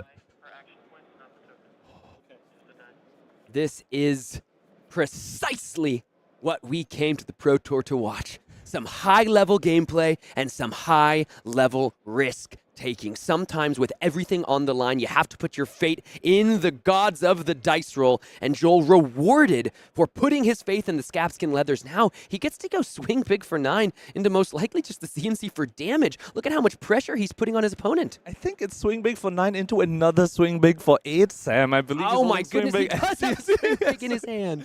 It is a full 17 damage turn, including the Might token. Won't be setting up another one, but 17 damage when your opponent's at 10 and is a KO. Remember, KO has 2 blocks and no blocks. Sebatian's life total is at massive threat here. Gonna get the Quicken token, pitching the CNC, and there is the swing big. I was so excited about the first, didn't even think about the second. Only a pulping left in the hand, so no way to block. Has to just block the one with the Scabskin's Leathers, taking 7 all the way down to 3. So this Scabskin Leather block, absolutely heads up play by Sebatian here. If he didn't put that on, he would have been in reckless swing range, and both players know that each of them are sporting 2 reckless swings. So Sebatian staying right above reckless swing range by 1 life, but unfortunately has to give up all the tempo to do so. Let's see if he's able to claw his way back into this game. Currently, all tempo on Joel's side, armor on Joel's side, life total on Joel's side. Let's see what he can do. And there's a Blood Rush Bellow in the hand, Punkage. There's a Blood Rush Bellow as the Tunic counter goes to 2. Your opponent's at 3. All the tempo is on your side if you're Joel. The eyes of Canada are on their son. As Blood Rush Bellow comes down, 2 cards in the hand. One of them's going to be discarded here. Let's see what the role is for Sebatian. But perhaps, my friend, the writing might be on the wall. Blood Rush and Wild Ride. Okay, Wild Ride got discarded to Blood Rush. That is one, sign of life for Sebatian. Let's see if he drew another go against Source. Looks like he didn't. This is going to be a 4 damage Blood Rush unless he wants to roll Scabs again. Well, the question is, the Pack Hunt in his hand, or the Smash Instinct, it intimidates. It does. It's a blue, but it intimidates. If he has the resources to do that, that Intimidate could be what spells Sebatian's doom. And we've been seeing that from Joel all throughout this game. The Intimidate on the turn 0, the Intimidate on the first Blood Rush that he played with the Pack Hunt. So critical to get Sebatian to this low life totals. I remember, it looks like Sebatian's at 3. He's actually at 1 because of Reckless Swing. If he takes a single point of damage, it is a near deterministic win for Joel Repta. This is going to be tough for Sebatian here. It looks like, I can't even tell if that's another Blood Rush Bellow. Let's go ahead and see if we can take a look at the hand.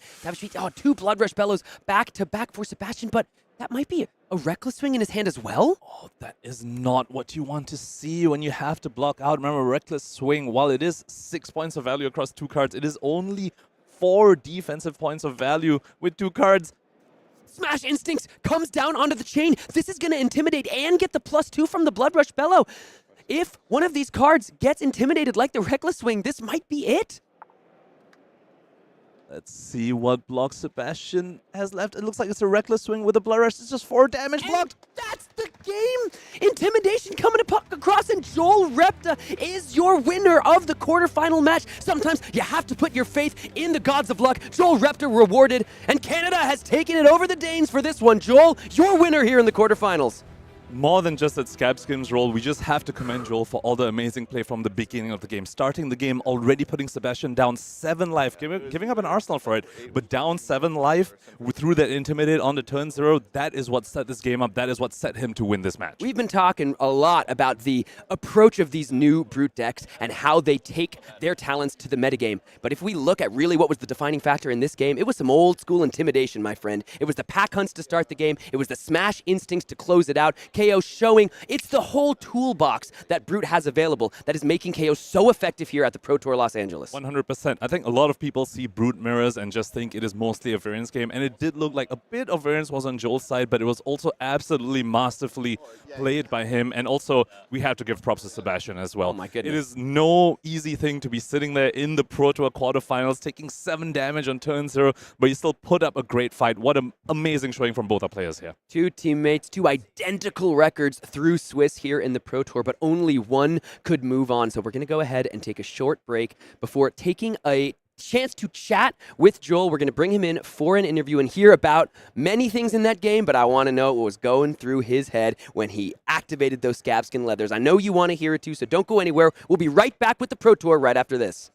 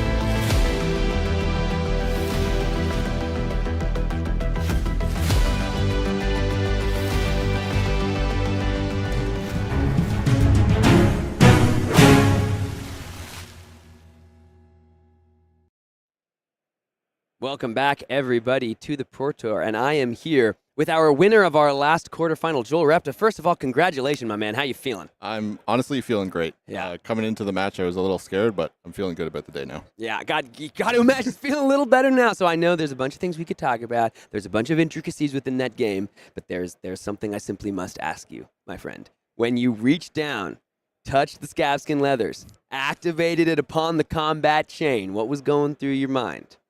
At the back of my head, I had Tarek Patel, I had Matt Rogers from last night telling me, if you don't roll in this kind of situation, there's going to be hell to pay. So, yeah, it felt like it was the right call. Obviously, it worked out really well. So, yeah, thanks to them. For sure. And talk to me about the kind of strategy there. It's just so much potential value if you hit that it offsets the danger of hitting that one dreaded one. Exactly. If I send for 8 there, which would have been my play with 1 action point, he can just block with a card or 2, and it doesn't really change the tempo of the game.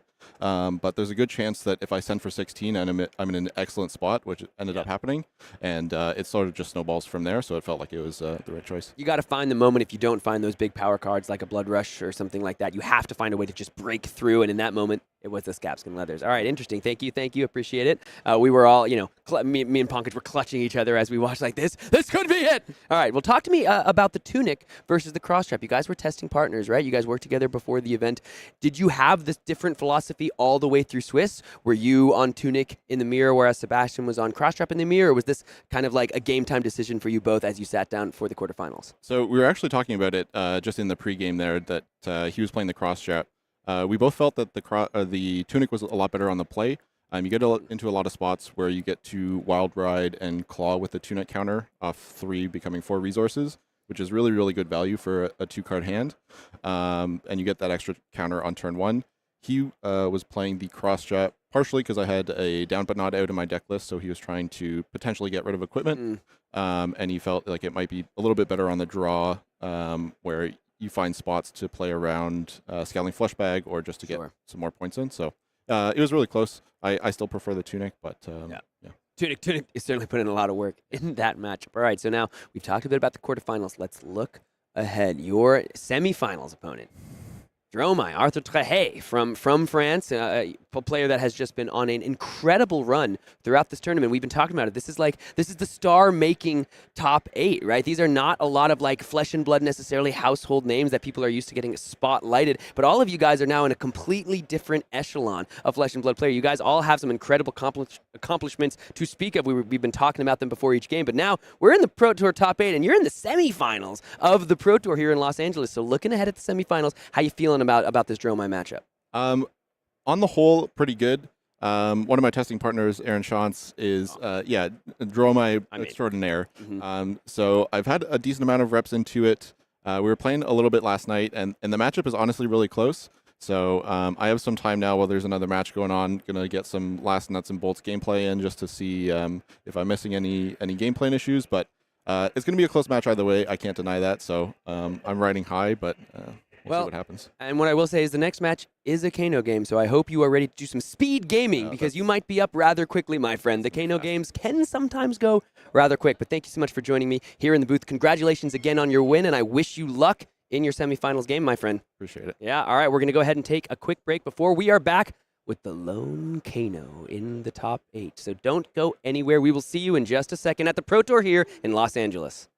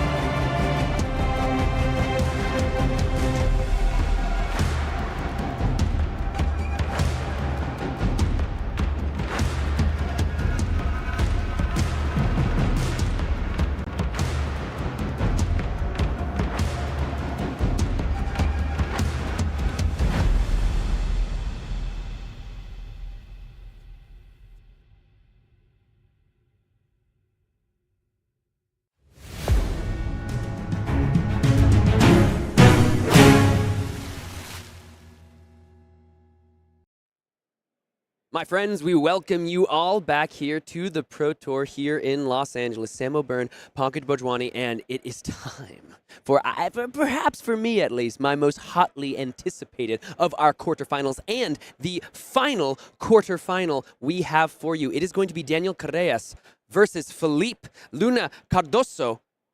Kano versus Kayo. Let's go ahead and get into it first with our first seed, Daniel Correas of the Sunflower Samurais. Look at this sterling record throughout Swiss here, you guys. 7-1 in CC, 2-1 in the first draft, and 3-0 on Betsy in that second. We got to watch some of those Betsy games, and my God, did he bet big and did it work out for him. Let's look at some of these placements here. Calling New Jersey 2022, third in the CC there. Calling Madrid in Team Blitz, first with his team, I'm sure, the Sunflower Samurais, as well as fifth in the battle-hardened 2023 in Bologna, as well as his local game store here is Dr. Ozio and Quinto Elemento. Sunflower Samurai is one of the most well-known teams in Flesh and Blood, started by our very first Pro Tour champion, Pablo Pintor. This is a beautiful Swiss record from Daniel over here, showing us exactly how he got to his first seed, and also a spectacular, list of past achievements that he's got going on here. Now let's move on to take a look at his deck list, because this man has not skimmed on his Kano tech. He has respected the opposing Kano and he has AB3. He has the blues to back them up, 21 blues in this KO list, and also 2 copies of that No Fear, Sam. Yeah, No Fear. I know the card is called No Fear, but if I resolve No Fear into Kano, I'm gonna have a little bit of fear, because listen, it's pretty face up. You banish your hand, you say, I'm preventing your Aether Wildfire, but what else you got? Because everything's out of the hand now. It's banished to the No Fear. Let's go ahead and check in with our 8th seed, my friends. Let's go. Vamos Brasil! This is Filipe, and a little correction, Lima Cardoso. This is our 8th seed of the tournament, but let me tell you something. If there's one thing we know about Flesh and Blood tournaments, 8th seeds are darn near the first seeds. There have been 2 world championships, and they've both been taken down by 8th seeds, as well as our most 2 recent callings. Let's look at his record here throughout Swiss, 7-1 with Kano in CC, 2-1 in each of his drafts. In the PTI event, Rio de Janeiro in 2023, 6th place, but his first event he ever played was the PTI Blitz event. He got first with Kano and won a gold foil Crucible of Aetherweave. That's what he told me about. His local game store down there in the bottom left. And let's take a look at the team. It is Faber, Fabled Brazil. What an incredible showing here from Filipe, bringing the ever so dangerous Dromai of Aether to the tournament. Let's check out the deck list. Unfortunately, not bringing along that gold foil Crucible over here is Filipe. I believe I saw a white border Crucible over there, a little cheeky white border. And now taking a look at his deck list. Now, he has taken a very interesting approach to Kano. He has defense reactions in his Kano list, and he has Oasis Respites as well. This tells me that this is a Kano that's prepared to do what we call a Giga pitch stack. Basically, a pitch stack that you cannot overcome even if you have Oasis Respites, especially because he also has Imperial Edict to prevent the casting of some Oasis Respites. Now, will he enact that game plan into KO? It is a very, very risky strategy, because KO obviously puts you on a very tight clock. But I was speaking to Daniel yesterday, and Daniel was looking at Felipe's deck list and saying, I don't know if this Kano is going to try and Giga pitch stack me. I have to be prepared for this, this potential possibility that Filipe might try and enact. So we're going to have to see what sort of game plan Filipe wants to do. I also want to point out he's a little low on the tall arcane damage spells like Voltic Bolts and Swell Tidings. He only has 2 Swell Tidings, no Voltic Bolts to speak of, and into a deck with AB3, that can sometimes be a bit of a problem. You do need to try and whittle them down into the 20s range before you can combo them because of the AB3, because of those No Fears. Yeah, absolutely. The Kano Dromai of Aether deck, the talk of the town through RTN season. And these 2 players are the talk of the Pro Tour at the moment. It is time for our quarter-final match of the Pro Tour. We have Daniel Correas as your first seed from Spain versus Filipe Cardoso from Brazil, and these 2 players are from some incredibly passionate regions. Shout out to Brazil, kind of a more up and coming in the recent years, but such a passionate community. And both of these players are being cheered on by their communities, cheered on by their countries, and cheered on by all of us at home. It's time to get after it. Strap in, because we are in for quite a banger. It's going to be fireworks all over this matchup. I am so excited to see what happens. Let's see. It looks as though as the first seed, Daniel here has put Filipe on the play, because if you put Kano on the draw, listen, Hey, Kano's going to do some Kano things no matter what, so might as well give yourself a chance to go second, have the tempo, not allow Kano to get value off of both the turn 0 and the first turn. But without those big, tall Arcane, we're going to have to see what the first action is. Looks like it's going to be a Kano activation. What does the top of the deck say for Filipe? Filipe definitely trying to set up some of those potions, energy potions. He also has one Deja Vu potion in his list. Be curious to see if he brings that into this matchup at all, because as you said, no tall arcane damage spells, unlikely to be able to leak damage into Daniel over there with him sitting on the AB3. So he needs to try and set up a bit of a board state. Second Kano activation. Let's go ahead and while this is being resolved, it's standard fare for Filipe in the equipment slot. Walk me through what you're seeing over there for Daniel Correas in his equipment zones, if you don't mind. So very, very critically not running scabskin leathers. Of course, when you're not going to be running the gambler's gloves, you may not want to bring the scabskin leathers, but beaten trackers over there, very, very critical to put on the pressure onto Filipe in a way that is not variance heavy at all. Beaten trackers, you can plan to use it, plan your whole turn around it, and get your extra action point, because you need to put this Kano on as fast a clock as possible, especially since Filipe did find that critical energy potion going first. Yeah, absolutely. Energy potion on the turn 0. Exactly how you are rewarded if you are the Kano player for being put upon the play. Daniel, though, did have a little turn 0 play of his own. Instant speed for instant speed, discarding the mighty windup, grabbing that might token before the tunic counter pops up. The might counter is going to pop as well. Let's see what we've got. Looks like a send packing that would be pumped up to 7, but would require a couple cards being pitched. We're going to start things off with the pulping. Let's just get some damage across. We'll see pretty quickly if there are any sync belows brought into this matchup here, Punkage. Filipe definitely very happy that Daniel discarded a mighty windup on the first turn instead of something like an agile windup. But of course, Daniel saying, I'm still probably going to have go again with this pulping.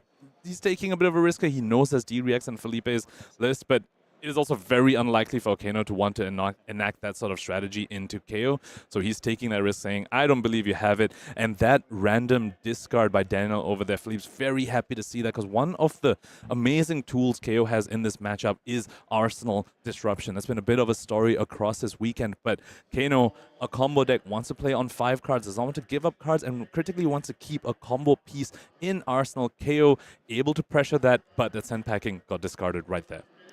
Daniel Correas really just has to keep the pressure on. Make sure he can just try to put as much pressure as he can on his opponent, because you give Kano enough time, Kano's going to end the game on his turn. It looks like no reactions here, 4 damage coming across, so no sync below in the arsenal for Filipe. Daniel Correas trying to play this game on hard mode, but the judges won't let him. 4 damage actually going to be taken by Filipe here. Let's see. Daniel, also big shout outs to just what an incredible light in the community. Not only the whole Sunflower Samurais team, but Daniel himself getting on many a YouTube video describing decks he's working with. Just, it's so great to see these incredible players get recognition and get some results now in this star-making campaign that we have here at Pro Tour Los Angeles. A few too many reds in Filipe's hand right there, the red spindle and the red blazing aether, but he critically has another red spindle, so he is set up to do a pretty strong play on his own turn with the crucible into spindle. However, life totals quickly dwindling down, Sam. He's already at 2/3 of his starting life total with that 21 life out of 30. And now it'll be the first turn where Daniel has to face some challenging decisions. Do you want to pitch any Arcane Barrier, power down your own turn, especially without an Arsenal if you're Daniel here, and give Filipe a little more of a window to then instant speed do some Arcane? This is where the Kano math really begins. So we spoke about the AB3 on Daniel's side. Now, one thing, though, is oftentimes Kayo only draws 1 blue, and you need that to power your offense. So if your opponent sends something threatening like an Aether Spindle, you can't actually block that while also having an offensive turn. So sometimes AB3 not being able to use completely effectively. However, not the case for this turn cycle. Daniel does have that excess blue, being able to block 3 on this Aether Spindle. That is incredibly critical. You cannot let Kano opt 5. All right, opting 2, we're going to see an Aether Flare and a Tome of Aetherwind. 2 pretty premium reds. The question is, do you want him in your next hand, or do you want him on the bottom of the deck? 2 really good reds, but critically Tome only blocking 2, and with Daniel still being able to keep 3 cards, perhaps Filipe is saying, I don't know if I'll be able.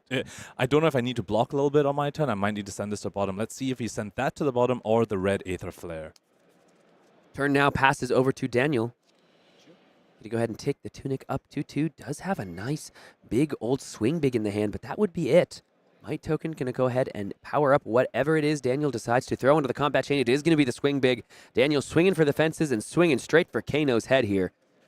Quicken token, you know, going to be really, really scary into a Kano. You know, they do run the one of Nourishing Emptiness. And I'm completely kidding. The Quicken token means absolutely nothing. So swing big, actually just an extremely efficient attack over here, and also critically leaving one floating as well with one card in hand. So, you know, it's also very safe defensively as well. You have resources floating exactly where you want to be when you're against a Kano. So pretty strong starting turn cycles from Daniel over here. Filipe having a think. Already down to 21 here in the quarterfinals of the Pro Tour Los Angeles. Our 8th seed versus our 1st seed. No David versus Goliath here, though, with the history of the 8th seed. Looks like he kept the Aether Flare on top. Has a snapback and engage the Ages in hand. A lot of cards that block well. Gonna just put the one red Aether Flare in front.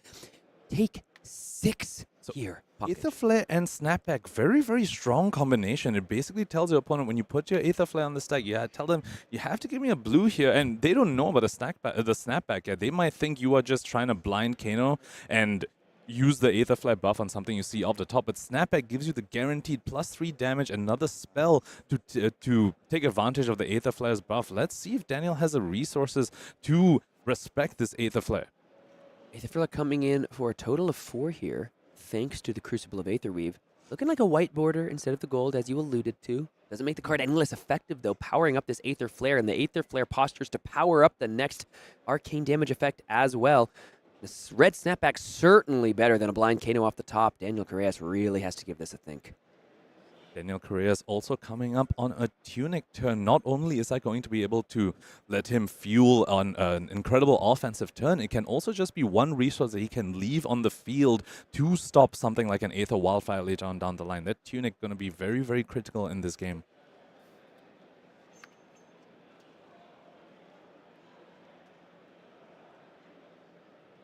One thing I also want to point out with the choice of the beaten trackers rather than Scabskin Leathers is that it does make him vulnerable to the one of Nourishing Emptiness in Filipe's list. With Scabskin Leathers, you can block Scabskin Leathers, Tunic, and a 3 block from hand to cover up Nourishing Emptiness. However, with beaten trackers, you can't quite do that. Now, we're not sure whether Filipe even brought the Nourishing Emptiness into this match, but that could be something that we look forward to as well. And Daniel taking the entire 4 from Aether Flare, making the Snapback come in for 7.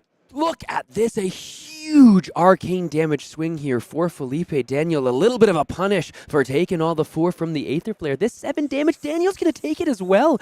You have to imagine Mr. Correas has something massive he wants to threaten Filipe with, because all of a sudden, we're looking at a game in which this could end at any moment, depending on what the Kano draws. The tension just magnified 3 times and was already incredibly high. Both players in a very critical position now, because Filipe, seeing Daniel take all the damage, must be feeling pretty scared. And Daniel himself saying, I took all the damage. I'm in the 20s range now. I'm getting very, very close to the point where a combo could be inevitable death.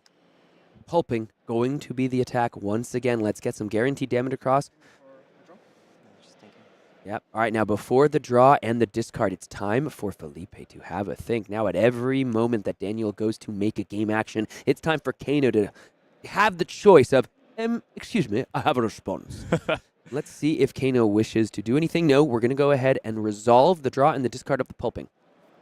Definitely reaching the point where the Kano needs to do math upon every single game action taken by Daniel Correas over here.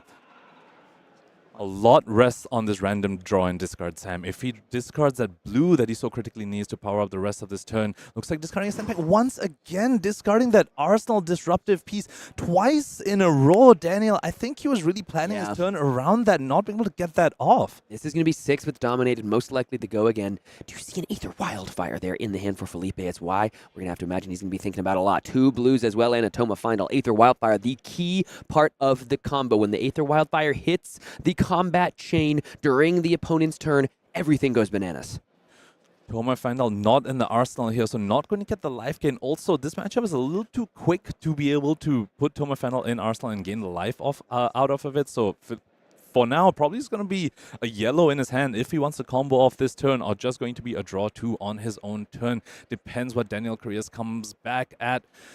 Filipe with, and he very well could be threatening lethal this turn, but Yes. might need to give up all his resources to do so, letting his defenses down except for the Tunic counter. Let's see how he navigates this turn. This game has just begun. We are only on turn 3, and both players are potentially at the place of being able to present lethal damage, Punkage, as Daniel has so many decisions he has to make. But look at this, 2 floating after pitching the blue. Here's 3 more damage from the Mandible Claw. Now you can see Filipe gave a real kind of shake of the head because there's still a card in hand. There's still a Tunic counter available, and here's 3 more damage. Filipe took 6 damage to try to keep some cards here, but now he's having to think, what can I do now that I've taken all that damage? One card missing from Daniel's list is Pack Hunt, and now Pack Hunt can actually be very, very impressive into Kano, because the moment you put the Intimidate on the stack, the Kano needs to decide if they want to go off right then and there, and if they don't, you know you are home free to just put all your resources down, because they have 1 card in Banish. They cannot really combo off with just 4 cards,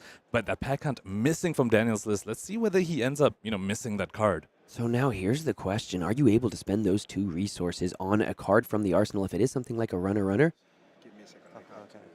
So Filipe knows that No Fear is a card that exists along with a Tunic counter and a potential No Fear in arsenal or No Fear in hand. Daniel Correas is representing that he can prevent up to 3 damage between those 2 cards, or even if he just uses Arsenal card and keeps the 1 card in hand, he's representing that he can block, he can AB3 if the card in hand is a blue, and that is something Filipe will have to consider if Daniel uses those 2 resources and sends another attack. And if it's an attack for 6, then all kinds of questions being asked, flying across the table. Filipe having to consider lethal damage. Yes, the Tunic could save you and keep you at 1, but at this point, what do you think Kano has up the sleeve here?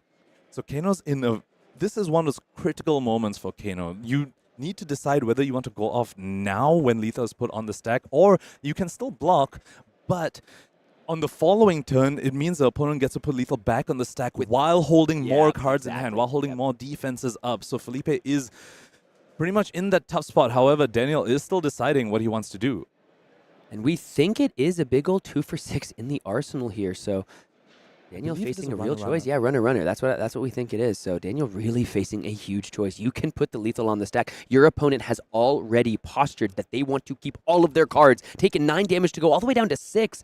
Do you put the pressure on and make them make a tough decision, or keep the defenses back, keep the resources floating, and make Filipe try to do some real damage on his own turn?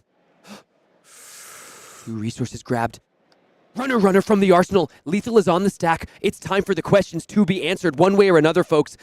Filipe already reaching for that Kano activation. Let's see what the decisions are. So one thing to point out is that because Filipe still has a Tunic that is 1 block, even if he goes off here and doesn't quite kill Daniel Correas, he still can use all his cards offensively here. Just put Tunic as a blocking card, go down to 1 and play what we call a post-combo game. So depending on how low he gets to bring Daniel down, should he choose to go off, this is lethal on the stack with quotation marks around it because of the Tunic 1 block that could come in very, very critical here. Filipe has a tough decision to make. Bringing some cards down. Very important to note that he does not have... We don't know what his arsenal is. If his arsenal is a Lesson in Lava, then he does have the typical combo line. But the arsenal is not a Lesson in Lava. He might need to go into some random blind Kanos here. A lot rests on what his arsenal is, and if not, a lot rests on what the top of the deck is. Let's listen in as Filipe describes what his game actions are going to be. So it depends. If he leaves Kano on the stack, that could be quite a telltale sign that he has either Spindle or Lesson in Lava in his arsenal. Striders. Here we go, folks. Let's listen in. In response, I'll activate Kano again. So yeah, you had 2 games. Always one, yeah, before the so amazing to listen to a Kano master pull off that combo. Resolve. What's the draw? Really needs a blue of the draw of the Ragamuffins. Oh, and he threw a red snapback. That's not going to power up the turn. But it can be played from hand itself, and he still has the E-Pot and the Tunic. This snapback could be pretty good. If his arsenals are blazing, they could be it. But if it's a Lesson in Lava, it's a lot rests on what that arsenal card is. The 2 Kano activations do have the chance to resolve, so the resources only would be needed to power up further activations and further cards. Yep, there is 1 Kano on the stack still. And the Storm Striders that can be used. So Storm Strider is typically going to be used to play out that arsenal card. Players really having a think. And the critical point of this turn, there's 6 damage on the stack, 6 damage on the combat chain, threatening Filipe as he stares down and tries to execute the combo. There's already 3 cards in the pitch. So this moment is where the Kano needs to do their full math. This is where they have all the information they need. They knew what color pitch they drew off the Ragamuffins. They know exactly what's going on. Filipe needs to do this math, and he needs to do this right. No, this is an untimed round for this reason. No need to rush it. You are in the quarterfinals of the Pro Tour. No one's going to fault you for taking a bit of that extra time you need to make sure you can get there. And Daniel really showing the game plan here, not being too careful, not being too cautious, pedal to the metal, all gas, no brakes, making sure he forces Filipe to have it when he needs it or face down lethal damage as quickly as possible, even as soon as turn 3. We discussed it. This is turn 3 and both players are potentially threatening lethal. And that is one of the ways you have to play into Kano. Sometimes you cannot respect them too much because then you just let them whittle you down. You play right into their game plan. Sometimes you just have to say, do you have it? If you don't, I got you right now. Tunic activated, E-Pod activated up to 4. Going up before resource here is paying for the Crucible, but unlikely to be able to pay for the Metacarpus since he does want to leave 1 floating for the snapback. Play Wildfire. I response. Defend on a sprint tunic. Tunic in response here for Daniel. Just announcing the Metacarpus trigger. Hasn't paid for it. He did pay for it, so he's going to use that red snapback as a resource card, opting for for more damage on the Wildfire. AB3. He has the blue in hand. Daniel Correas, Stone Cold has the blue. Aether Wildfire going all the way down to 3. That is very bad news for Filipe. Also because he just drew the red off the top of the Ragamuffins means no more pumps coming the rest of his turn. I believe that Arsenal card might be a Lesson in Lava based on the way he's played the rest of his turn. Yes, it is a Lesson in Lava. He still has 1 Kano trigger on the stack, so we can do the math of everything else is going to come in. It's going to be 6 damage on Lesson in Lava. 1 of it will be blocked, and then it'll be very likely a Blazing Aether, which would come in for 11, I believe. So yeah, this Lesson in Lava now resolving here. Blazing Aether going to go on the top of the deck, and then that first Kano activation that was resolved, or that was activated quite a long time ago, now going to resolve, banish the Blazing Aether, which will be able to come in for, if you, like you said, 11 damage. My goodness me, what a turn. Just absolutely stone cold from Daniel Correas. Taking all that time to posture, taking all that time to decide, but all the while having the blue and showing why some of the aggression was warranted there with a little bit of backup. Because a red or a yellow changes the game. Once again, remember that Filipe is going to be able to play a post-combo game right after. He can put the Tunic to block and stay at 1. However, Daniel will be in such a good spot after that because he can just send a Claw and that will be lethal on the stack again and again. And if he has any more Pulpings, remember, those have Dominate. He could be looking at his path to the semifinals of Pro Tour Los Angeles. Let's go. Looking for 6. Where's the dice? A soft let's go from Daniel right over there. And like you said, Pankaj, gosh, take a look at the pitch zone there. 3 blues for Daniel Correas on the turn that Filipe tried to go off. But Daniel has the answers, has the aggression, and now has the tempo to try to finish this game. A lot rests on potentially some blind Kano activations on this following turn. Because if Daniel Correas puts something that Filipe cannot block onto the stack, Filipe will need to start going fishing. Okay. Just pass it back. Sure.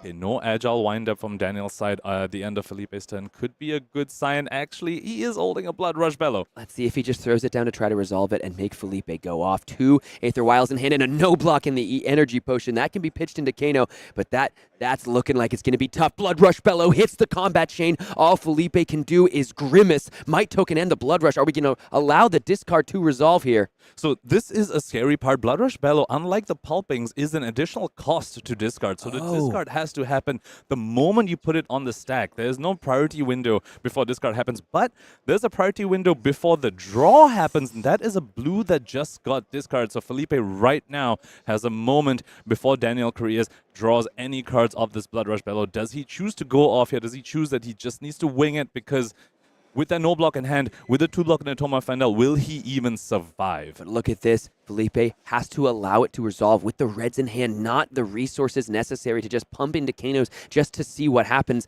Now here we go. 2 floating.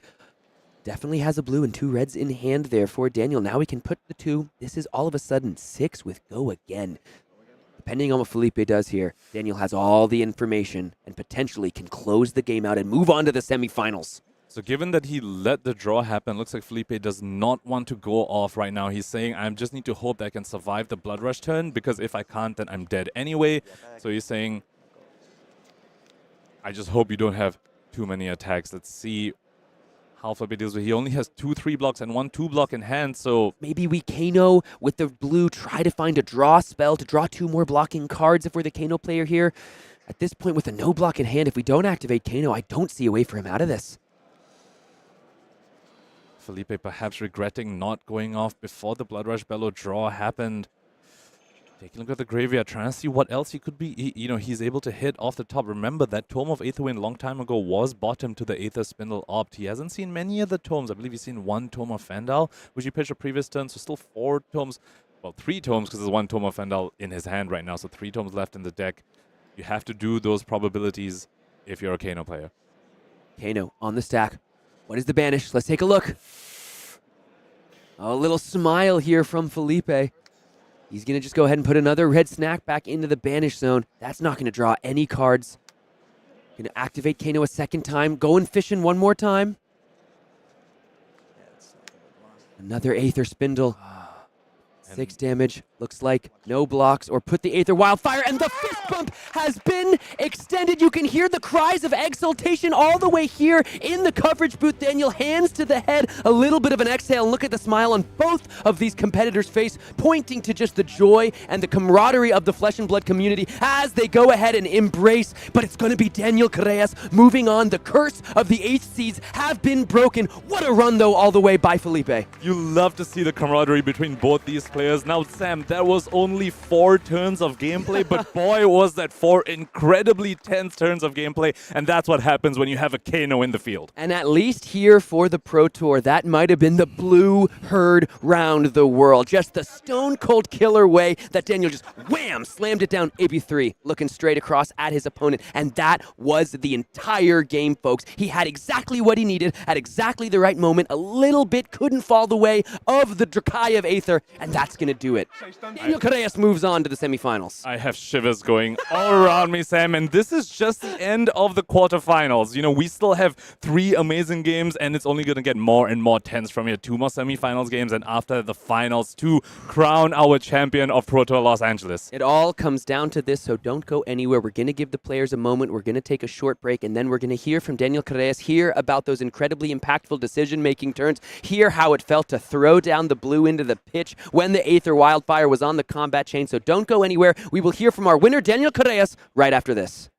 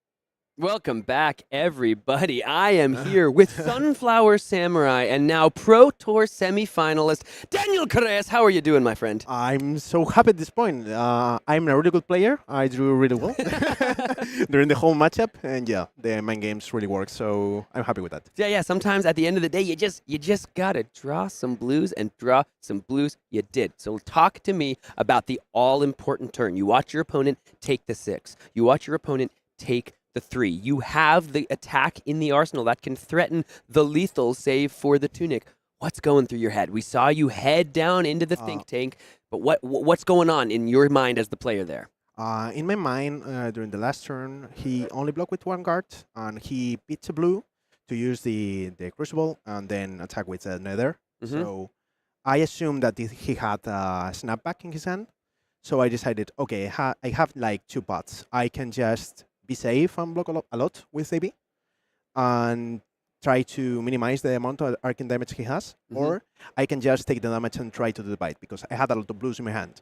So I can force him to commit to the combo. So I did the count and I say, okay, if I'm not really unlucky and I don't discard the blue, I think I can just bite him to commit to the combo. Yeah. So by putting yourself in like lethal range there, you take the Aether Flare, you take the Aether Spindle, you put yourself in a position where all of a sudden, you know, your opponent's kind of licking his chops, right? Kano is looking a little more able to take you down. So you kind of purposefully put yourself in that position because you have the resource cards in your hand. If my opponent goes for the combo, I'm going to have enough resources to stop it. So by putting yourself in that position, you're basically baiting the combo out because you have the resources in your hand. Am I understanding correctly? Yeah, exactly. That's so very badass. it was such a mind game at that point because my opponent's list had like damage reactions, so he has a plan to play against warriors and things like that. I didn't know if he was playing the defensive or the full combo version, and I saw he was really nervous at some point. His hands were like shaking. I was like, okay, this guy wants to end the game fast. Yeah. So I decided, okay, I'm going to take all this damage and try to push as much as I can. Yeah. And as long as I attack with my first attack, I would go again, and my opponent did no block. It was like, okay, I know what's I'm going there. on. We're in the spot. Yeah. So I started thinking, okay, how much do I take the AB and things like that? Then I use the claw. He say no block, and I say, okay, go for it. I did the count in my head. He's going to do the combo with Wildfire, Lava, and Blazing Nether. And I did, okay, I have 1 resource from Tunic and 3. I'm not died. That's enough, so yeah. If he goes to 1, I'm in the lethal spot. Yeah. Might with +1 is so pretty good. It's pretty good. And also I'm a really good player and I draw a bluegrass. Yeah, you drew a lot of blues. That's what good players do, is they draw a lot of blues, right, at the end of the day. But and again, incredible shout out to Filipe. It seems like you guys are having so much fun up there, you know, embracing at the end. And shout out again to our incredible community out there in Brazil. Like this scene that has just been growing, and seeing them get in the top 8 so incredible. Seems like you guys are having so much fun out there. Before the game, we were talking like for 1 hour. Really? Talking about our lives and like he works in a bank, I work as a nurse, and we were like, okay, what? We started talking about each other. I know people from Brazil, and there's one guy. His name is Luis, and he worked with him in a bank. I was like, dude, what a coincidence! And we started talking about our lives. So I think I met a friend. That's wonderful. I met a friend, and as long as I finished the game, I had to give him a hug. And Well, you've made a friend, but you also have made a mortal enemy, someone who will be coming back for revenge, as we know, Filipe. This is the star-making Pro Tour. He is a Pro Tour top 8 competitor. So we're going to be seeing much more of him, and we're definitely going to be seeing much more of you in the next semifinal game. So talk to me as we're looking ahead into Dorinthea. Yeah. How are you feeling about the game? How are you feeling about the matchup? I play against Maximilian. I have the honor to play against him in every tournament we play. Oh, wow. Yeah, but maybe in the side event, maybe in the main event. Okay. But Do you know what play a your lot. record is? We played a lifetime? lot. You know what your record is? I think we are tied at this point. And it's funny because I played with him the draft in the first pot. He beat me. And in the second pot, I beat him. Oh, my goodness. The 3-0, so we're in the tiebreak. So You played him in both pods in this tournament? Yeah. Oh, my God. And you're 1-1? Also in the third one, yeah. I did 2-1 and I lost against him in the third pot. In the third round, sorry. And in the second pot, I beat him in the 6th round. So not only is this the game to move to the finals of the Pro Tour, this is the game to break the tie between you here in the tournament? Yeah, exactly. Well, it sounds like it could not be more exciting. I wish you all the best. Congratulations on your success so far, but we got to take a break before we move on to our next semi-final match. So don't go anywhere. We will be right back.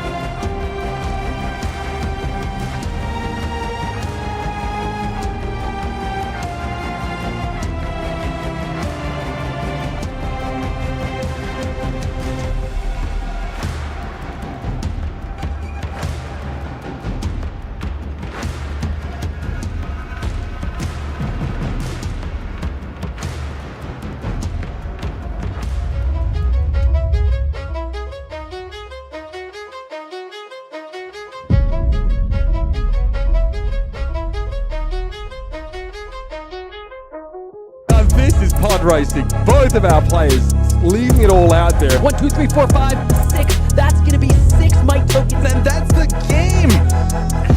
That's why he's the god, baby!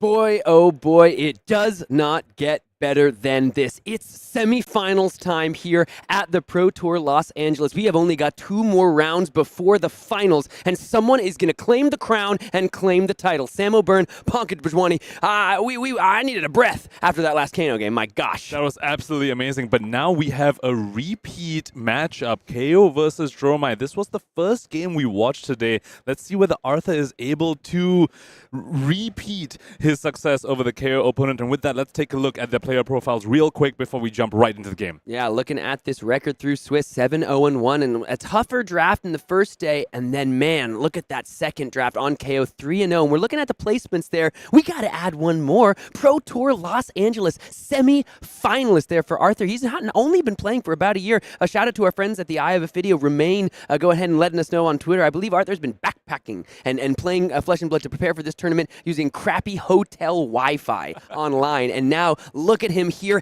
in the semifinals at the Pro Tour. Let's go ahead. He is in the Flesh and Blood. He is no longer playing from that hotel Wi-Fi. Let's go ahead and take a look quickly at his deck list. So we've seen him already beat a KO before. He's going to need to try and enact a similar game plan where he'd really take leverage over the KO's only single weapon and not being able to go wide enough, make the KO be inefficient by sending a full card into a problematic dragon like a Mirror Guy, or perhaps even a passing Mirage because they can't send 2 claws to clear your board state. Looking ahead here, we did see some issues for Arthur in that game. He did go ahead and take the win, but he was ash-locked on that one turn. The critical sync below allowing for that Flame Scale Furnace activation to go ahead and unlock the hand, and some really powerful and fortunate Mirage and Chromai strung together. It's going to be a challenge to go ahead and face down his opponent, Joel Repta, who is going to be on that incredibly powerful KO Armed and Dangerous list. Looking at him here, 5-3 in CC, a couple sterling drafts in Draft 1 and Draft 2 in that placement. Yeah, we can add another one to Calling Orlando. He is here a semi-finalist in the Pro Tour Los Angeles. Let's go ahead and take a look at his list. And something we have to point out immediately that jumps out in his deck list is the inclusion of those Gambler's Gloves. Now, the KO opponent that Arthur faced in the first round today did not have Gambler's Gloves. They were just running the Scabskin Leathers without those. But these Gambler's Gloves could be exactly what Joel needs in case, he misses a little on this action point economy, doesn't draw the go again, or doesn't have the agility. He's going to need to be able to roll scabs to deal with the board state that Arthur is going to present to him.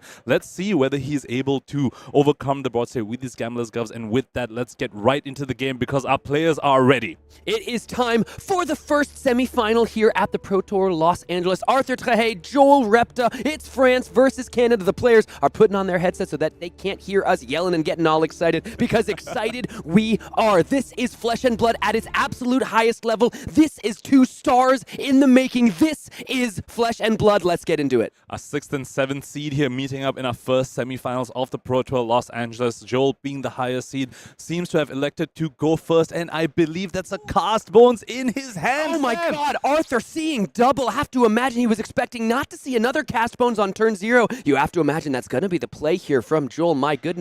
He's going to go ahead and making sure everything is good. Everything is good on our end, but man, you have to imagine everything's good in Joel's land as well. That is a powerful start. Arthur going to have to see if he is ready for another repeat. So typically when you play Cast Bones, you ideally want to already have 1 Might token set up, because remember, Cast Bones, after it's done resolving, checks to see if you have 6 Might tokens before it gives you the agility. Drum roll. 1, 2, 3, 4, 5, and the critical 6 off the top of the deck. That's going to be 6 Might tokens and the agility. All Arthur can do is shake his head. Seeing double, a bad dream here for Arthur, facing down the same turn 0 in both of his Pro Tour matches here in the top 8. Now, very important to point out, those were 5 blues revealed by Yeah. Joel Repta there. So Yeah. hitting the 6 mites, getting the agility token, but 5 blues, only 1 red to speak of in those 6 cards in that Enlightened Strike. Now, normally Enlightened Strike with the agility token, you're very happy to see, but not so much when you know you're just going to draw another blue card. So we're going to need to see how Joel navigates the following turn with the cast bones. Now, on the bright side, he does have 3 cards already, and not all of those are blue, so he might be able to string together a double red hand with this cast bones on the following turn. Yeah, so now Arthur here has to just... We've seen all he can do is shake his head, does have an Enlightened Strike and a Nourishing Emptiness. There are no attack actions in the graveyard, which is absolutely fascinating. Would be able to make some Ash here, but no Ash to speak of to start, and no Seeker's Mitt, so can't create it at instant speed to deploy either of those dragons. Just going to go ahead and put the Nourishing Emptiness on the combat chain here with the Dromai and the... What is that on the bottom there? Is that a mirror? No, that's an Enlightened Strike. Enlightened Strike, yes. Enlightened Strike, I believe in French, which is why I was like, what am I looking at here? So Coming in with 6 with Dominate. So keeping the Mirror Guy in his arsenal, one of those critical dragons that Joel Repta will need to get off the board immediately, and critically, typically not very efficiently, because remember, Mandible Claw only comes in for 3. You need to have a Might token set up to destroy the Mirror Guy that Arthur is going to eventually set up. Now, one downside about the Gambler's Govs that we were talking about earlier, Sam, is that it doesn't block. And when the Nourishing Emptiness is coming in for 6 Dominate, you look to your armor to try and help you reach that 6 breakpoint. But without that critical Apex Bone Breaker, he might need to give the Flesh Bag or give Arthur a whole extra card. Joel Repta in a bit of a bind over here. Yeah, now that is what we saw Pete Ward do in the first game, was just put all 3 pieces of equipment against a different disruptive piece, but because Joel here didn't have the Apex Bone Breaker, does have to give a card. Again, a lot of blues, so maybe it's a bit of a redundant piece, but unfortunately for Arthur, not going to go ahead and get that 5 Intellect, which a critical extra blocking card facing down a Cast Bones turn would have been nice if you're a fan of your Draconic Illusionist. So also very important to point out with the lack of that armor is that now Joel is very vulnerable to CNCs from the opponent. He cannot just give 1 card and some armor. He'll probably need to give 2 cards. And should a Nourishing Emptiness with Dominate happen again some point down the line, Joel Repta will not be able to block it. But he's going to try and make sure Arthur does not reach that point with this E-Strike drawing a card. What an unbelievable move here from Joel, finding the go again off the agility, able to just draw a card and keep it on going. This is going to go ahead and be 11 with go again and another card drawn. We say a Wild Ride in the hand as well for Joel. This is going to be such a powerful turn. Arthur's going to have to do a whole lot of blocking. So we do know that one of the card he just drew is definitely a blue. Jury's still out on whether he has another offensive card that he kept left over from his turn 0. One of them was this E-Strike. Let's see if he drew into the other 1 red card that we saw revealed off of the Cast Bones. 11 points of damage, and it is just that. Damage without a non-hit, damage without any disruption. So Arthur here going to go ahead and take the 10. The ward from the arm piece there, the Wave of Reality, going to go ahead and soak up 1, and a Spectral Shield left over for Arthur's trouble to Ash. So not going to have to worry about Ash in the near future. But now, what else is Joel Repta able to string together? Is it going to be the Wild Ride? Are we going to be able to find another source of go again? It is another blue, but a couple of wind-ups there. Those are going to be able to set up the next turn nicely for Joel as well.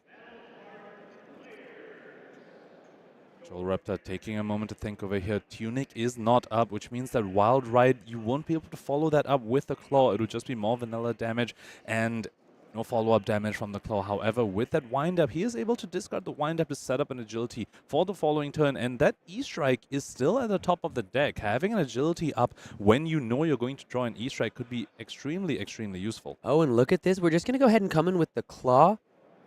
Instead of playing one of these other attacks, like we have discussed, going to go ahead and potentially discard the wind-up to get the agility and the might.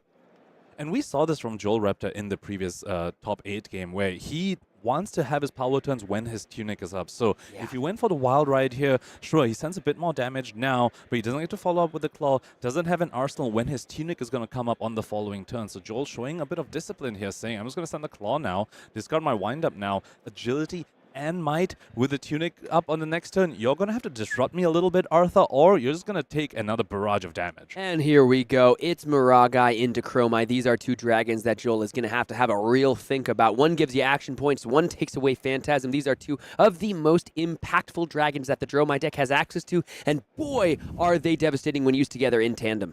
especially with this Dromai not having Phantasm. Now, a lot of Brutes think that this matchup is extremely favorable for them because of the number of poppers that they have, but Dromai and Miragai together saying, I laugh at your poppers, Joel. You need to deal with these cards by sending attacks into them. And again, the Miragai with the 4 health, so awkward for a deck with a 3 power weapon to deal with.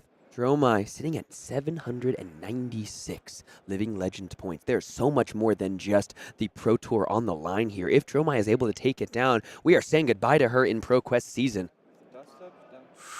Dust up. Now remember, he still has an action point left over because of that Dromai generating an action point when it attacks, and also, of course, having go again. Now, unlikely to use that action point to send the Miragai in because that Miragai will have Phantasm and is something he definitely wants to protect. But this Dust Up on hit is no mean feat. You know, that Ash Ring could, especially this early on in the game, could represent quite a bit of damage over the course of the game.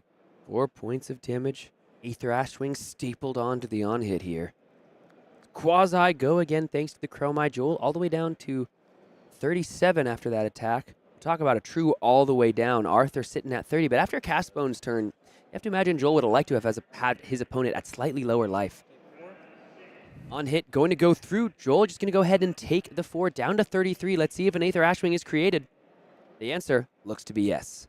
Free Aether Ashwing. Arthur not trying to be conservative with his Ash right now. And remember, he does have the failsafe of that gold token if he ever gets short on Ash this time. You know, we saw him create 2 Ash with the Nourishing Emptiness, kept the gold on the field, does not want to repeat what happened in the quarterfinals game where he got Ash locked, saying this gold token is my insurance. And remember, I still have 3 Tomes of Imperial Flame in the deck. I have not played them yet. So between those tomes, between the gold token, looks like Arthur saying, I'm very unlikely to be Ash locked for this game, Joel. You're gonna need to beat me with just raw damage to my face.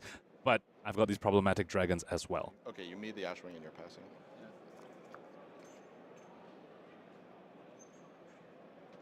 Looks like perhaps not attacking with the Ashwing, if we can listen to what Joel Repta said. And yes, that is the case. Not going to attack with the Ashwing here. Just going to go ahead and put the card to the bottom, draw up the 4 cards. Arthur's showing some real discipline here, saying this Ashwing is gonna be a little pesky little thing that you eventually will need to, you know, maybe sink some damage into or use a whole popper for. I'm gonna conserve it here, just leave it here as a little annoying flying Kadachi at some point. Enlightened Strike here, going to get buffed up by the Might Token. Let's see where it wants to go. Because the Claw with the Go Again plus the Might Token is a clean way to take care of the Miragai. Choose draw a card. Thanks to the Agility Token, just 2 back-to-back powerful plays. Enlightened Strike, draw a card without the use of Snapdragon Scalers or a similar type of effect. Such a powerful card here in this instance. At this point, we have crossed the threshold of the cards that were revealed off the Castbone, so Joel Repta did not know what the card is going to be. Didn't quite get a good look at his facial expression when he looked at the card as well, so he's just saying, all right, I'm going to E-Strike, draw a card, very, very efficient line. Those 2 dragons, though, Sam, he's still going to need to deal with them somehow. Looks like he might need to settle for only dealing with one of them this turn because, as you pointed out, the Might Token consumed on Enlightened Strike. So dealing with the Miragai going to be a lot harder with that Mandible Claw. Give me a Wild Ride coming out here. Let's see where it's headed. See where Joel's mind's at. Targeting you, draw discard. Joel has announced that a Wild Ride is targeting Arthur in the face.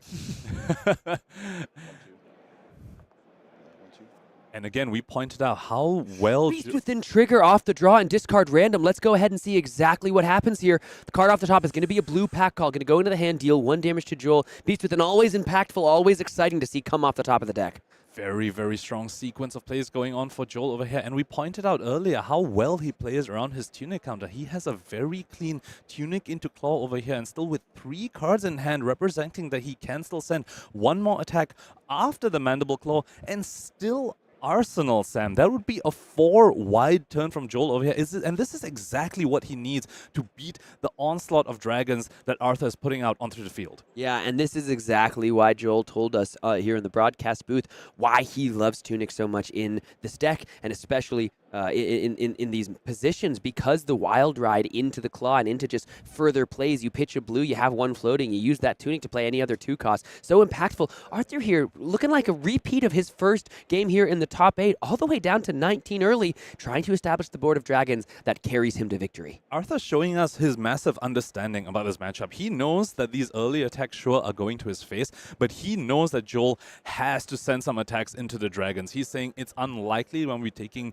more damage this turn because you have to clear these dragons or you're taking a massive risk. So Arthur's saying, I'm going to use my life total as a resource for now, but I believe Joel is trying to punish him for that, saying, you assumed I'm going to send this damage at your dragons.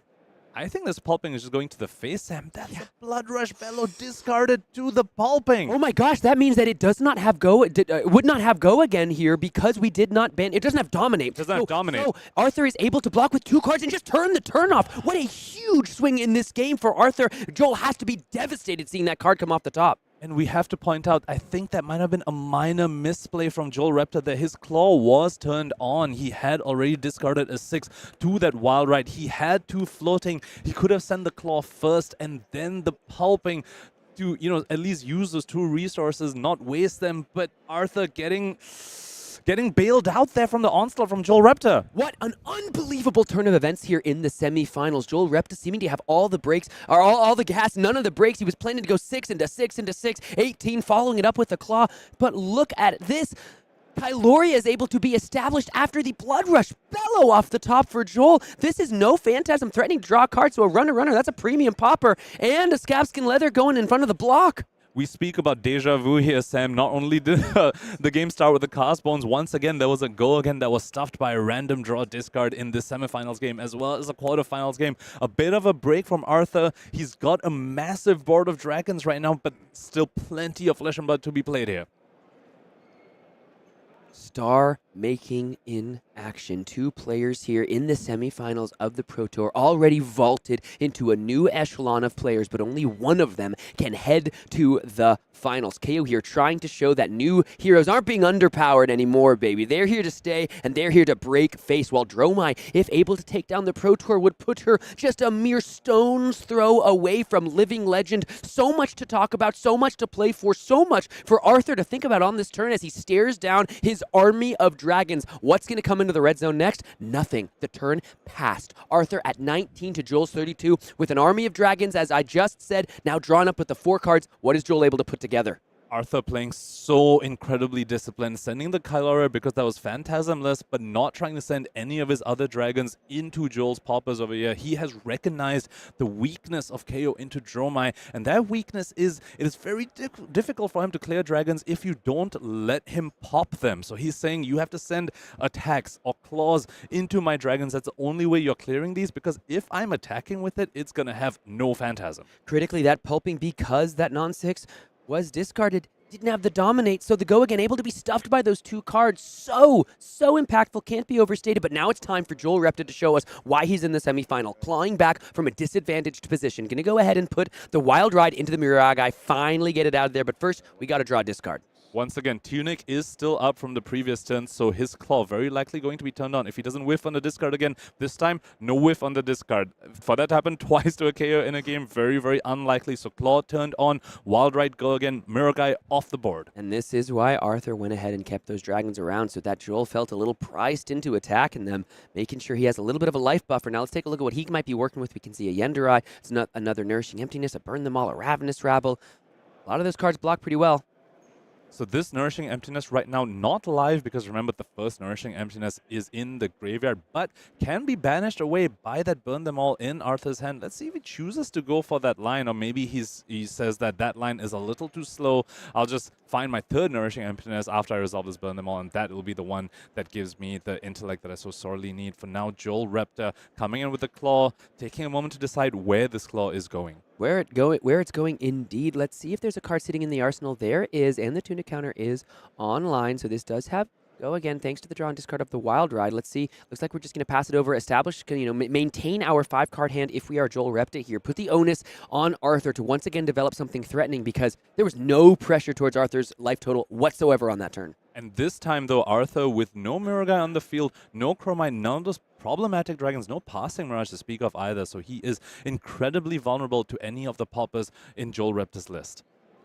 And not an incredibly impactful turn from a non-poppable standpoint. Yeah, Arthur really has to give this one a think, because you've gotten all the tempo, or you've gotten at least the space to play your cards. Tempo might be a little bit more up in the air, but it's going to be a Burn Them All. It's going to be an Invoke Yendrai, and we're going to pitch away that Nourishing Emptiness. Maybe that Ravenous Rabble sticking around as a starter in the arsenal for later in the game. But first, we're going to come in here.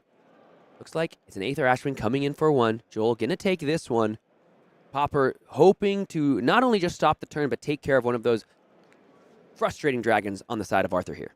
The one arcane damage coming in from the Burn Them All seems very, very innocuous, but we saw that in the top 8 game, in the quarterfinals, that arcane damage was critical to Arthur's win there. And, you know, it all starts with that little pesky 1 damage, a little pesky coming in attached to an Aether Ashwing as well. Just these little things that will whittle down Joel Repta's list and make this arcane damage, this unblockable arcane damage, his doom. Now, Joel Repta, they're blocking with a popper, the Clash of Agility. Remember, the clash does not happen because that was an ally. Clash of Agility does, you know, say it needs to clash with the attacking hero, but that was an attacking ally, so no clash happens. But, of course, that was a pop. Unless, of course, the Aether Ashwing had a deck. And then if the Aether Ashwing had its own deck, I suppose you could clash with the ally, because then you could look at the top card of each of their decks, right? Maybe. It still says attacking hero, so perhaps not. Depends on the Aether Ashwing. I've met some very heroic Aether Ashwings in my day. yeah. This is a Wild Ride. It's coming in with the +1 thanks to the Might token. We're going to draw and discard. A lot of Wild Rides being thrown down on the combat chain so far. That's another big old red pack hunt, though, heading to the graveyard there off the discard. That Intimidation, we've seen it be so impactful, especially in Joel Repta's last game, and now 2 headed to the graveyard right off the top of the deck. Wild Ride coming in for 6 here off the Might token, also generating its own Might token because of the discard. Now, this does have go again. Arthur with a pretty defensive hand, you know, two defense reactions in that, but also 2 very, very strong dragons. We spoke about the inevitability of the arcane damage in this matchup. He's got an Asvalai and a Mirror Guy, 2 very, very critical dragons for his strategy. Let's see how much damage is threatened towards Arthur here, because, like you said, some very impactful cards in the hand. Go ahead and opt with the Fate Foreseen. Only going to take 2 here so far off the Wild Ride. 1 Blood Rush in the graveyard.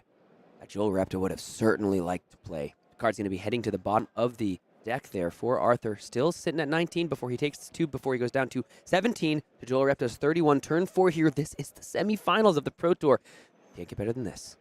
Arsenal from Arthur is still the Ravenous Rabble, I believe. Joel Repta's Arsenal, though, not entirely sure what it is. Coming in with the CNC off the Tunic counter. Very, very effective use of the Tunic counter. And Arthur holding that D-React cannot be happy to see this. Yeah, because you'd have to put both of the dragons you really want to play in front of the Command and Conquer if you want to stop the damage and keep your Ravenous Rabble around. But then all of a sudden, those 2 dragons, incredibly meaningful in the matchup, headed straight to the graveyard without getting to be deployed whatsoever. This is a massive Command and Conquer from Joel Repta here. We talked about a way to get back in this game. We talked about why he's here in the semifinals, playing back from a disadvantaged position, showing us exactly how you work together. You work back from a tough spot to put yourself still in control, or at least still vying for control of this game. Perfect timing of the CNC here. Arthur either needs to give up those dragons he so sorely wants to deploy, or give up the Ravenous Rabble in his arsenal. Looks like he is letting the CNC hit for an entire 6 and losing the Ravenous Rabble from his arsenal. He is saying that these dragons are way too critical. I need to enact my strategy. I'm going to need to take a bit of damage to do so. Wow. If you had asked me before the day started if 2 CNCs connecting and taking cards out of the arsenal was in my bingo card, I would have told you it was not. That is some incredibly devastating plays from these top 8 competitors. And we're going to have to pitch into the Mirror Guy here. It's going to be pitching away the Asvalai because that's Sync Below. Now that we've seen a CNC, might as well keep it around for later. And this Kyloria threatens a draw. Time and time again, we have commended Arthur on his discipline, and we have to commend him for that play as well. He has recognized what his win condition is, and that win condition entails that he resolves this Mirror Guy. He had to take 6 damage for it, lost his Ravenous Rabble, effectively getting a 10-point swing is Joel Repta on that side, but Arthur says this is still my highest EV line. Let's see if that works out for him. Very problematic dragons in the field right now. Mirror Guy, Kyloria, and Yendrai. Sticky dragons, Kyloria currently coming in with no Phantasm thanks to Mirror Guy. And now dragons that you really have to think about if you're Joel Repta, and having to take care of on your own turn is a less than enticing task when you have a Blood Rush Bellow in your hand. That's not a card you want to deploy when you're trying to clear dragons. It's a card you want to deploy when you're not facing down any pressure and you're throwing cards straight at your opponent's life total, straight at their face. This is Arthur Trehet taking an aggressive line, but a line that we've seen work so far for him in this Pro Tour. Even though he might be down 19 life, he is so far from out of this game. Once again, the lack of armor pieces from Joel over there, opting for the Gambler's Gloves over the Apex Thronebreaker. This Kylara coming in for 4, Sam, and we spoke about this earlier, the Nourishing Emptiness earlier, stripping away Joel's armor. Now he's getting rewarded for it. This Kylara, difficult for Joel to block, and he's just letting it hit, Sam. He can't block it, not with the cards in his hand. He knows he's got to take care of these dragons. It doesn't have Phantasm. What did we find? It's a Rake the Embers, which means we'd have to pitch into playing it. Not exactly what Arthur wants to see if he wants to keep that Sync Below for the arsenal, so maybe just a card for the Flamescale Furnace here. If you're Joel, and you see that is the way that that card is deployed on the turn, you are breathing a sigh of relief that that Kyloria draw did not get worse for you. We have to absolutely commend Joel Repta for that read. When you see your opponent take a CNC, you can make the read that they likely just have a defense reaction and arsenal that they couldn't block with. So he made the read, sees the Asfly pitch to the Mirror guy saying, I think all you have is a defense reaction. I'm just going to let you have this card draw and see whether you're able to capitalize on that. Wow, look at this. It turns out, let's go ahead and resolve a bunch of Aether Ashwings here. That Sync Below going to go ahead and get pitched in. Arthur wanting to get value out of the draw of the Kyloria, but now that Sync Below heads to the bottom. That arsenal is going to be wide open. We're playing a little more face up if we're Arthur, giving Joel much more information to play with, play around, and maybe put him in the position to take control of this game, especially with the Blood Rush Bellow in the hand. This Ashwing, of course, does not have Phantasm. That was already consumed by the Kyloria Ashwing, just coming in for a little one. It does have Phantasm, yes. The non-Phantasm was consumed by the Kyloria, yes. So Joel Repta might need to give up a critical card from his hand on a turn that he wants to use that Blood Rush Bellow, but if he doesn't, if he goes for an aggressive line, that'll be quite a few other dragons coming in after that. Interestingly, had a line open to him where he could have activated the Flamescale Furnace, grabbed 2 resources to pitch into the gold, grabbed another card, kept the Sync Below around, but keeping that gold around for later. We saw the Ashlock be so prevalent in the last game that Arthur played on stream, was able to navigate around it, but has to be in an uncomfortable position he'd like to avoid if possible. And the gold, a one-way ticket to Ashtown. Aside from just keeping the gold around, Sam, he also kept that ash around. Note that the Rake the Embers only converted 2 ash into ash rings instead of converting all 3. Arthur just once again exhibiting a masterclass on this hero, saying, I'm not going to be ash locked, I'm keeping my gold around, only converting 2 ash rings from the Rake the Embers. We aren't going to be ash locked. We're going to be able to resolve the dragons that we need to resolve. These are the 2 titans of the metagame here at Los Angeles. These are 2 titans of the Pro Tour in Arthur and Joel, and that's a popper being committed to the Aether Ashwing. Going to stop the turn here for Arthur. Even though Joel's at 26, he has to respect that damage. Now it's time for the Burn Them All to get rid of more attack actions and get ready for the next Nourishing Emptiness to come on down. 15 life lead for Joel Repta over here. But board state from Arthur's side is looking very, very critical. America, Yenderai, Kyloria, and 1 Aether Ashwing. Joel does need to deal with his board state, but also needs to send damage to Arthur's face. 2 more Sync Belows and a Passing Mirage. That's something else that's going to have to be respected if Arthur is able to deploy it. We saw the Mage Master's Boot work beautifully in concert with that old aura to come down and really make Arthur the clear favorite in the last game that he played in top 8.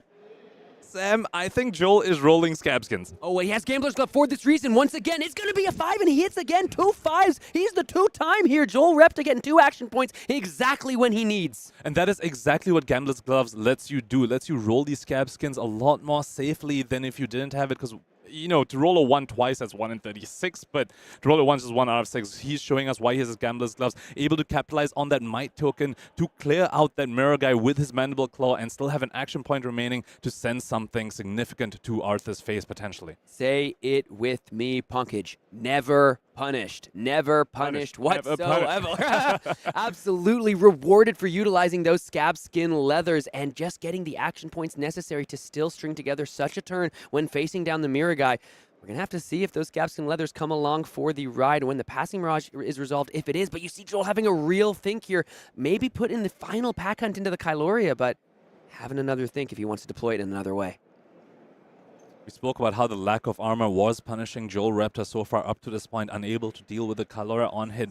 But it comes with its benefits as well. It lets him roll his Scabskin Leathers without being too scared about it. It lets him aggressively roll and deal with board state while dealing damage to the face, and that's exactly what we are seeing happening here. This Intimidate, when your opponent's holding 2 defense reactions, could actually be incredibly powerful here. 1, 2, 3, 4. Yeah. Go ahead and listen in. Well, Repta, all he can do is roll 5s and 6s. He is just addicted to the thing. Now going to go ahead and get that Intimidation. This is 6 damage straight at Dromai. We did Intimidate one of the Sink Belows here. This is only 6 damage. So maybe it's another Sink Below getting in front of that along with the Flamescale Furnace. Just block out all the damage, able to establish a Dragon, establish a Passing Mirage, and keep a Sink Below for the arsenal.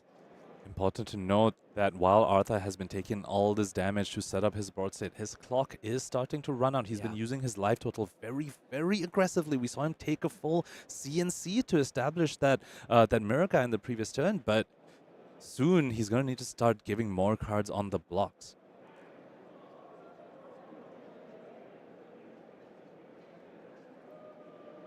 Arthur just taking a moment to think over here. Of course, these top 8 rounds at the Pro Tour are untimed. We do not want to rush our players. They do need to make the best decisions possible. Let them have their time to think. Our 7th seed, Arthur Trehet, Joel Repta, 6th seed here, 11 to 26 in favor of the Canadian. There is a pack hunt on the combat chain, has already intimidated away that Sink Below.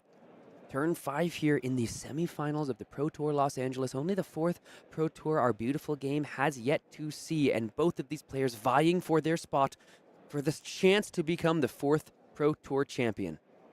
Arthur now has to consider several things over here. No more Mirror Guy on the field, meaning that his dragons are all vulnerable to the many poppers that Joel has in his deck. And the only threatening thing he can put down, Sam, is that Passing Mirage, which of course consumes his action point and ends his turn. So, you know, it is a threat he gets to put on the field, but he doesn't get to capitalize on that immediately. And on the other side, Joel, with his Gambler's Gloves and Scabskin Leathers, is actually very, very well equipped to deal with that Passing Mirage.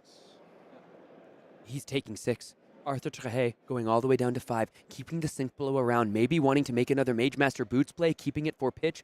An incredibly aggressive play here from the Frenchman as he stares down a Kayo deck known to do a fair amount of damage and only has 5 left to play with.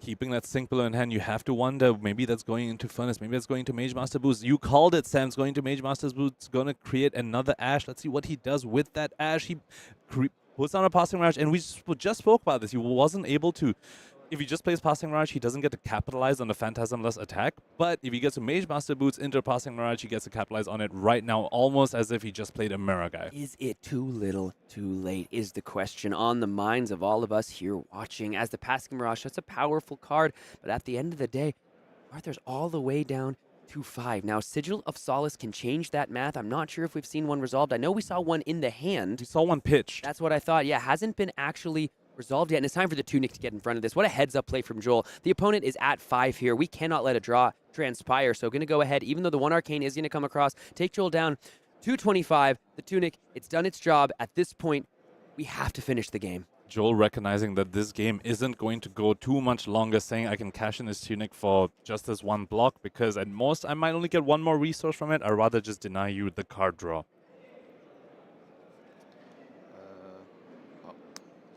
Pop the Aether Ashwing with the Wrecker Romp here.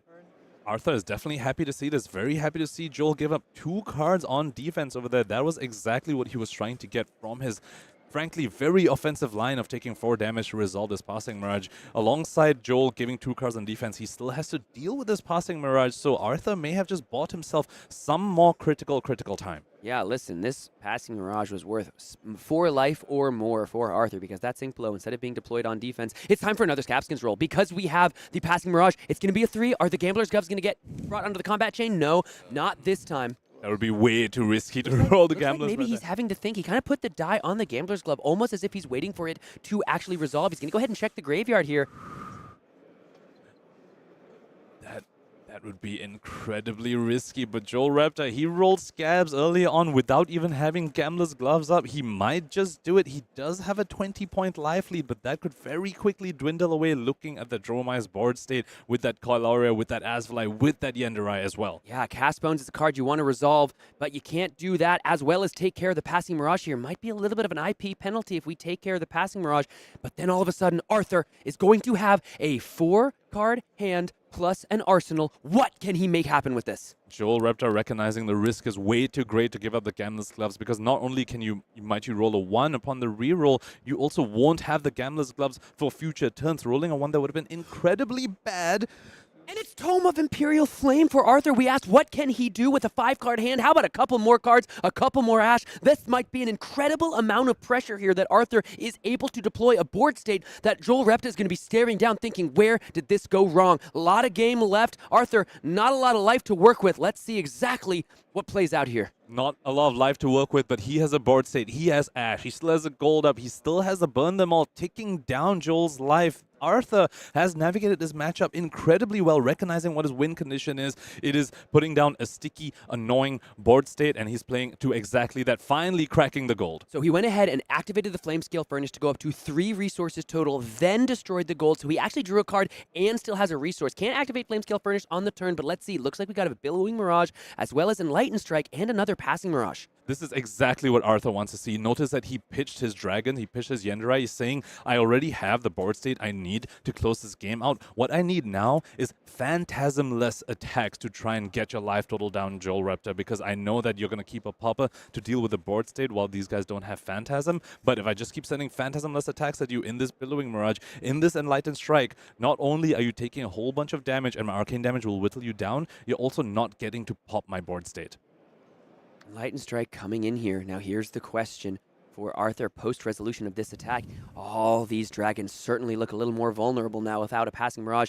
Might have to just pass the turn after playing the Passing Mirage rather than attack with these dragons and allow one to get popped. Again, can't activate the Flame Scale Furnace, and then you're left with a 2-block in your hand. And resolving a Passing Mirage just puts Joel Repta back in the position where he needs to roll Scabs again. And as the Dromai player, that is exactly what you want to see. You want your opponent KO player to start rolling Scabs, because that means they are starting to take risks that could lose them the game. And also need to point out that I believe Arthur's Arsenal is a defensive piece, I want to say. It's a Syncbalo. So he is very well equipped. He's got an amazing board state, bunch of dragons, Passing Mirage, burn them all on the field, defensive piece in Arsenal. Arthur has navigated his way into a very, very solid position in this matchup. Let's see Joel Repta maybe making it look like he has an instant speed effect, but that Cast Bones is still in hand, which is not only such a powerful card, but is a miss. Might have to be overpitched to get out of the hand if we want to make sure that we hit on whatever draw and discard is played. This is coming down to the absolute wire here in the semifinals of the Pro Tour.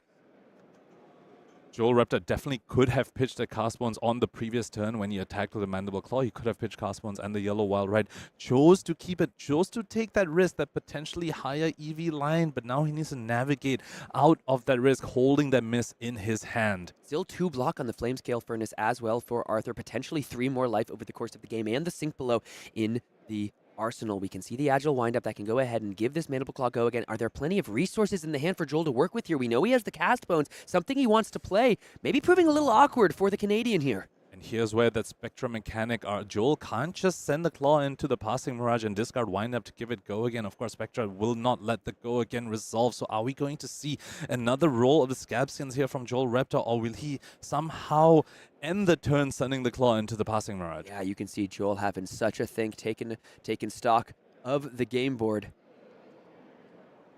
Ooh, maybe pitching away the Agile Windup. Pitching 2 reds here into the Claw. Maybe looking as though this might be a Cast Bones. He's going to go ahead and give this go again, make an Agility, make a Might, play the Cast Bones, and try to just finish this game, Ponkage. He's saying, all right, you are navigating this so well. You are just putting our board state after board state that I cannot deal with. I just need to try and end your life with this Cast Bones, and that's enough already. It's 1, 2, 3. It's 4, 5, 6. There's a Might left over from the Agile Windup. Arthur Trehet has to face down his second Cast Bones of the match. He may have a bunch of dragons. He may have a Passing Mirage, but Joel Repta, there's a bunch of Berets in this Cast Bones reveal. Joel Repta wanting to punish Arthur for taking all the damage early on, taking that CNC, taking all the damage to set up this board state. Joel saying, okay, you know what, at this point, you've taken all the damage to set up the board state, but what if I just don't respect it? What if I just don't bother clearing it and just focus on clearing you instead with the 7 extra might tokens for the following turn? There is a Nourishing Emptiness in Arthur's hand. Has he banished enough attack actions to get an extra blocking card on the Cast Bones turn? He has to be very careful with this Passing Mirage because the Phantasm attack, the Phantasmlessness of this goes down to any Illusionist attack, right? It's not just Dragons here. Yes. So if he throws a Billowing Mirage or an attack of the same nature, the Dragons would have Phantasm. But the Nourishing Emptiness here might be enough to really change the math of the Cast Bones turn. A lot rests on this. He also has a CNC, which is sometimes exactly what you want to see when your opponent has set up a big turn. When they're trying to just end you while you're at 5 life, the CNC could be the critical disruptive piece he needs to try and survive. Let's see if he's going to do CNC or the Nourishing Emptiness. He's holding on to both right now. 2 unbelievably impactful cards as Arthur is facing down 7 might tokens and an agility token. This is unbelievably responsive here from Arthur, right? He's been hit in the face by the Cast Bones, but he's got the left hook to counter with. We're going to see exactly which is the left or the right for Arthur here. Command and Conquer, Nourishing Emptiness. He's got plays. He's got options. Joel is taking 3. Very, very critically, that phantasmlessness, as you so eloquently put it, Sam, has been consumed by a Billowing Mirage. Looks like Arthur, what's he going to pick? The CNC or the Nourishing Emptiness? Now, there's quite a bit of a decision there. CNC takes 2 cards away from Joel, whereas Nourishing Emptiness just gives you 1 extra card. Looks like he's going for the Nourishing Emptiness line. Yeah, Nourishing Emptiness here. This is a fascinating decision point. Nourishing Emptiness coming in for 6 with Dominate and going to give another Intellect on hit. That's a lot of block, plus a Sink Below in the arsenal. That might be enough to stay alive. And then all of a sudden, Joel once again has to think about the Passing Mirage.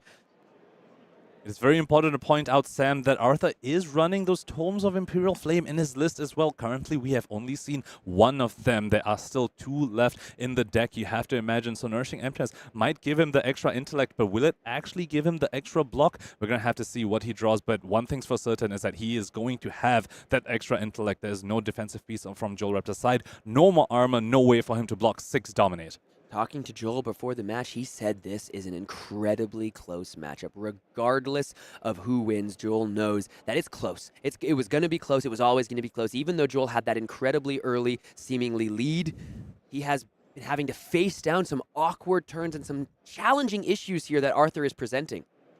Blue Assault and Battery. I saw that. That's not what you want in the arsenal. Not a great arsenal, but he is holding on to a beast within, and the Assault and Battery does not need to rely on the random draw discard of some of the other cards like Bare Fangs and Wild Rides to guarantee that he hits the beast within. He just has a guaranteed beat chest mechanic in his arsenal to guarantee that he gets a discard beast within, draw the extra card, which might just be exactly what he needs to get over that pesky 5 life that Arthur is sitting at. This is now 2 turns in a row that we haven't seen Burn Them All able to get any arcane damage across because no dragons have attacked. That's something we're going to have to keep in mind. If the Burn Them All is able to stick around a turn or 2 longer, arcane damage might be the way Arthur Trehet tries to win. Let's see all those tokens get turned to the side. This might be the most impactful turn of the tournament so far here, folks. It's the semifinals. It's an Assault and Battery. We're going to make an agility for the next turn. It's time to trigger the beast within. Assault and Battery coming out with Go again, getting the extra card draw from Beast Within. Drawing a blue is Joel Repta. Now, is that the resource he critically needs to go ahead and send a Claw and potentially another attack? This is so much damage coming into Arthur, and Arthur has drawn that Tome of Imperial Flame. He has 5 intellect, only 4 cards that block in his hand. Sink Below in the arsenal might change the math a bit, as well as the Flamescale Furnace. It's going to have to get into the red zone at some point. You don't want to fall to the Kayo here with a point of block left on the Furnace. Plenty of Ash. This is 12 with Go again. 1 saving grace here for Arthur. It wasn't a red Assault and Battery, only the blue. 3 cards left, though, for Joel. Staring down 12 damage and still an action point. 2 blocks here for Arthur as well. So total blocking value in Arthur's hand is 2 + 2 + 3 + 3, 10, 2 from the Furnace, 4 in the Sink Below in Arsenal. Still quite a bit of block value, 16, but not exactly what he wants to see from the Nourishing Emptiness hit on the previous turn. And the Tome of Imperial Flame, yes, you can play it as a 1-card hand, but let me tell you, it would turn on the Go again of the Dragons, but that's all it would do. You'd make a couple Lash, you'd have a couple Pitch, but that would be pretty much it. The Burn Them All damage might be relevant on that next turn, but before Arthur can think about that, he has to think about all the possibilities from this point forward. What a call out from you, Ponkage, knowing that the Tome of Imperial Flame might really change the math of these blocks.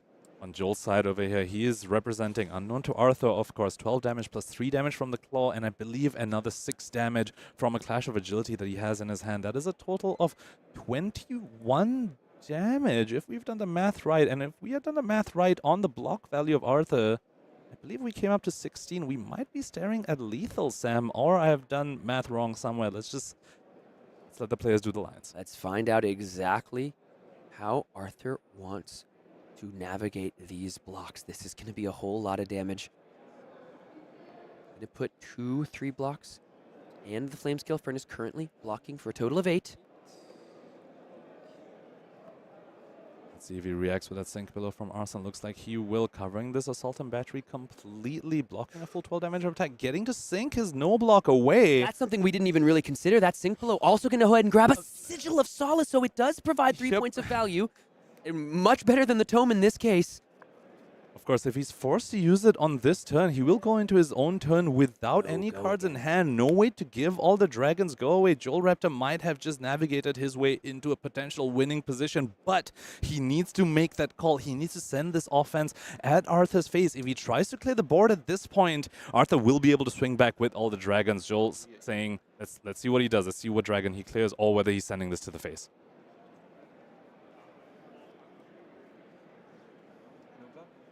Looks like he's posturing to throw this straight at Dromai here. 3 damage. And Arthur's just going to take it. He's going to go to 2. He's going to say he's going to force Joel into a decision here. 6 at you. 6 at Dromai is the call. Is that just 2 2-blocks? It is 2 2-blocks, okay. Stays alive at 1. He can go to 1 and keep 1 card in hand and swing out with the whole board. Stay alive. Put the 2 2-blocks in front of this. No, put a 2-block and play Sigil. Yes. It has the Ravenous for the next one. But Sam, he would be at 1, sending an attack action into a deck that runs Reckless Swing as its blue base. Absolutely not where you want to be in the game of flesh and blood.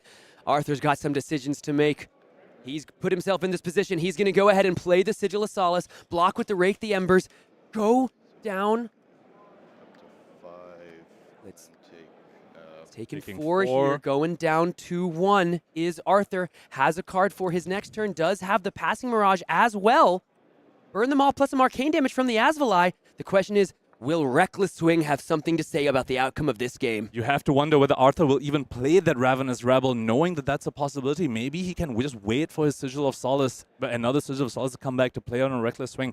Or is he going to say, I just have to send it? No Reckless Swing to speak of in Joel Repta's hand, though. Blood Rush Bellow is in there, and 3 reds. The Ravenous Rabble coming down. No fear from Arthur whatsoever. No fear, maybe in these brute deck lists, but it's Arthur who has the stone-cold eyes of the killer. He's coming in with 4 damage. He's got Phantasmlessness on one of his dragons, a Burn Them All and an Asvali. It's a Burn Them All on the top of the deck, and as we know, there are at least 2 or more Sigil of Solaces floating around in that deck list that might have something to say about a Reckless Swing. First dragon attack as well will be Phantasmless thanks to the Passing Mirage. Joel Repta in a very, very tough spot here. That Sink Below from Arthur on the previous turn, getting him right out of that exact lethal range to allow him to send this onslaught of dragons. 4 damage. Joel has to consider it. 2 arcane coming in if the Asvali is the attack following. And again, these reds in a Blood Rush Bellow, this is exactly not where you want to be. Yes, you're going to draw a couple cards, but if you have to commit a popper, all of a sudden the pitch is looking like a real issue. You want to get value out of the agility. You want to get value out of the might. But now you're staring down 4 damage, and look at the dragons that Arthur has at his disposal, and that Passing Mirage hasn't been dealt with whatsoever. And here's where these Phantasmless attacks, we keep coming back to it again and again. So critical to knock Joel down into those life totals where arcane damage will be inevitable and will kill him. You see him doing the math, realizing he needs to put a block in front of this because Asvali is going to come in without Phantasm and put 2 more arcane damage to his face. Let's see what the block is here. It might be the Blood Rush Bellow that's getting ready to get in and get in the combat chain. It's going to block for a total of 3. 1 damage coming over. Joel Repta has to respect this board at this point. Passing Mirage, it's time for the Asvali to come in. This is 2 points of arcane Joel has nothing to say about, and 2 points of physical that can't be popped with a Phantasm Popper. This was incredibly forced by Joel Repta, Sam, because I think he drew 2 no blocks in his hand. The only remaining blocking card is at Swing Big, which he needs to use as a popper, or he'll just die to the Ash Ring. So he's just going to be holding up to 2 red no blocks on his turn. And he'll 2 no blocks that most likely go into the Mandible Claw, try to get rid of the Passing Mirage. We'll have to see exactly what happens, but now this is 2 damage that Joel Repta has to deal with. These no blocks, these pearls in these brute decks, they giveth, they taketh, and man is it making Joel Repta make some incredibly tough decisions. No blocks, the call from Joel goes down to 2. What that means, the Asvalai that will be sitting on the field with the Burn Them All, that's 2 points of arcane damage, Punkage. As long as there are enough reds in Arthur's graveyard to keep the Burn Them All alive, he will need to banish 6 reds. He's already banished quite a few so far. As long as he can keep that Burn Them All alive, I believe we are looking at guaranteed lethal on the following turn. Aether Ashwing coming in for 1. The only popper that can block is the Swing Big. We're going to go ahead and pop it if we're Joel Repta here. Let's go ahead and count the graveyard and see exactly how many red cards remain for the Burn Them All. So pulping and Wild Ride, the hand for Joel Repta here, not what you want to see. This is a huge moment. 1, 2, 3, 4, 5, and 6. We've said it for Cast Bones all day long, but 6 cards coming out of the graveyard, going into the banished zone. Arthur saying, I can count to 6 too, my friend. Joel Repta is staring at lethal right on the stack. He's still potentially... There's another Burn Them All in the hand. Plunkage. This might just be it, Sam. We saw an Al-Gaib. Arthur, just look at him, so stoic, so stone cold, saying, I know I have you on the ropes, Joel Repta. What do you have? We have to point out, if Joel had the resource in his hand, he could have sent the pulping with potential dominate to end the game, but unfortunately does not have it. Sending it into the Asvalai, recognizing Yeah, what do you have to do? That's the lethal on board, right? But what Joel doesn't know... There's another Burn Them All. No, they both know it. It was revealed off the rabble. Oh my god, it was revealed off the both rabble. know that. Joel, all he can do is look up. We resolve the second Burn Them All. It's time to attack with Yenderai. 2 points of arcane damage across. And your first finalist of the Pro Tour, Arthur Trehet, with an unbelievable navigation of that game. Cast Bones is 6 damage, but Burn Them All revealing those 6 red cards. Oh my goodness. Arthur Trehet moves on to the finals. Talk about an absolute masterclass, Sam. What do we see in that game? We saw Arthur take CNCs to lose Rabble from his Arsenal. We saw him use his life total as the perfect resource. He knew exactly how much damage he could take. He went all the way down to 1 to come out on top of that game after 2 cast bones that both resolved for 6 might tokens and an agility. What an absolutely amazing game for our first semifinals of the Pro Tour Los Angeles. We said it earlier in the game. There was a point where Joel Repta might be looking at that game board and asking himself, where did it all go wrong? The Tome of Imperial Flame bottom to the sink below, the Sigil of Solace allowing our Dromai player Arthur to stay alive at 1, and just the absolute stone cold stones to throw down the Ravenous Rabble and come in. Who cares about Reckless Swing? I am going for the win, and that's how you get to the finals. So many Dromai players were a little bit afraid of the KO representation, saying maybe this isn't the meta to play Dromai in. Arthur saying, no, this is how you do it. Put down the sticky board state. Use your life total as a resource. Show them how it's done. No cast bones. I'm not scared of any cast bones. Okay, okay. That's your first semifinal, folks. And if that's any indication of what the rest of this day is going to be like, then we are in for one of the greatest final couple games of Pro Tour history. Arthur Trehet, your first finalist here at the Pro Tour. We're going to go ahead and go to a quick break. Before we are back, we're going to hear from Arthur, hear how he's feeling moving on into the finals. So don't go anywhere. We'll be back in just a moment.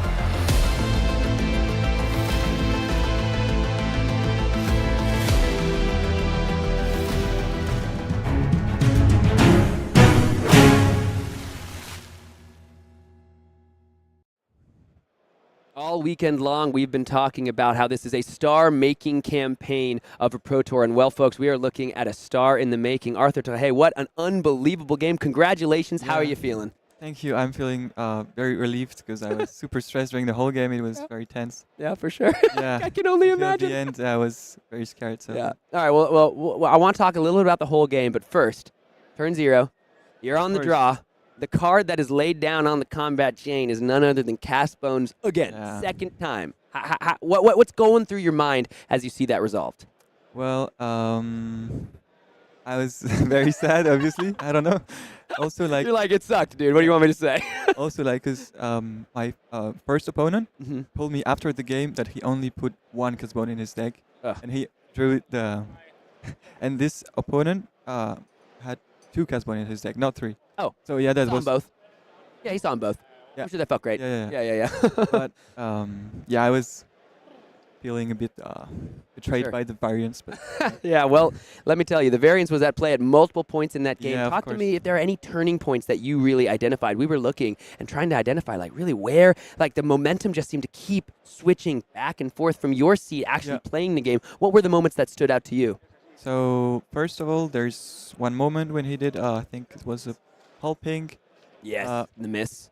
Pulping miss on Blood Rush Below, which is a huge gain for me because...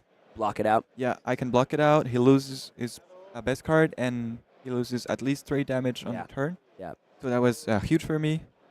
Swing back up the variance. For sure, yeah, exactly. Yeah. And then I choose to Arsenal Ravenous Rebel. And because I think that I have like Seal Furnace to block. Also, I think he didn't have an agility. So I was confident I could block a CNC if there was any. But then I drew 2 direct that cannot block CNC, and a mirror guy that has to be played because there's a Kylari on board and he doesn't have any armor yet left.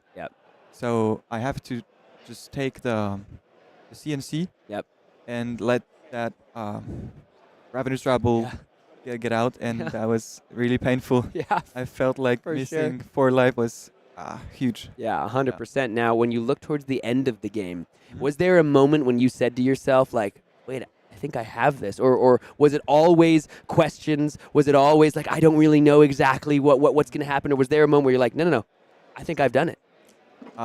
So when I played Billowing Mirage into Nourishing Emptiness, I was feeling a bit shaky because I knew I would, with 5 card hands, I would probably be able to block out his turn, even though it was a good turn with Cast Bones and stuff. But I also knew it was a lot of 2 blocks left in my deck, also tomes, because I didn't see the tomes early and had 2 tomes. So I was feeling like, okay, maybe I will draw the 3 blocks, maybe I will draw the no blocks. So let's see. 100%. Yeah. But you managed to pull it out. So let's look ahead a little bit. Let's look ahead a little bit because now we're in the finals. Yeah. So looking ahead to the finals. Yeah. How you feeling about the matchups? You got either another Kayo or this incredibly impactful, Hatch Dorinthea build. Which would you rather face? Honestly, I think I would rather face the Kayo since I went 4-0 into Kayo on this tournament. I feel pretty confident. It's the matchup that I trained the most again. And then maybe this time he won't play Cast Bones from turn 0, Hey, no, don't say that now. Don't say that now. You're going to jinx yourself, man. For sure. All right, so understood. Now, from what I understand, this is still like not necessarily the most recent thing for you to begin playing Flesh and Blood, but you're within the first year of playing? Yeah, it's been a bit more than a year. I started last February. Yeah. Talk to me about your journey, just like to Flesh and Blood that has now gotten you sitting here in Los Angeles, about to play in the finals of the 4th ever Pro Tour. Yeah. So I started playing at my local game store. I bought the Dromai Blitz Reconstruct deck. Nice. And then I thought, oh, well, let's build Dromai, And I switched to Icelander, played a bit. I made 1 culling when I was not very good, to be honest. Then the Worlds, which I did fine. And then this is the 3rd tournament, big tournament I play. And it's going all right. I didn't expect it to go this far, but I'm very glad I did. Yeah, incredible. Well, incredible stuff. Is there other? I mean, you're now playing, right? You've made $20,000. Yeah, I think so. At the minimum. Yeah. So that's pretty good. Yeah, that's pretty good for your third tournament ever. Sure. My third tournament ever. I think let's just take a think. I don't think I was up for $20,000. No, not on my third, not on my third tournament ever. I was close. I was really close. Yeah, though. sure. Yeah, I was like 16.5. So any shout outs you want to make? Any people you want to thank for your journey? Any people watching at home? First of all, I would like to thank the French community who's supporting me a lot. That's very heartwarming. No. Heartwarming, yeah. Yeah, exactly. Then my group of friends with whom I practiced a lot, of course. And there's a guy who also brought me the cards. His name is Sylvain. Otherwise, I couldn't play the tournament because I didn't have cards with me. Nice. Yeah. And Big shout out to Silva. Yeah, big shout out to him, man.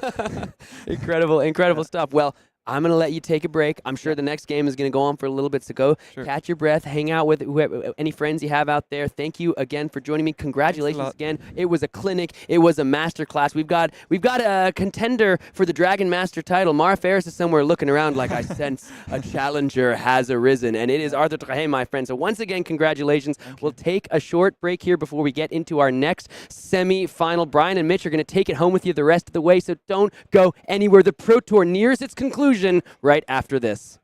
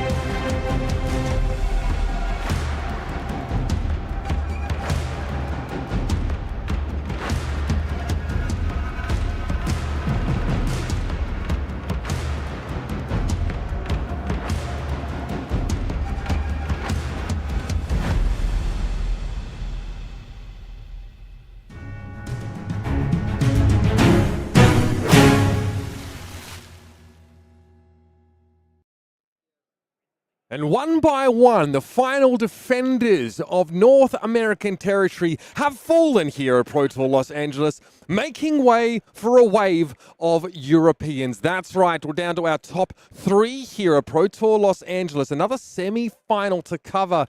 It'll be the Spaniard, Daniel Correas, going up against Maximilian Klein, hailing from Germany. No duplicate heroes left in this tournament. It's Kayo versus Dorinthea for the right to fight for $50,000 and the right to go up against Arthur Trehet, looking incredible on Dromai, the Ash artist. Arthur is a stone-cold killer, by the way. That is a man who knows Dromai inside and out. Some of the most impressive, fearless Dromai play I have ever seen. Yeah, it was a beautiful game. One of the most perfect games of Flesh and Blood I think I've seen from Arthur's corner. But we've got to talk about a completely different matchup here. Let's dive into our second semi-final and start off with none other than Maximilian Klein.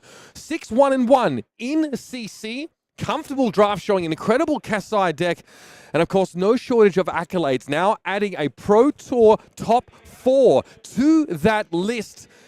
What a banger of a match against Joshua Lau to get into this game. Some key differences in his deck list that we feel got him there alongside an immaculate pitch stack to finish the game. Now, he'll leverage this list against Kayo, armed and dangerous. Yeah, work cut out for him has Max, but he's been here before. There's a reason he chose this Dorinthea Iron Song list. It is strong into Kayo. He knows Kayo can high roll. He knows Kayo can pop off, but likes his chances, knows the plan, has that balance of justice at the ready to try and blunt some of that offensive output. And it's going to be about defend, create value. Use these on hits that Kayo does not defend well, Mitch. That is a problem for Kayo. A lot of no blocks in that deck.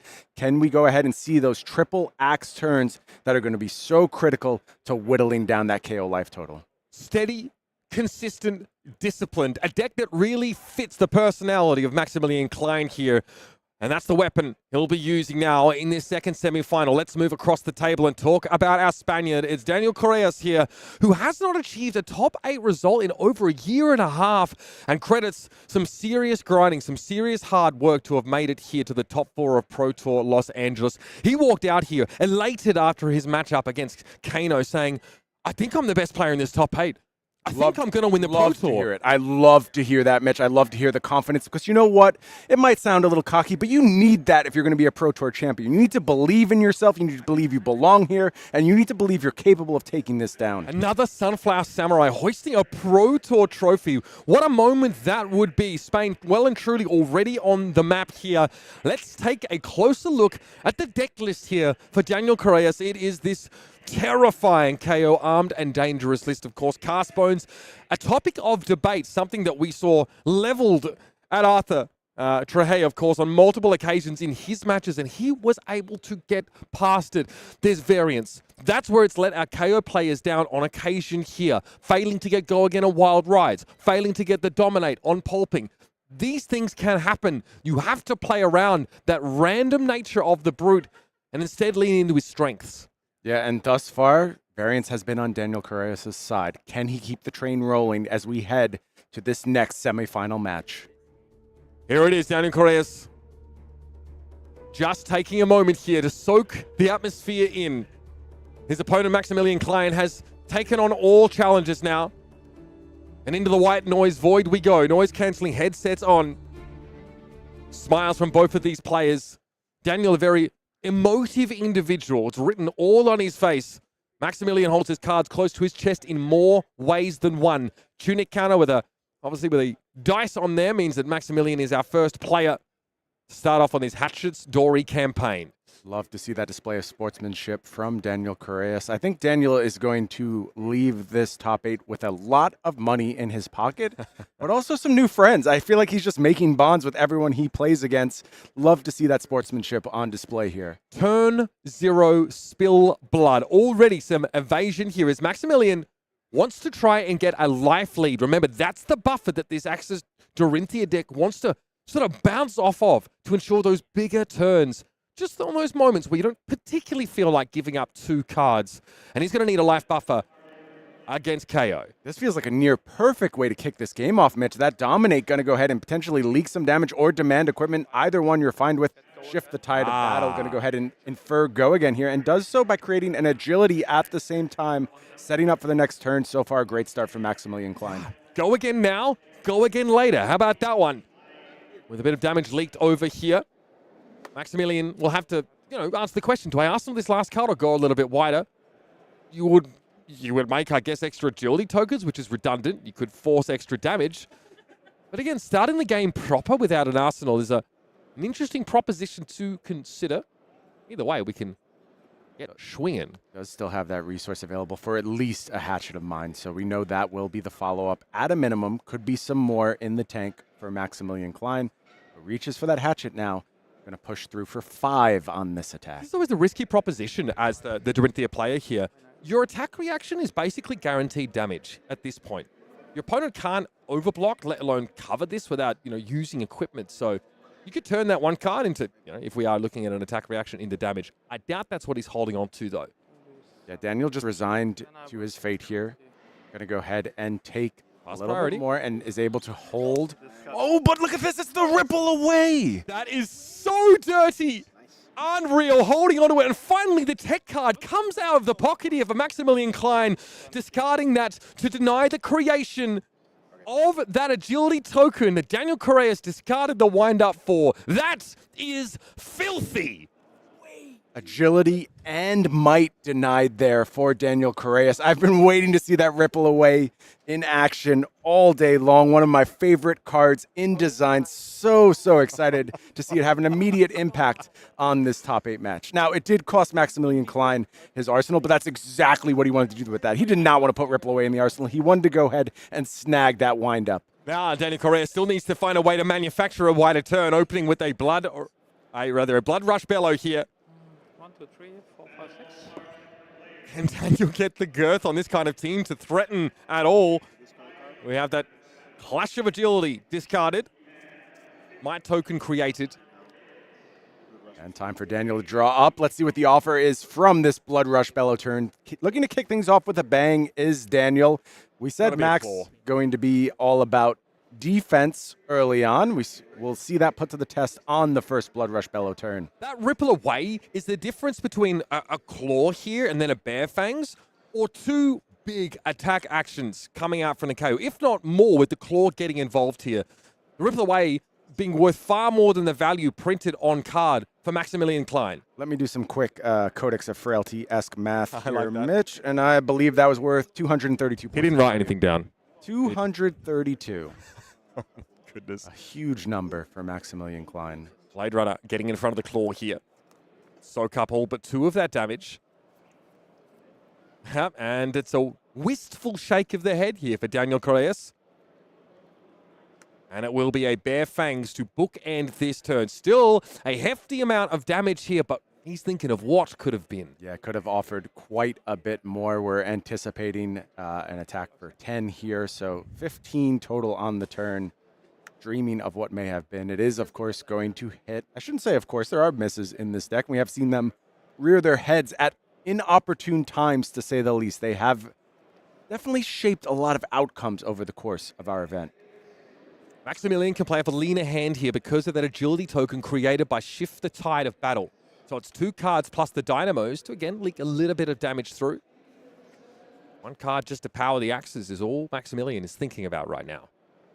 Daniel seemingly having a debate here. I wonder if that indicates something like a wind-up that could potentially be used on this turn.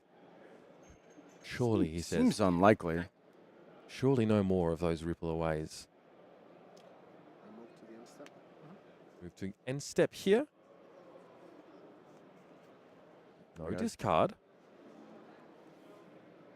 That'll be that for Daniel Correas' turn. What is Daniel debating here? I wonder if this is a card that he really does not want to put in Arsenal. Something like a blue Recurump comes to mind as the card that you just really do not want to stick down there. But ultimately, Daniel does decide to Arsenal here. He lacks the mechanism to recycle that card as well, right? No Crown of Providence here or Crown of Providence-esque effects, no standing orders, for example. Could be a little bit awkward having something you just don't like very much gummed up in that arsenal. Hatchet of Body. Maybe he'll wait and hope to see a Command and Conquer thrown in his direction. But for now, it's a 2-powered axe. Slow and steady for this Dorinthea. We've seen it before. We saw it in our epic Dorinthea mirror. You're just happy to consistently offer this 5 damage, and then when the moment is right, you spring, you attack, you look for that weakness in your opponent, and you set up the triple axe turn. That was a veritable Tolkien moment if I've ever seen one. That match full of treachery, deceit, and a lot of gore, if I'm honest. Send packing there, perhaps in hand. Daniel very pensive in these first few turns. Oh, double send packing in Lightning Strike. Okay, a little awkward. Of course, depends what is in Arsenal. And I just have to note the body language as Daniel did Arsenal on the last turn. It seemed like something he was not pleased with. So that is going to influence his decisions here. Double send packing, committed to these axes. That's enough for Max. A few cards taken out of the deck. And the turn passed back to Daniel Correas. Maximilian might be off Arsenal for a little while here, unless he risks a very quiet, very small turn. So those send packings really don't do a whole lot. Very interesting. The Amnesia's in the deck here. Looks like a quad red hand over on Max's side. Not exactly what you want to see. And that's going to trigger, again, a lot of defense. Ugly. 8 here for this Enlightened Strike. So the mode chosen was giving +2 power. Respectable. Represents a swing big-esque moment here from your brute player on the left. You don't hate it. It's good value, Mitch. You're happy to go ahead and engage with the game in this way. Block 9. For a little while. Cleanly covered by Max. Expecting just an Arsenal here if the read was right, and that was, in fact, a red card. I think it's a defense reaction, but does have the Tunic available to go ahead and do the Hatchet of Bodies. Get the value while you can. It's not the same as that Warrior Mirror we just saw. You go ahead and use your Tunic when it's available. You don't have to offer the threat as consistently. Yeah, you want to keep chipping here, and I think your dreams of having that sort of triple hit turn can be a little bit hard to assemble. Just because of the peaks of some of this brute damage, there might be turns where you're forced to really give much, if not all, of your hand, just trying to preserve life and stay in the game. That's why I really like, the Goblet of Blood Run Wine, and any way you can create those agility tokens. You can have these highly functional turns, like swinging for 5 damage off nothing, or without having to reveal any information from your hand. Very efficient. Yes, the damage comes in unremarkable small amounts, but it's there every turn. They add up. Looking over at the hand of Daniel Correas, does have the Cast Bones available, along with a couple resource cards and a Command and Conquer. Command and Conquer could do some work on something like an Arsenal React. Daniel thinking about defenses here. It depends how aggressive Daniel wants to be. I mean, there's a world where, I don't know, Apex Bonebreaker can give you a Might token, or however you might get a Might token by the wind up in his hand.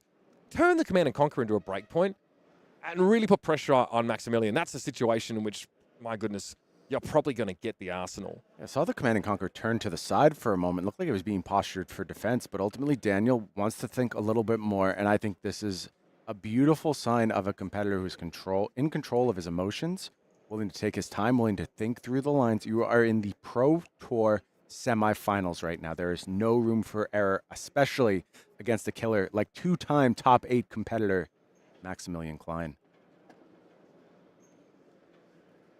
And that begs the question about what actually does sit in the Arsenal here. The fact that, Daniel even second guessed that makes me think it's nothing to write home about there. And he just can't hone in on this block. It is ultimately going to be the Command and Conquer committed, and that means Max is good and safe to go ahead and move that card to Arsenal. Let's see what the return is here from Daniel. No go again, no agility. It's a claw. Yeah, claw to kick things off. Expecting a wind-up discard to keep the chain going, and then I think it's going to be Cast Bone City. Let me try and set up for a future turn. Maximilian knows a second wind-up lurks in the hand here. Seeing one pitched. Give him a power card. Spill blood. Thrown in front. Wind up at instant speed to give that go again, and obviously create both an agility and a might token. One thing I've seen from Max so far, doesn't really care about power cards. He just thinks all of his cards are powerful, willing to go ahead and defend as it makes sense to. Here's the problem, though, Mitch.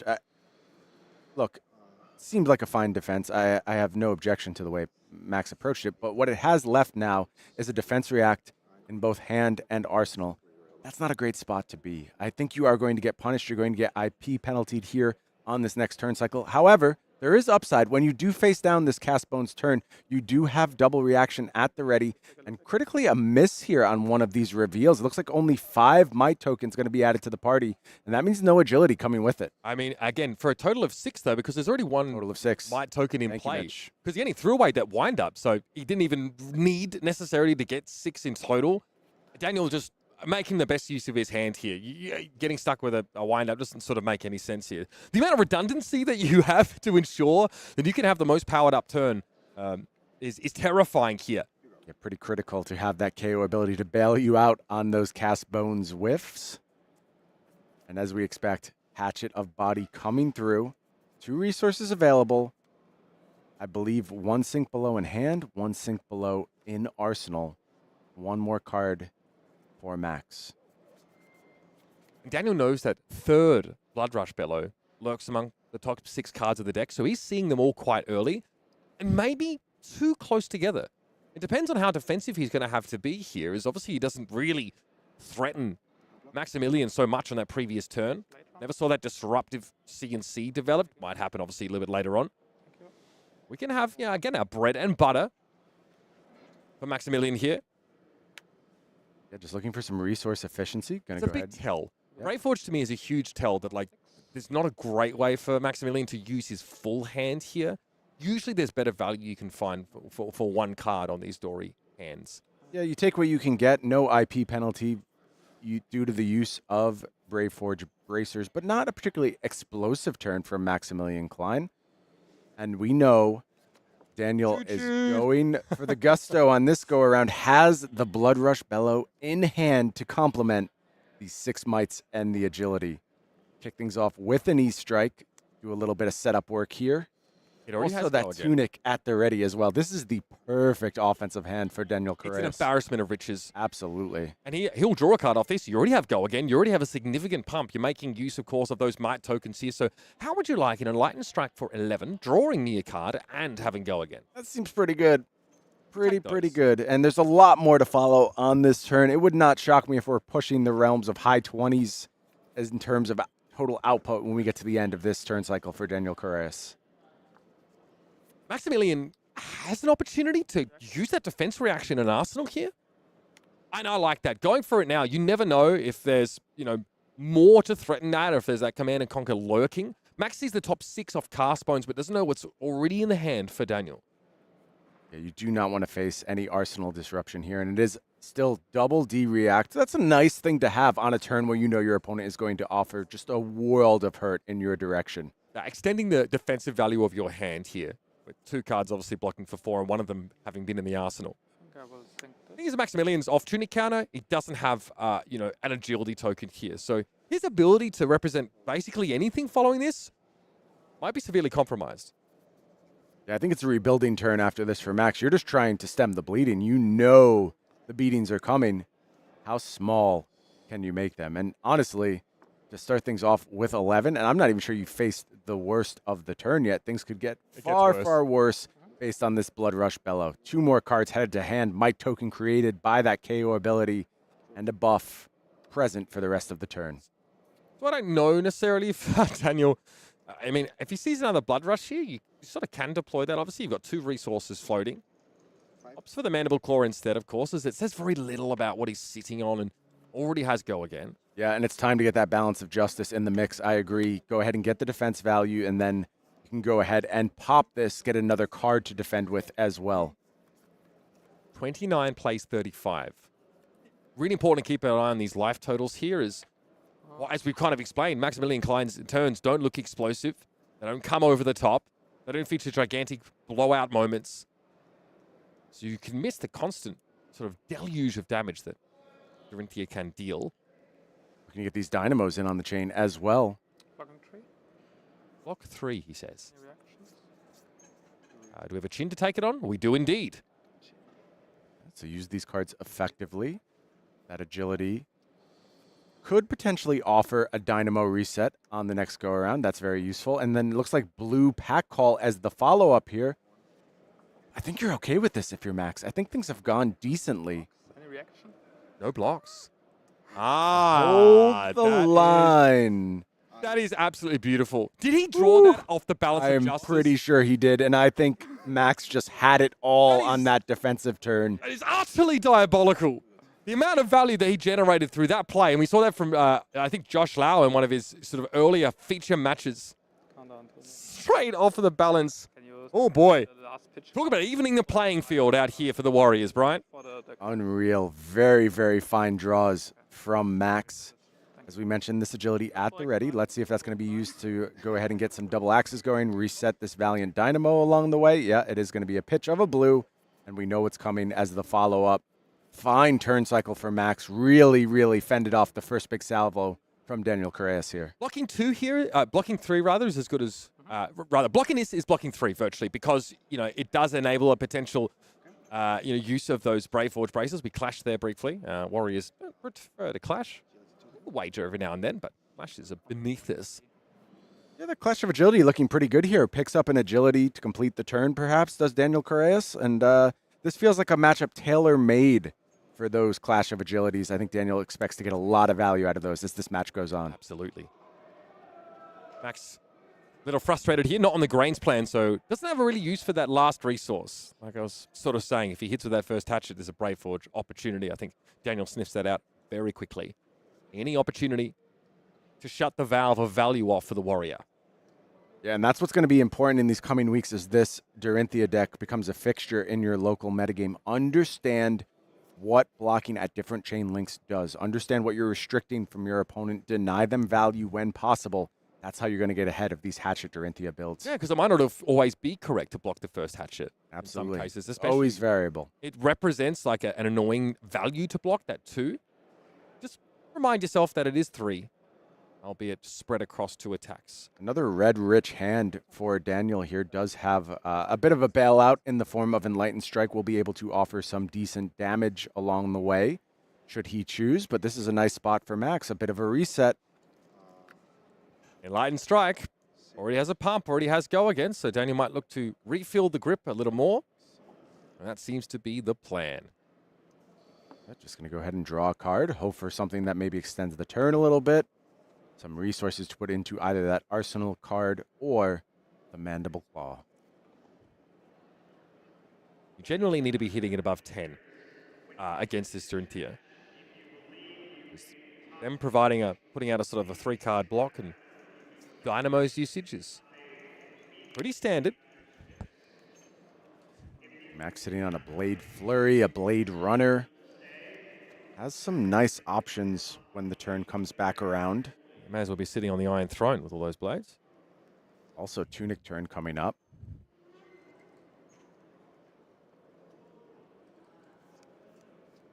In the tank. Is there value to be extracted? That's always the question. What is maximum output? How many cards can I commit to the defense? How do I swing the numbers in my favor as Hatchet's Dorinthea? Smells like a 4 block. Maybe a take it on the chin in hand to sort of bring us to full. It's a Goblet of Blood Run Wine in the hand. Blade Flurry, of course, was revealed off the clash, so Daniel should be cognizant of that. No reactions. Okay, we're Dynamo here. So Max willing to take a little damage. That says a lot about the texture of the hand. What is the follow-up for Daniel? Just Claw, and I think that's really going to reward Max's decision to go ahead and take this first hit. You found the turn where Daniel's output was extremely low, and now you get to do some scary stuff on the clapback. Swing big coming off that draw. Yeah, not what he was hoping for. We still don't know what that Arsenal card is. Unsure. And it was a card that caused Daniel a lot of consternation. I think it's going to be quite critical to figure out exactly what's going on there. He does not run down but not out, unlike we saw Joel Repta within the deck, which is sometimes a case for sitting on that Arsenal for quite some time. Scowling Flesh Bag still available over there on the side of Daniel Correas. And, it's not the typical mirror match usage, but I do think you can potentially find a window to use that card against Dorinthea. However, Max Klein will do everything in his power to make sure he's able to punish that moment when it comes. The Tunic counter being up makes that hard this turn. To sort of shut down Maximilian's turn. With the blue pitched here. So again, Blade Runner has, Blade Flurry has to make an appearance here, I'd say. Blade Runner, of course, is in their hand. So you have all the ingredients to cook up yourself a very, very solid turn. I wouldn't call it the spiciest of cuisines, but it is satisfying. High in fiber from our Dorinthea. Daniel with at least 1-2 block on this go around. Still didn't catch that Arsenal, unfortunately. Had my chance and I blew it. You've got to be quick to catch Mr. Correas slipping. Still a full suite of armor. Maximilian having already cashed in that balance of justice at an opportune moment, I might add. Yeah. And it is time for the flesh bag. And I think this is a decent read from Daniel. You have to worry about what Max is capable of, but I think there is some redundancy in Max's hand. There's a blue. He will get away with it here. He needs that blue to go. If he loses this go again enabler, this is the end of the line. That would be the worst hit, I think. A real approach player. Let's have a look. Have a peek. No reaction. What are the 2 cards in hand? There is the Blade Runner. There was redundancy in go again enablers. It was a blue Blade Runner and a yellow Blade Runner, and he has everything he needs. He avoids disaster. As the Scowling Flesh Bag comes maybe a little early in the turn here, he can still have his cake and eat it too.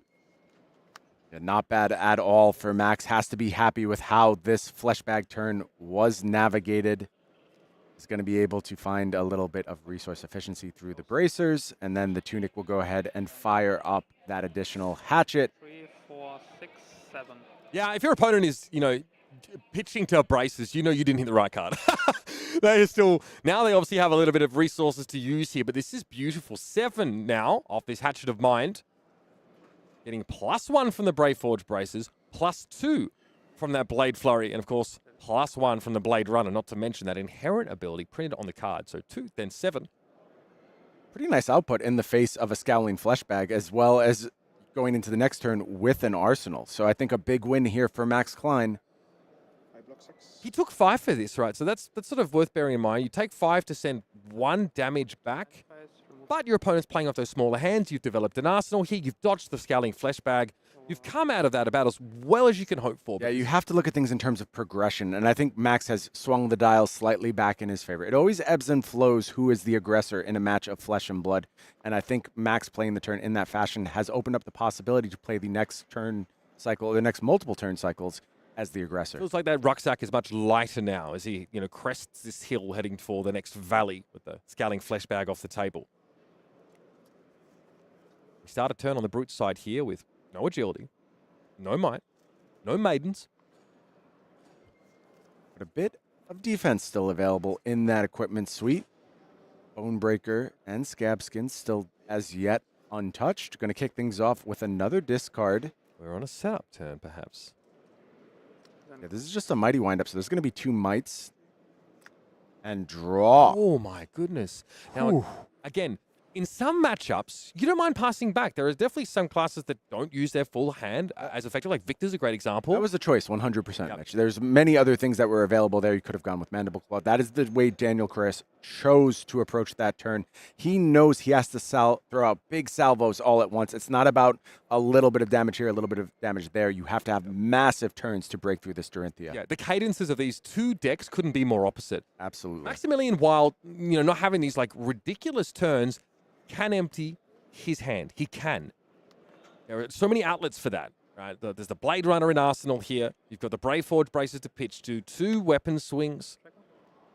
Clash of Agility coming down again. 6 copies of Clash of Agility in Daniel's deck, and they're going to serve him very well as he takes on this warrior. It really has a smoothing effect, doesn't it? Now, obviously, no might token generated there, because it is not the KO's turn. The agility, he'll be more than happy with that. There's a cleave in hand for Maximilian. Again, more of a tech card in some cases, but it does represent a respectable 1 for 3 front pump for your axe. 1 for 4 on that, Mitch. Yeah, I think it's totally acceptable. I think that's a fine number to go ahead and deal with. Steel Blade Shunt here may be pitch fodder. Closing the chain. Close the chain, and we have a go again second axe swing. So Daniel has to block out here to sort of end the Dory's turn, and I think that Maximilian might make that a little more challenging if he can.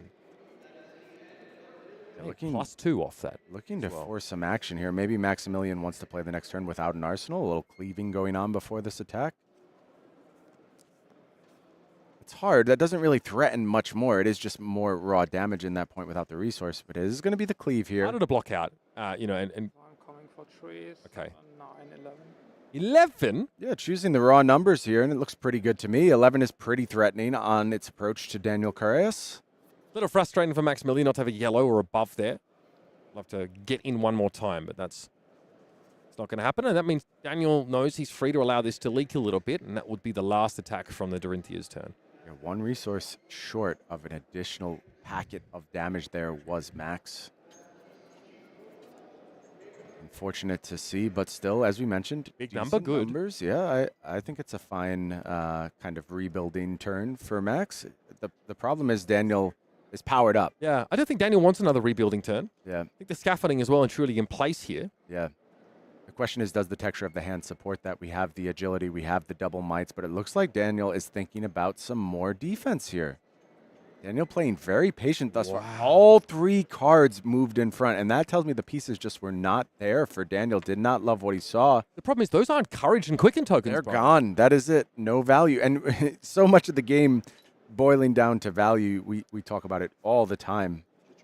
But occasionally you have to break from that. You have to approach things in a different way. You have to play towards specific turn cycles. And in this case, Daniel willing to forego an agility and 2 mites to play defensively on that turn. So disciplined. It's so tempting to make use of what you have on board there, but I think Daniel realizes it's just not enough. It's not enough damage here. Discretion is the better part of valor. Not that that's a creed spoken in brute circles, but Daniel seems to have picked it up somewhere.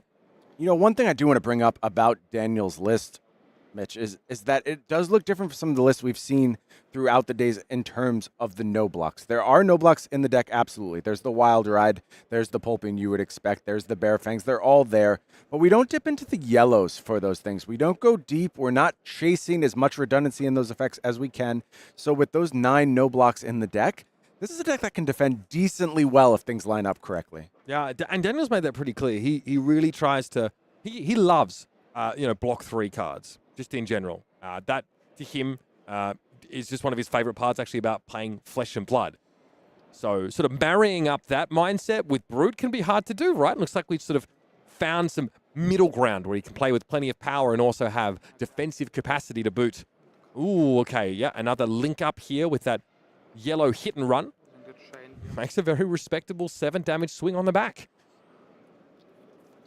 How much longer are you willing to wait, Daniel, for the perfect hand? Yeah, no longer, Mitch. That's it. Taking 7 here, and it is time for Daniel to come back with something more aggressive. He does have go again. Daniel, I feel like reached for his hand almost if he was getting ready to go here. Yeah, he was ready to go, 100%.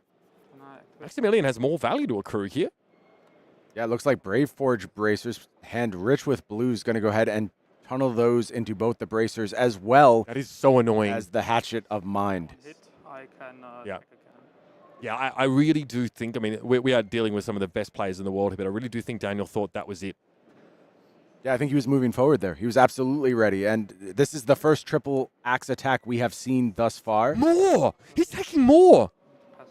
Okay. Daniel falls down to 13, now getting into that precarious range that you really do not want to be in when you face down a warrior. But 5-card hand ready to pop back with that tunic is Daniel Correas. Moments of, Shaolin patience followed by reckless abandon. The dichotomy, the tightrope that Daniel Correas is walking here. And why not? You've got a Blood Rush Bellow. You may as well. You understand why now, Mitch. Absolutely. This card says it's time for aggression and gets rid of that Command and Conquer, which, is pretty good when you're facing down no arsenal and you have your Blood Rush Bellow at the ready.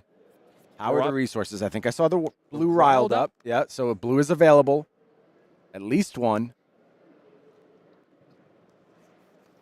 How wide are we going to go? We're clearing the arsenal finally. No, not this time. Daniel's going to make us wait a little bit longer. It is Mandible Claw kicking things off, coming in for 5. Keep that information hidden as long as possible. All right. 5 go again from this Mandible Claw. It's been a little while since he's been able to play with that token, so perhaps that snuck away from him. But once again, look at Daniel showing off his bling with the whole host of Pro Tour bracelets at the ready. Exactly. He is well and truly adorned. How does he get them off and on? Gotta respect it. Does he leave it on?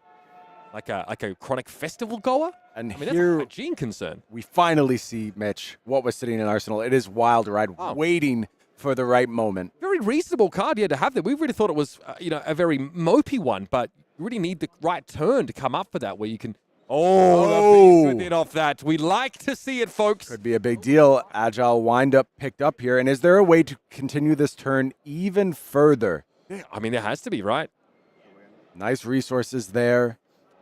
This is a thing of beauty. Runner at the ready, perhaps. It looks like one more blue riled up, I think. So maybe a little bit on the resource heavy side of things, but still plenty of options to close out the combat chain here. Yeah, runner, maybe the blue rolled up, and of course we just saw the wind up come into the hand. Overblock and a sink and a leak of 1. Yes. No dynamo used there. Interesting. So Maximilian at least is expecting something else. Yeah, we know something is coming here. Question is, what? Do you save that runner in Arsenal, perhaps? Do you roll Scabs? Can you do anything with Scabs? Looks like no in this case. I don't really see any additional output there. So it is just going to be this runner, and it's going to be coming in for 8, catching that Blood Rush Bellow buff. Can't believe I made it through that one. Sitting on that wind up is Daniel here. Not exactly the Arsenal candidate you're hoping for. A discard later on in the piece is just fine. Yeah, I think that's acceptable. Again, it's really all the same. I mean, you play it for the runner. It makes an agility token. It's kind of the same thing, really. Or rather, you discard it beforehand. So you're best off just to hold as much info back, even if Max knows what card that is. Max is really having to think. That's a Blade Flurry in hand. And Max is saying, is it worth the 3 damage here to have a Blade Flurry in my arsenal in the future? And I think that's a great question, Mitch. And I don't know the answer. I think that's why you see Max absolutely in the blender right now, trying to figure this one out. 3 now or 4 later? What's your... Look, 4 is higher than 3. I can tell you that authoritatively. But ultimately, you have to prioritize protecting life total here, says Max. And it's going to defend. Leaks 5 damage, falls to 17. Daniel going to use that agile windup to his advantage. Go ahead and make that agility. And Max just has to draw up here. Does get to tick up Tunic. Swanging. My boy be swanging, surely. Once again, Max has deceived me by having his Tunic ready at the perfect moment to go ahead and get that attack in. Have you met my friend, Hatchet of Body? Once more coming in, and again with our brute player off Arsenal. So the calculus is a little more complex as to whether or not to offer a card here, but maintaining life, giving this 5 life total in the balance. 3 cards, Might Agility for Daniel. What is the play? Blue Smash Instinct, going to be discarded. Mandible Claw comes in, go again 4. Yeah. CNC follow-up doesn't exactly light the world on fire, but it is making use of the agility token.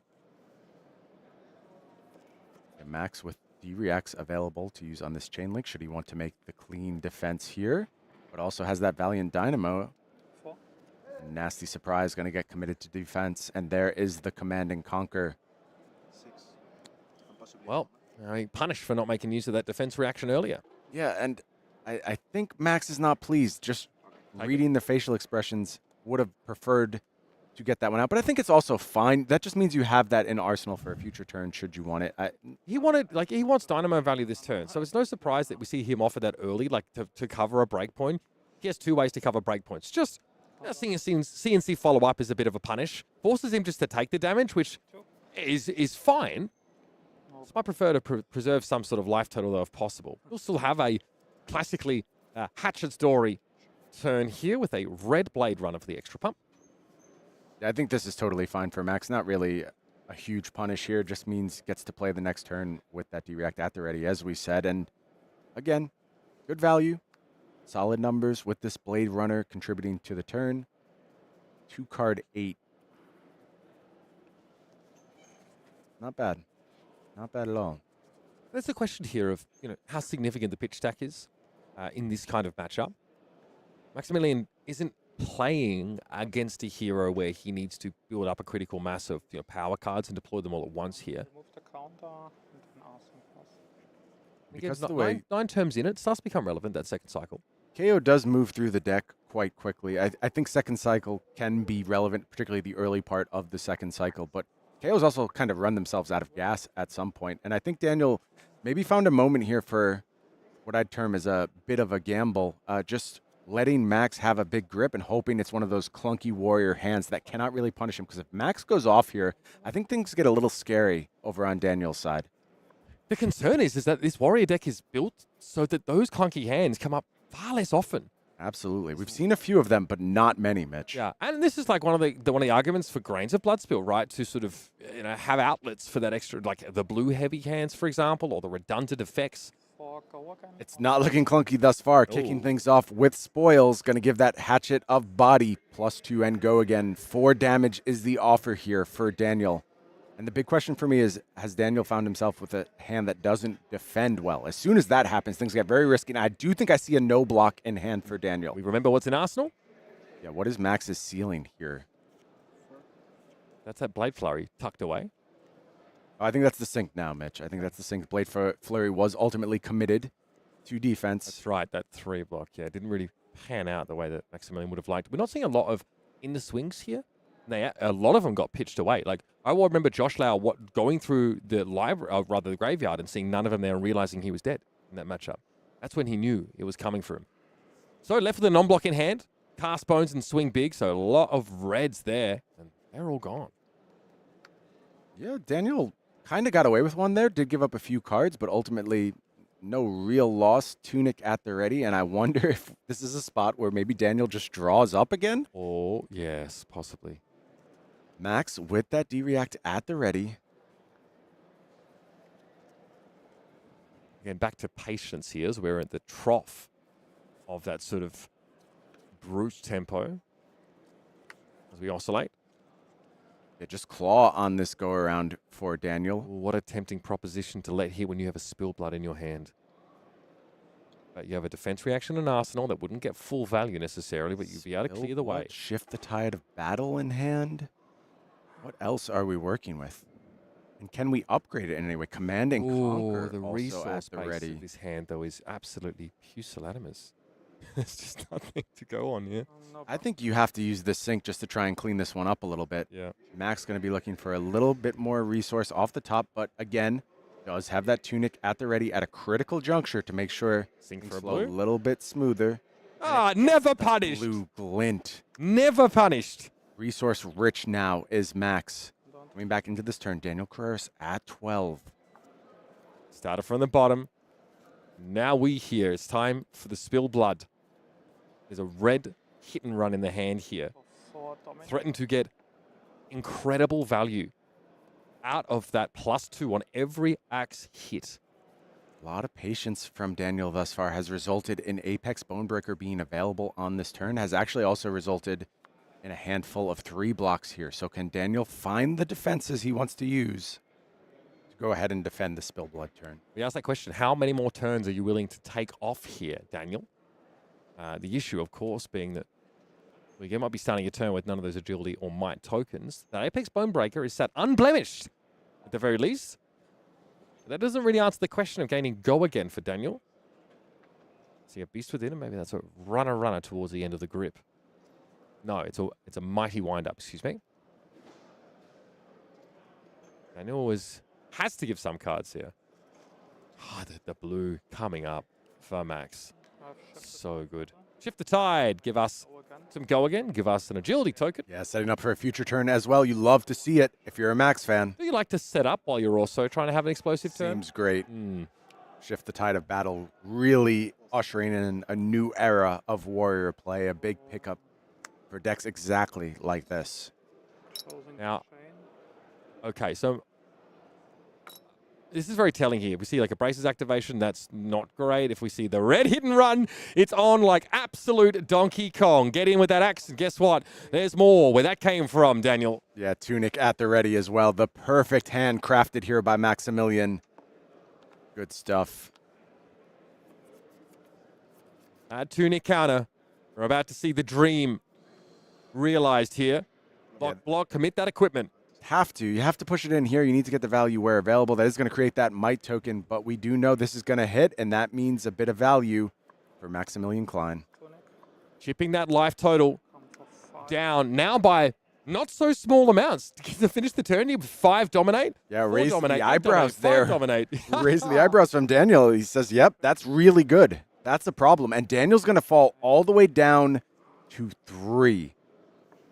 Max at a somewhat healthy 11. Brave Forge, Bracers, Valiant Dynamo, and Feyendel Spring Tunic all clean. So at least 4 points of defense available. Bear Fang's going to be the play here. You know what else is looking pretty clean?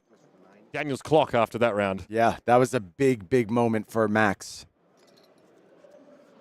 Bear Fangs is live, coming in for 9, but it's just 9. It's face up. Max gets to decide how he wants to deal with this with agility at the ready on the next go-around. Goblet of Blood Run Wine. Has the blade hit on the flurry chin. at the ready. That's going to be a big one. Shift the tide of battle to give go again. Okay. The let's see first what blade Max puts flurry is together. unexpected. The second one is face up. It's obviously a pre-pump on that next attack. So you can't obscure that from your opponent. Still thinking, he says. Take it on the chin. Doesn't need to make an appearance here. You already have that agility token. You also have the life buffer. Yeah, so save it. Save it. Use your life total as a resource. And for Max Klein, this is a huge moment in this match. Is he about to find a window to push through, punch his ticket to the finals of Pro Tour LA? he shit that so hard, not even the Suez Canal could stop him. Here it is. Pitch the goblet. In comes the axe. Doesn't quite get respected with a 3-block here. Yeah, wind up in front. That means we're going to go ahead and probably fire off this blade flurry now. Look to come over this breakpoint very cleanly. It's going to force Daniel to have to block in the most uncomfortable of ways here. The chain may not be broken. So further opportunities to again, just keep this relentless assault going. Remember that Apex Bone Breaker is now gone. This could be another 3-axe turn, Mitch. Is it available? Do the resources line up? We're 2 floating here. Yes, because you have the redundant shift the tide in your hand. You do need to hit the blade flurry would guarantee that. It absolutely would. Bearing any kind of prevention effect, I think things are lined up very well for Max. That second go again is all you really depend on here. Oh, it is a maudlin expression on our Spaniard's face here. As that unexpected 3rd hit came through at last turn, and there really wasn't anything he could do about it. Some quick maths here for Max. Max doing some visual math. Yeah. We just have a judge call here regarding the status of the Bone Breaker. Yeah, maybe preemptively moved to the bin here. Has only defended once, I believe. And great that our judge staff was able to step in, clean that up, clean up the state of this game, because that might have been a big deal. Yeah, good call to make here. That 1 point of value is pretty critical. I block for 5, yeah. Yeah, so that, yes. You block for 5, correct. Okay. I was wondering. Sent back in the first attack. Looked like it didn't exactly hang around nearly as long, so 1 point of value here is actually very big, considering we know what Maximilian is holding on to. Just a brief deliberation here about just the appropriate remedy for returning Apex to the equipment zone. It looks like we have. Yeah, I want to see this game played as cleanly as possible. So much at stake here. Daniel getting caught by surprise on a couple of occasions against this Hatchet Story deck here. There's always the possibility that perhaps he's not seen a ton of them on his way here. It is possible, Mitch. It also is possible that just the moment can become a lot. It can overwhelm you. It can kind of reset your expectations. And Daniel Correas has been rock solid thus far down in the feature match area, has controlled his nerves, has controlled his excitement, but we are starting to see the stress of a very long day starting to creep in. You see that pained expression on Daniel's face for all these players. It's not just about playing at a high level in an individual match. It's about playing at a high level for 3 grueling days of competition. All these difficult decisions, all these razor-thin margins. The players have been living this for over 48 hours at this point with really no end in sight. Still another match on the horizon. The mental toll is astronomical. This is their reality right now.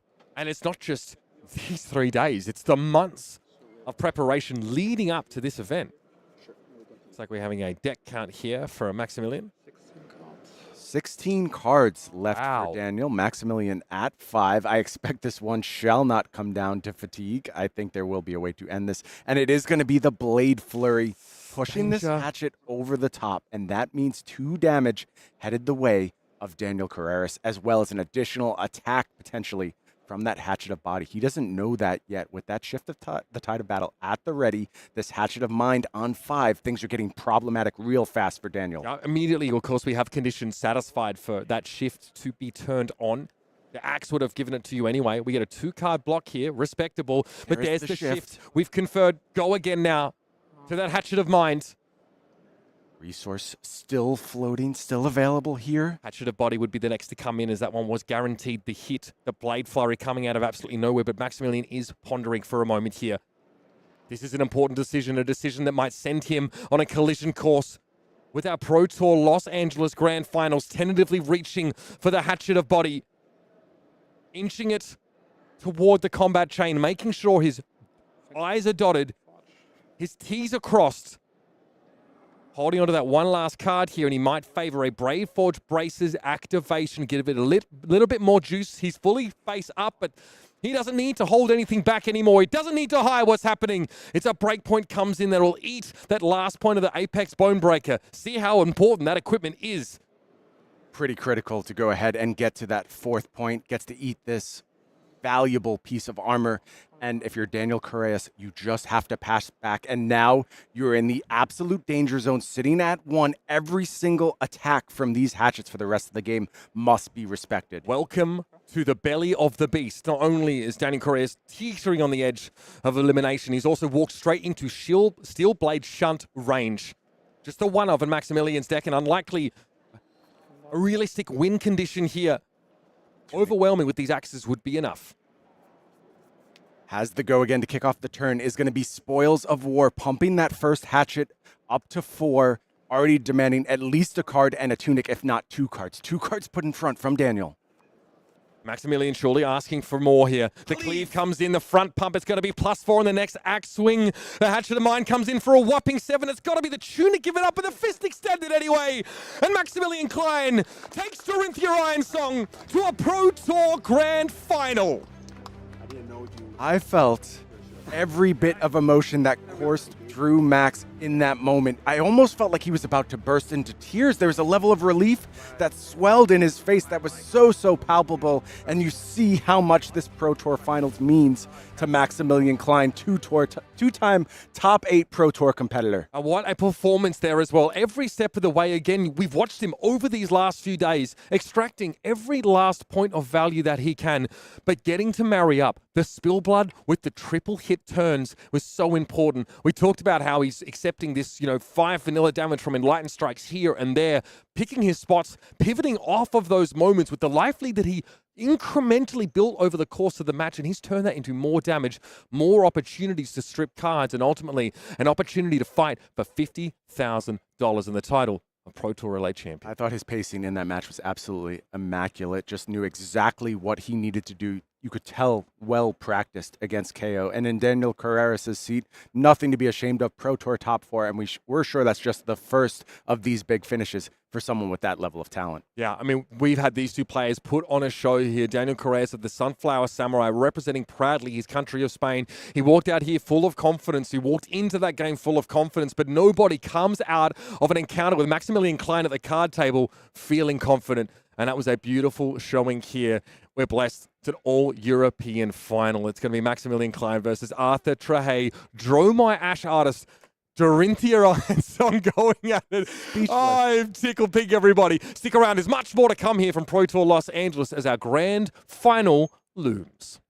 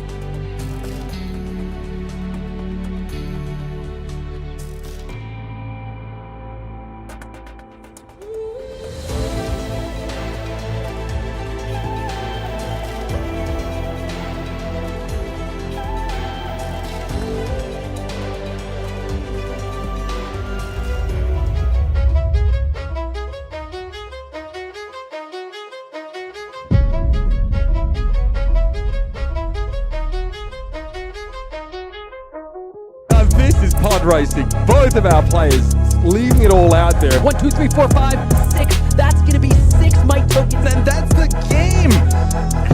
That's why he's the god, baby!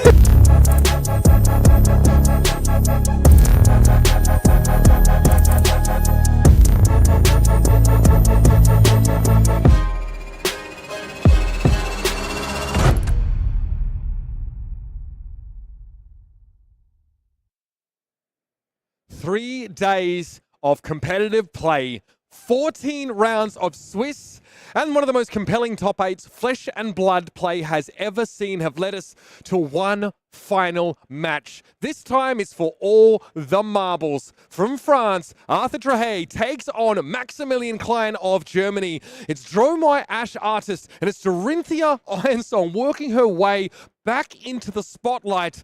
My goodness, what a way to end things here. And it's great to be with you in the commentary booth. I'm Mitch Leslie, joined by Brian Gottlieb.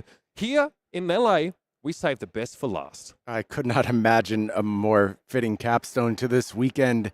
A hero in Dromai that has been the secondary or at times primary scourge for so long. Of course, if is able to convert in this event on the cusp of Living Legend, we'll be sitting at 996 Living Legend points, sure to leave shortly after that.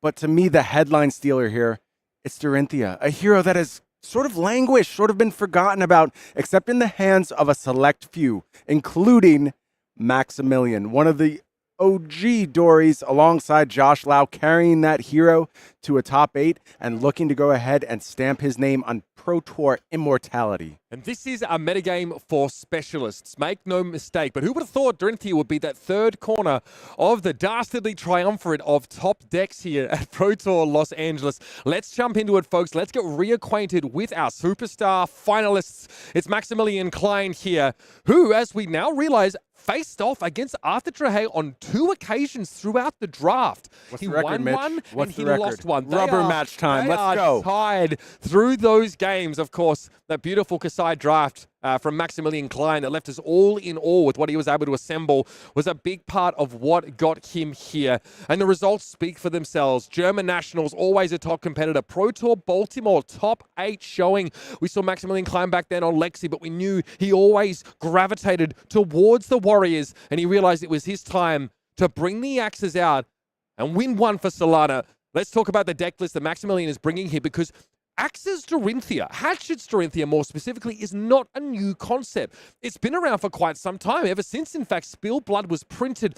But the one thing needed to unlock this deck was one itty-bitty token by the name of Agility. Yeah, that's really the key enabler of this deck. And look, we know Maximilian's game plan at this point. I want to highlight a couple cards that are going to have an interesting impact on this match. First, let's call out Cleave. It is, debatable how important this card actually is to determining the outcome, but it is a way Dorinthea can kind of deal with a board that has gotten a little bit out of control, maybe reset things a little bit. I also want to mention one more time, Ripple Away. We saw that card have the perfect impact on turn 1 of the last game. Maybe that can come down, do something against a Rake the Embers that is trying to set up, prevent a creation of an Ashwing as well as an Ash. Yeah, I mean, stopping Ash generation is absolutely huge because, as chat rightly pointed out, the Ash must flow. Let's look across to the other side of the table here. And Maximilian's final opponent and a final boss, Arthur Trehet, has become,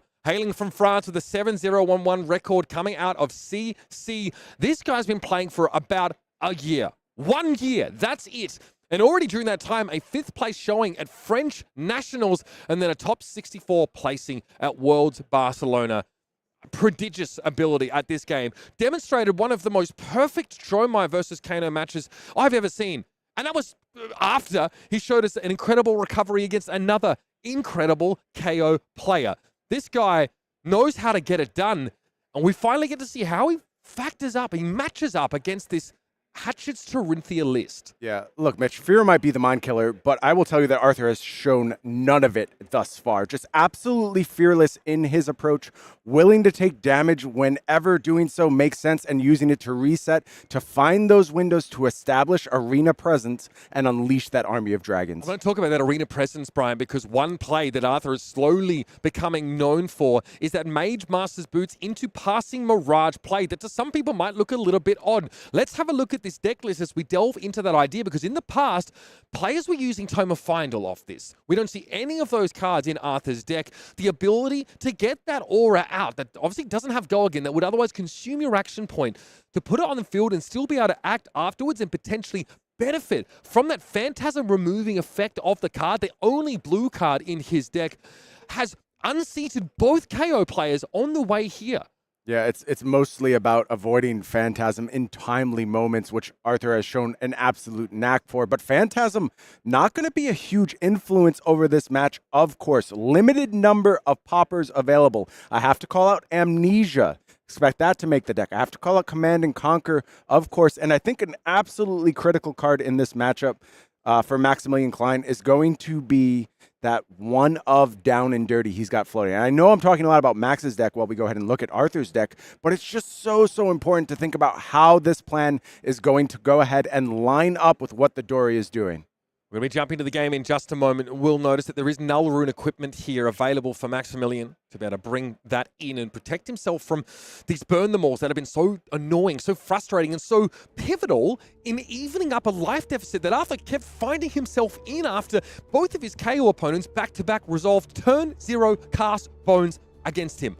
Nothing so degenerate found in the halls of Solana here for our Dorinthea player, but Arthur will have plenty of other threats that will need to be answered, as Maximilian needs to respect these dragons. He needs to clear them with regularity. He's not on a Dawnblade build, so he cannot grow that Dawnblade by getting free counters, by breaking these dragons down, and that's a weakness to this deck. Maximilian's actions don't get any bigger in that regard, so he needs to balance the dragon clearing and going face, putting pressure and stripping cards from Arthur. Yeah, some critical things to unpack already in this matchup, Mitch. It is balance of justice for Maximilian Klein. That's going to be able to go ahead and respond to those Tomes of Imperial Flame to get juiced up a little bit. Over on the side of Arthur. And hold on, we just have to go into Max's turn. This is the start. We saw this in the last round. This is exactly what you want to be doing on turn 1. Arthur keeps having to face this unavoidable damage on turn 0. 3 games in a row, his opponents have been able to develop a bunch of might tokens, or here, leak a number of damage through.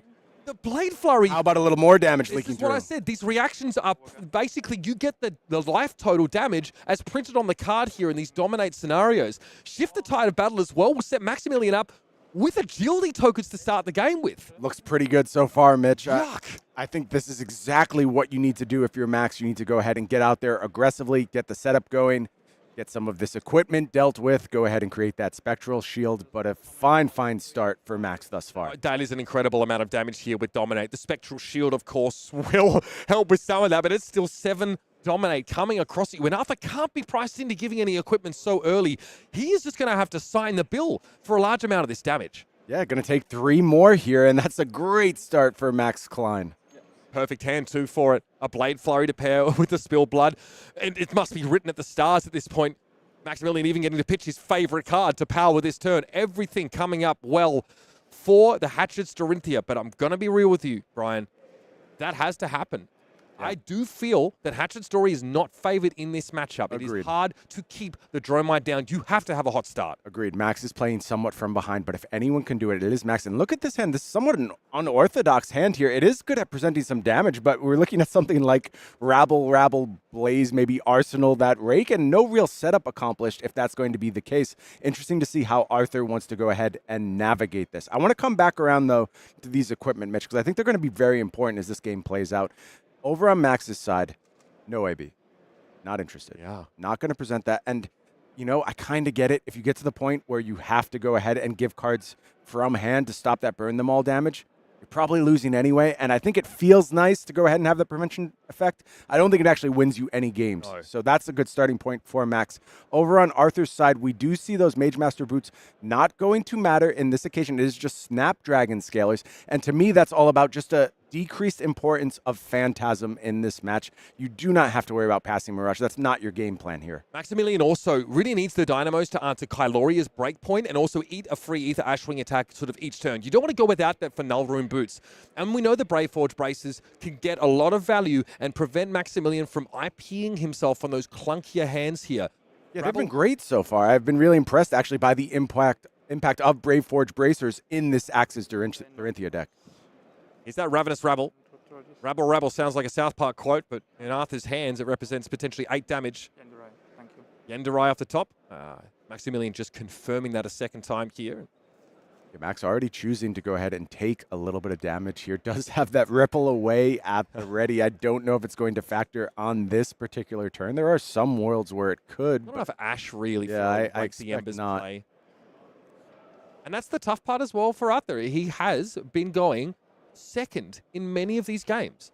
So doesn't really have the ability to sort of just create Ash like by, again, paying to a gold token or some other mechanism, right? He's not using, the arm guards that allow you to pitch into them for Quell or anything like that. So yeah, coming in as the lower seed has cost Arthur a little bit of flexibility, but it has not mattered thus far. Navigated. Oh, those games were not decided by a turn so player, that's well. for sure. Blaze Headlong. Is this a red line deck? Sure looks Is like be it Flame right Call now. Awakening next? Like, what's going on? And look, like I said, Mitch, damage output on this hand is okay. I think like 4/4/4 sounds pretty good. It's not what you want to do. Like, you need to get the ball rolling, and you don't have infinite time here. We do know the ceiling of this Dory deck when you get those triple axe attacks pretty high. Historically, Dorinthea struggles with the red line style of Dromai deck more than the Big Dragon. That is, of course, a matchup where you take Dawnblade's existence into consideration. There are lots of different forms of this deck. We've seen like Decimator Great Axe with a Dawnblade in the sideboard, for example.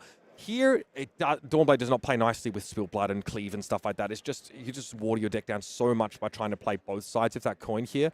Second Rabble, revealing that very same Yenderai. And this is very respectable 3-card 12 from our Dromai.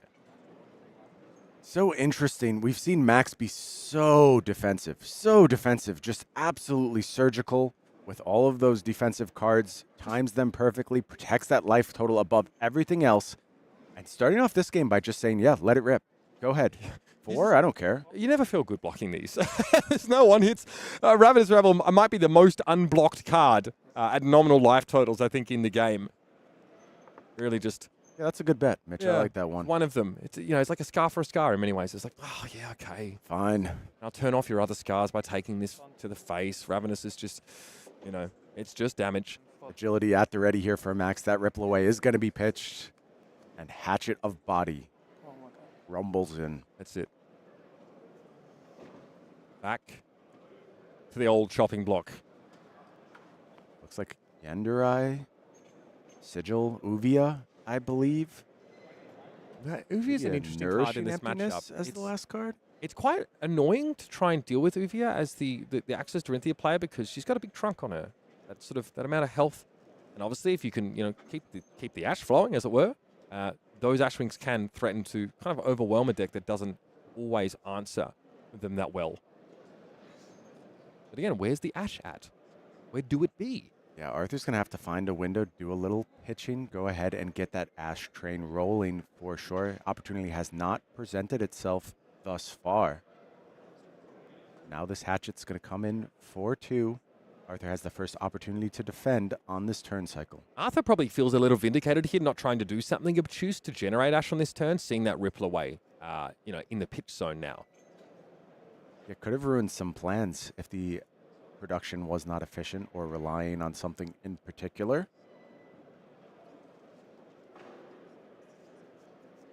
Maximilian, one of his biggest inspirations in Flesh and Blood was watching Pablo Pintor's 0-2 into Pro Tour win at New Jersey. Max did not start in such a difficult way here, but the end result may well be the same. That is what is literally on the table. Big 6 to follow up for the red hit and run. Very clean for Max. Has access to that Hatchet of Body as well to round out this combat chain. So Arthur looking incredibly fatigued after that second consecutive KO match. He's had a chance to breathe, a chance to rest. Here we go again, Mitch. Arthur just using this life total as a resource, understands when he can take damage, has shown an almost prescient vision of the future where he can just know exactly what's about to happen, know exactly how much damage he could take, and then pivot at exactly the right moment. 24 plays 32. A full grip maintained, as there's definitely some ash to create, perhaps some dragons to invoke here. First, we reach for the gold token. So, the former, it's about ash generation. Pitching 2 reds here to draw a card, to generate 2 ash, and now we are off to the races. Yeah, pretty critical that that happened. We cannot go forever without ash. We have to start establishing some presence out there in the arena. Of course, Flamescale Furnace going to be available now as well, which could bode well for the future of this turn and maybe for the future of that Command and Conquer. Looks pretty good here, for sure. Max's turn looks pretty good as well. It's that hit and run in the hand. Gain some life. Sigil of Solace here from Arthur, so able to recoup some of what he freely offered up the previous turn. We are in the tank for another moment here. Yeah, debating the Flamescale Furnace here. Wants to make sure that Command and Conquer is the card that he would like to pitch here. This deck is really lean. You know, there's no Tomaltai in here. There's no Dominia. It is just... No nonsense. Yeah. No nonsense, just good dragons. And he's shifted plans here. Yendurai going to be the pitch to go ahead and get that Flamescale Furnace going. Get a little bit more ash, as well as plenty of resources to play out the remainder of this turn. And that offers something like Rake the Embers into Command and Conquer. Pretty good way to get the Dragon Train rolling. That is lovely stuff here. Gain an ash and expend the ash to develop our own personal army. The Whelps once again make their appearance. And we're not done yet. 2 resources floating signifies the potential for this Command and Conquer to be deployed. But hey, maybe these Ashwings want to party a little first. Maybe, and with very few poppers in the deck, I think you're going to have to find some spots to go ahead and gamble on these Ashwings. And I believe gamble successful here. No popper available for Maximilian Klein. Expect we'll see those Valiant Dynamos go ahead and commit it to defense here. Yep. They will intercept the first Ashwing. In comes number 2. We'll take that. Number 3, signing for that bill as well. Maximilian doesn't even reach and take his hand off the pen. Command and Conquer is a chain ender. Warrior players familiar with this one as well. It's just good value. Nice cleanup here from Arthur. Going to go ahead and let it rip with 6 power and a bunch of Arsenal disruption.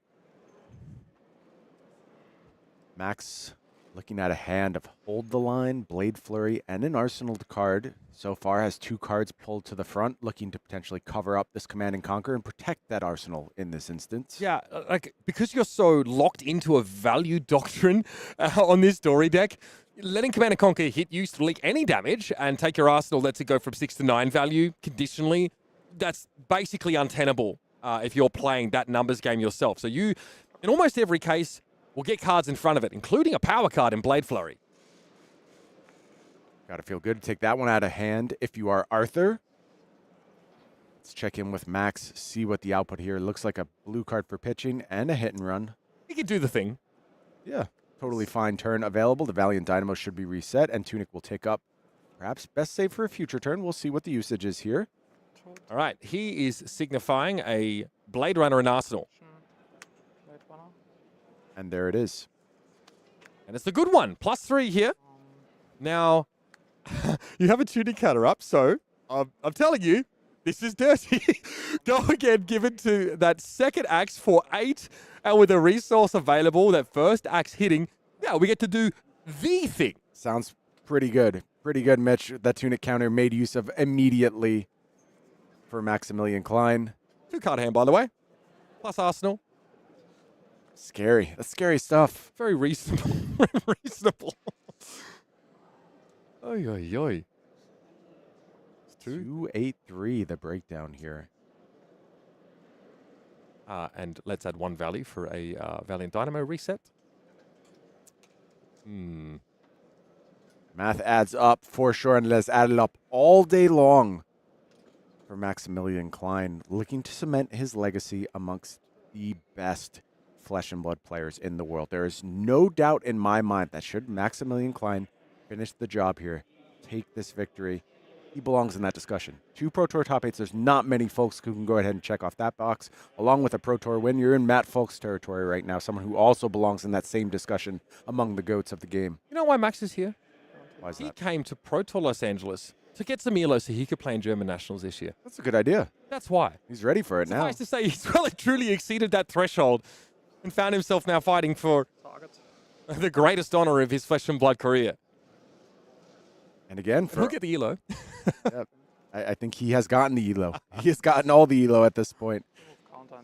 For Arthur Trehet, again, using that life total as a resource, Axe is put to the work of cleaning up some dragons. So still a bit of a hybrid plan here from Max. Needs to make sure that that arena does not get out of control at the same time damage is being offered. Okay, starting to establish a board. Miragai, the first piece of that puzzle, and Themai comes down as well. Actually has some applications here. This turns off D-Rex. Turns off Take It on the Chin as well. I don't mind it at all. I think it can absolutely find a purpose, can this Themai. Sneaky good, even in non-Kano matchups. It's good in so many places. It's like a double in the swing hand alongside a goblet for Max. What's going to be the defense here? No poppers rearing their heads as of yet. Can he pass up the double in the swing value? I reckon he can.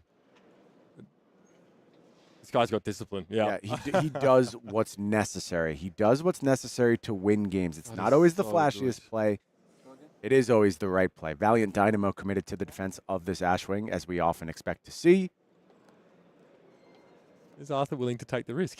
I think you have to. I think that's how this game gets out of control. If you find yourself too hesitant, too scared of a potential popper, you give Maximilian so much advantage over time. I love the way Arthur has played these early turns. I love the way Arthur has played every single turn of this top 8, frankly, but things going very well thus far in terms of the decision to go ahead and challenge Max on those poppers. Themai having 4 health is pretty annoying. Right. To sort of get rid of. And you don't ever want to spend more than 1 axe swing on clearing a dragon. That is, you are down horrendous at that point. Yeah, that's a value leak. In a deck focused on value, you do not want to tolerate that kind of value loss, and it is going to be Hatchet headed towards this Ether Ashwing. Blade Runner goes ahead, buffs that up, and that means the Hatchet of Mind is up to the task of clearing that Miragai. Very good. That little +1 buff there gets you to the right number. Very clean defensive turn for Maximilian Klein. He has a life lead, right? He can spend it. You know, the concern is always allowing the Dromai to return serve with a 4-card hand here. But again, like they could, if they're ash-staffed or if that's in question at all, their ability to sort of put you under pressure in response is limited. Here it is. That is a dead card in Maximilian Klein's hand, by the way. They take it on the chin. And Tome of Imperial Flame now will be resolved for the Frenchman. Yeah, I think this shows up at a very opportune time. Looks like it can be paired up with something like a Rake the Embers if Max wants. Also gets rid of that Nourishing Emptiness in hand, which is not turned on. Do not want to be working with that quite yet. It does everything this time. It does everything. Yeah, really coming up big here is this Tome of Imperial Flame as well as this Ash Generation. All the resources you need for any turn. Beautiful stuff from Arthur. Big shot across the bow. Absolutely. Yeah, Miragai coming back into the mix here. A shot across the bow threatens to become a broadside if we get any more of these dragons developed. Themai gets across. Here's 3 to consider. Where are those poppers? Not seeing them so far. There is a Command and Conquer in hand. So first one is available at this point. Let's see if this is the moment. Again, Arthur almost seems to have the ability to predict the future. Can he see through Maximilian's hand and chooses to take a foot off the gas and protect that Miragai on this turn? Balance of Justice is an activated ability, right? Yep. That's frustrating for Maximilian. Yep. Cannot respond to the Tome of Imperial Flame activation with a card draw here. Locked out of his card play and activated abilities on this turn. That Themai needs to go, but would it ever eclipse Miragai in priority? It's a good question. There are moments in the game where the answer could be yes, but they're very specific moments, and I don't think that moment is right now.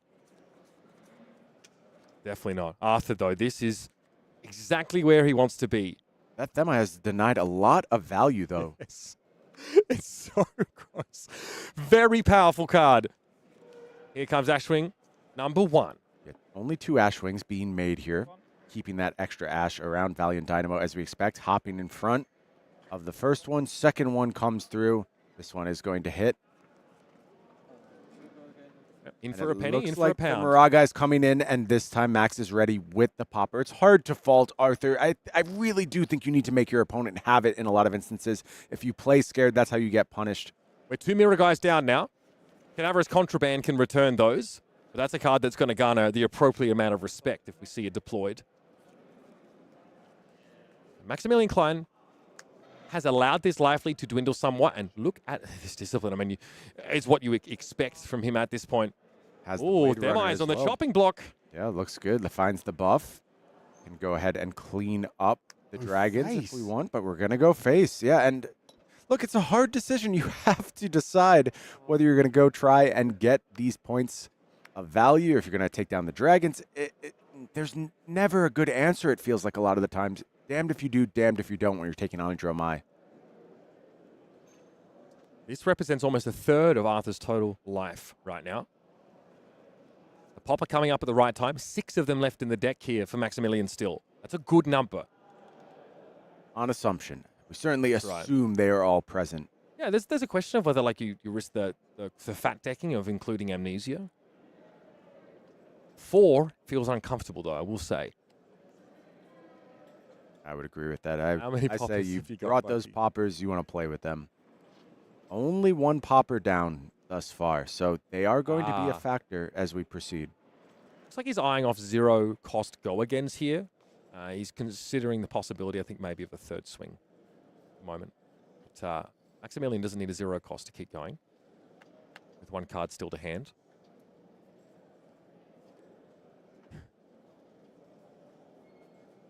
Arthur really feels his favorite part about Flesh and Blood is delving into each matchup and appreciating them from a micro and macro perspective. Loves the idea of pitch stacking, operating on that second cycle. He's in his element. Absolutely. I cannot think of a better deck for somebody who appreciates the nuances of matchups, the ins and outs, than Dromai. You know it, Mitch. You've played against good Dromais, you've played against medium Dromais, you've played against bad Dromais. The difference is astronomical. Yes. Times I feel powerful, and often, against the great Dromai is absolutely helpless. They know exactly what I'm trying to do. They deny me all of my win conditions and still put immense pressure down. And Arthur declared no defenses there, and Maximilian was ready with the in the swing. 3 more points headed the way of Arthur, and Arthur now at a paltry 10. Look, though, Mitch, I've seen this before. I know how this story ends. Arthur lets his life total lapse, and then out of nowhere, he finds aggression. Okay, defense reaction, I think, there in hand. We'll need to double check that, but that would be a bit awkward for Maximilian here. Start with a rabble. 3 guesses as to how this is responded to. Rabble going to come in 4-4 here. Goblet at the ready. Hold the line. Hold the looks line. very A sad. lot of blues here. Blade Runner. Hold the line is going to have to be saved to power Max's next turn. Femi is pretty good. I think now Max has a little bit of life to work with if that's the way he wants to approach this turn. Could go ahead and just look to soak some damage and come back with a pretty big turn with the Tunic ready. And Max says, yeah, that's all good. I'll go ahead and take 4 here. I think with those spoils, I kind of like Max getting aggressive on this next go-around. Presuming no disaster from Arthur, we'll see what he has to offer to try and dissuade Max from that plan. This is a pretty good way of doing so. It is that Kyloria coming down. Do you want to give me dynamos, friend? Probably not. Not this time around, anyway. No copper generated here for Maximilian. That Spoils of War comes in a little bit too late here, so that'll be a card for Arthur if Kyloria ends up getting in. Yeah, equipment's still at the ready for Maximilian. Full value available on Balance of Justice, on Brave Forge Bracer. So if Max does want to go ahead and just let this Kyloria swing and keep the entirety of this hand, that is a real option for Max at this point. Here comes Kylo Ren. Is the Force with him this time around? 1 card in Dynamos is a very respectable way to approach this. If there's blue redundancy, we know that Hold the Line won't be getting any value this turn. not in many cases, really. We get full value in this kind of matchup. Max going to have a quick count, see what's available from Arthur. This turn is not over, we know. Kyloria could just be the start of things. Plenty of defensive options for Maximilian here. Could commit a card plus Dynamos, could commit a couple pieces of equipment. A lot to consider. What does the return swing look like? That's what Max is thinking through now. What's my ceiling? Can I go ahead and put Arthur in a huge amount of threat and start forcing him to make some suboptimal blocks? Yeah. Can he afford to let him draw a card? That's a hard no. Yeah. Clean block there. Blade Runner plus Valiant Dynamo. And Thamai going to be the additional salvo. Still 2 cards available to Arthur. Arsenal and hand. Yeah, that's really important to note at this point, especially with an Ash in reserve, Arthur. It could be like a very, Dust Up's in the pitch zone right now. That's an amazing way to sort of close out a turn here. Gives you everything you really want as a Draconic Illusionist. Looks like we're going to go ahead and close up the chain here. And Asvalai got to come down as well, eating up that final Ash. So out of Ash, something to keep very close track of at this point. And Asvalai starts to offer that unpreventable damage. The choice was made to go without AB. A choice I agree with, Mitch, but is going to introduce some vulnerabilities here for Maximilian Klein. Maximilian's sort of turn decision might have been made for him now. He doesn't necessarily have the explosiveness to ignore these dragons and try and tear Arthur off of his horse. So it'll probably be janitorial duties on the next turn cycle. Factoring that in now, it's a matter of how many cards are worth committing to this block, right? Either 1 or 0. I'll take the Arcane and no blocks. Take the Arcane and no blocks, he says. Falls to 13. Brazen. Oh, that is Just gross. up. Oh, that is so nasty, Ryan. Perfect close to the chain there. Is going to go ahead and get those 2 pieces of equipment. Yeah, that, yeah. I don't know what to say about that one. That one lurking in the hand. Arthur already pitching one of those on that particular turn. Maximilian saying, what are the odds? Arthur's play is so deceptive. Time and time again, I think he just lines up things perfectly and puts his opponents through tough decisions. Speaking of tough decisions, though, it is going to be Spoils of War to kick things off. And this is going to go ahead and get some cleanup duty done. That Hatchet going to go ahead and take down the Thamai. Let's see what we want to do for this Kyloria. I assume that's the next priority target. Goblet going to go ahead and set up a future turn. Yeah, it might be. Asvalai, obviously, with that evasive damage. Maybe. Kyloria has no cards to draw right now because we've just generated some copper. That is true. And it will be Kyloria, though. Still going to go ahead and go after that Kyloria. Then move to my end step and move the counter. All right. Dynamo counter reset. Asvalai still on the board here. 4 cards to hand for the Dromai. And now that life gap has shrunk once more. 10 plays 13 as Maximilian Klein draws up to 4. E-Strike at the ready for Arthur. Can kick this turn off.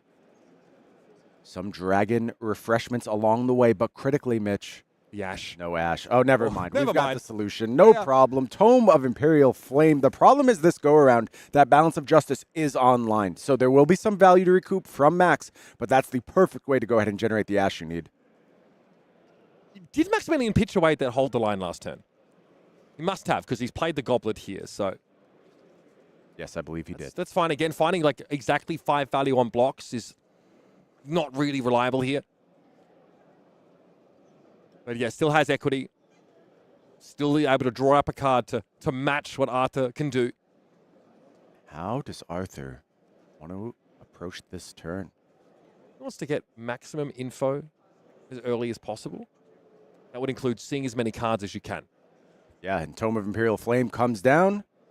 2 cards drawn, 2 cards to be pitched. Second Tome? Question mark? Maximilian's like, I didn't have 2 balances of justice. Come on. Is going to go ahead and pitch this additional redundant copy of Tome. 1 more card still to be pitched. Billowing, Enlightened Strike, Dromai, another Themi. Billowing Mirage might be the option here. You can look at something like a Chromai into Enlightened Strike turn if you want. That sounds pretty good to me. Chromai, Asvalai, Enlightened Strike. Nice damage output there. Obviously, Flamescale Furnace is going to give you plenty of resources here as well. Yep. You're resource rich, to be sure. 1 to the furnace. Or paying 1 in, excuse me. Here comes Themi once more. I think I want to do anything there. Yeah. What's anything about that? The problem is that was sort of. I think you have to activate your balance in response here. No. You assume so? You've seen another tone pitch. You've seen 2 played at this point. Yeah, it's time to go ahead and get the value from that card. Take a card into hand, which is good because I do think there's a substantial amount of damage headed Max's way, assuming no popper has been drawn in this moment. Big question, isn't it? Big question. Absolutely is. Certainly got to refresh the cards in hand with the help of that balance. The Flight of Dragons are poised, perched. Any prevention effect would have to be used as well at this juncture before that demise online. There's a popper. He's got amnesia. 2 of them. Dual poppers. So Uvia's going to come down, get that extra action point critically in this spot. However, that is important. These poppers are ready to play defense, and that is going to clean up that Uvia. Very short-lived for Dromai there. Yep. Into the bin. Yeah, Ashwing surely going to come through. And I think you're going to get to pick off potentially a premium target here with that second popper. They never play around the second popper, Mitch. Popper turn. Why would you? There's 7 in the deck. How do you play around that? Here comes Asfalai. Still threatening that arcane damage, though. That's something that Maximilian is priced into at this point. Yeah, no way to get around that, but does have that second amnesia. Go ahead and pop that Asfalai. Reclaim the turn. There's no way he's got a third. No. Demi, though, still lingers. There's some draconic presence on the board still for our illusionist player. But it's minimal, and I think twin poppers there was exactly the sauce that Maximilian Klein needed. What is it with these people drawing the exact silver bullet off of their balance of justice this tournament? It's insane. We call that scripting. Oh, Mitch. my goodness. We go ahead and script these finals. Sam write this one too? Yeah. My God. Hell of a screenwriter. Talented. Agility. He had all 3 of them. Come on, you got to be kidding me. Oh, An God. embarrassment of riches for Maximilian Klein, able to use this one for some offense, coming in for 6. When it rains, it pours, Brian. Almost half of the poppers in the Dorinthea deck come up in the same hand. How about 6 damage, Arthur? How do you feel?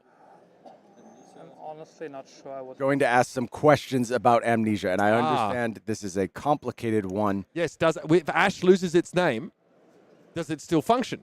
It does. I believe it does in this case. Like Jon Snow still was able to get out there and swing his sword. He didn't have a name. Yeah, so what you're targeting in this instance, I believe. I hate doing this on stream because I'll probably show my whole ass here, but that's fine. We're going to go ahead and do it anyway. Ash, when you target it with a dragon and invocation of a dragon, it's about the type. It's got a super type of Ash. Despite the fact it doesn't have the name Ash anymore, I believe it still has the super type. Our judges will go ahead and provide this information. They'll get it all cleared, and chat can rage about how I got it wrong. Both outcomes are okay. I can live with that. Brian Gottlieb, you heard it here first, showing his whole Ash on stream. Yep. The entirety of my Ash. Big shout out to everybody joining us here on the stream side. 4,000 fellow flesh and blood lovers, and you're being treated to the highest quality gameplay. And I'm not just saying that because there's a Dorinthea involved. I promise. I don't believe you, Mitch, but that's okay. As long as you're saying it, that's what matters, because you are 100% correct. I'm such a simp. Okay. All right, Arthur, having a look now again, has to consider popper density. He has a deck list, obviously, that he has access to. I believe it's 2 Command and Conquers and 1 Down and Dirty still lingering in the 80 for Maximilian. Yeah, that lines up with my count as well, Mitch. And you have to feel that fear that Down and Dirty can come out of anywhere. Very, very cool card. I'm so happy that one exists. Right. I also designed it, but you know, what are you gonna do? I would like it if someone else designed it too. It's not just because you designed it, but sure. So again, I guess much of the discussion about amnesia and Ash tokens has probably been resolved by this point. Again, the super type being what is most crucial here? Sending a 6 at your opponent, accounting for 60% of their current life total. Yeah, I'm not even sure that's true, Mitch. I think what's actually most important is 6. The number 6, that's a big number. And with Arthur just at 10, each point of damage represents one less thing you can play around when playing against this Dorinthea. Finding a effective use for this defense reaction. Yeah, efficient coverage here. Clean block of 6. Maximilian representing Pummel. Talked about that one of Blue Pummel. Yep. It's not in Max's deck. Breathe easy, Arthur. You have escaped. There is more to come, though. We know. Those hatchets looking to get in the mix. Are there additional bits of go again? Looks like cleave. So this is going to be a number turn, but a pretty interesting one, honestly. And this is our first chance to take a look at a cleave. And when this hits a hero or ally, you may deal that much damage to another ally controlled by the same hero. So +4 and going to be a clean swing here for 6. Do you throw it at the Themi, just totally clean the board? Do you throw it at your opponent? The amount of damage matters. And I think it's so interesting that that flame scale furnace is available, because were it not, the cleave would just work going to the face. It could go ahead and do damage and clean up an Ashwing. But let's see how Max wants to play it. Does he want to get aggressive here and force Arthur to have those blocks? Look, taking cards from hand is worth a lot as well. Max can either leak some damage here and get rid of the Ashwing. That's fine. I don't think he's targeting Themi. It's not a high-value play because he cannot cleave the extra damage done to Themi onto Arthur. That would be busted. Yeah, it only works in reverse. You can target the Themi and clean up the Ashwing. That's fine. Or you target Arthur and hope to leak 1, maybe 4. But he is going to go after the Themi and is very disciplined. Going to clean up the board. No Ash for Arthur, and no Tome coming to bail out. We know that Tome on the bottom of the deck right now, so things in a very, very good place for Maximilian Klein as he heads into this next turn. Yeah, and again, closing the chain there meant that you could have got in with that flame scale furnace, and that would have made that swing at Arthur much less valuable. Maximilian, the janitor, coming out of that turn here feeling pretty good with an empty board, and this is an interesting one. You've got to play a red to give that Blaze Headlong go again.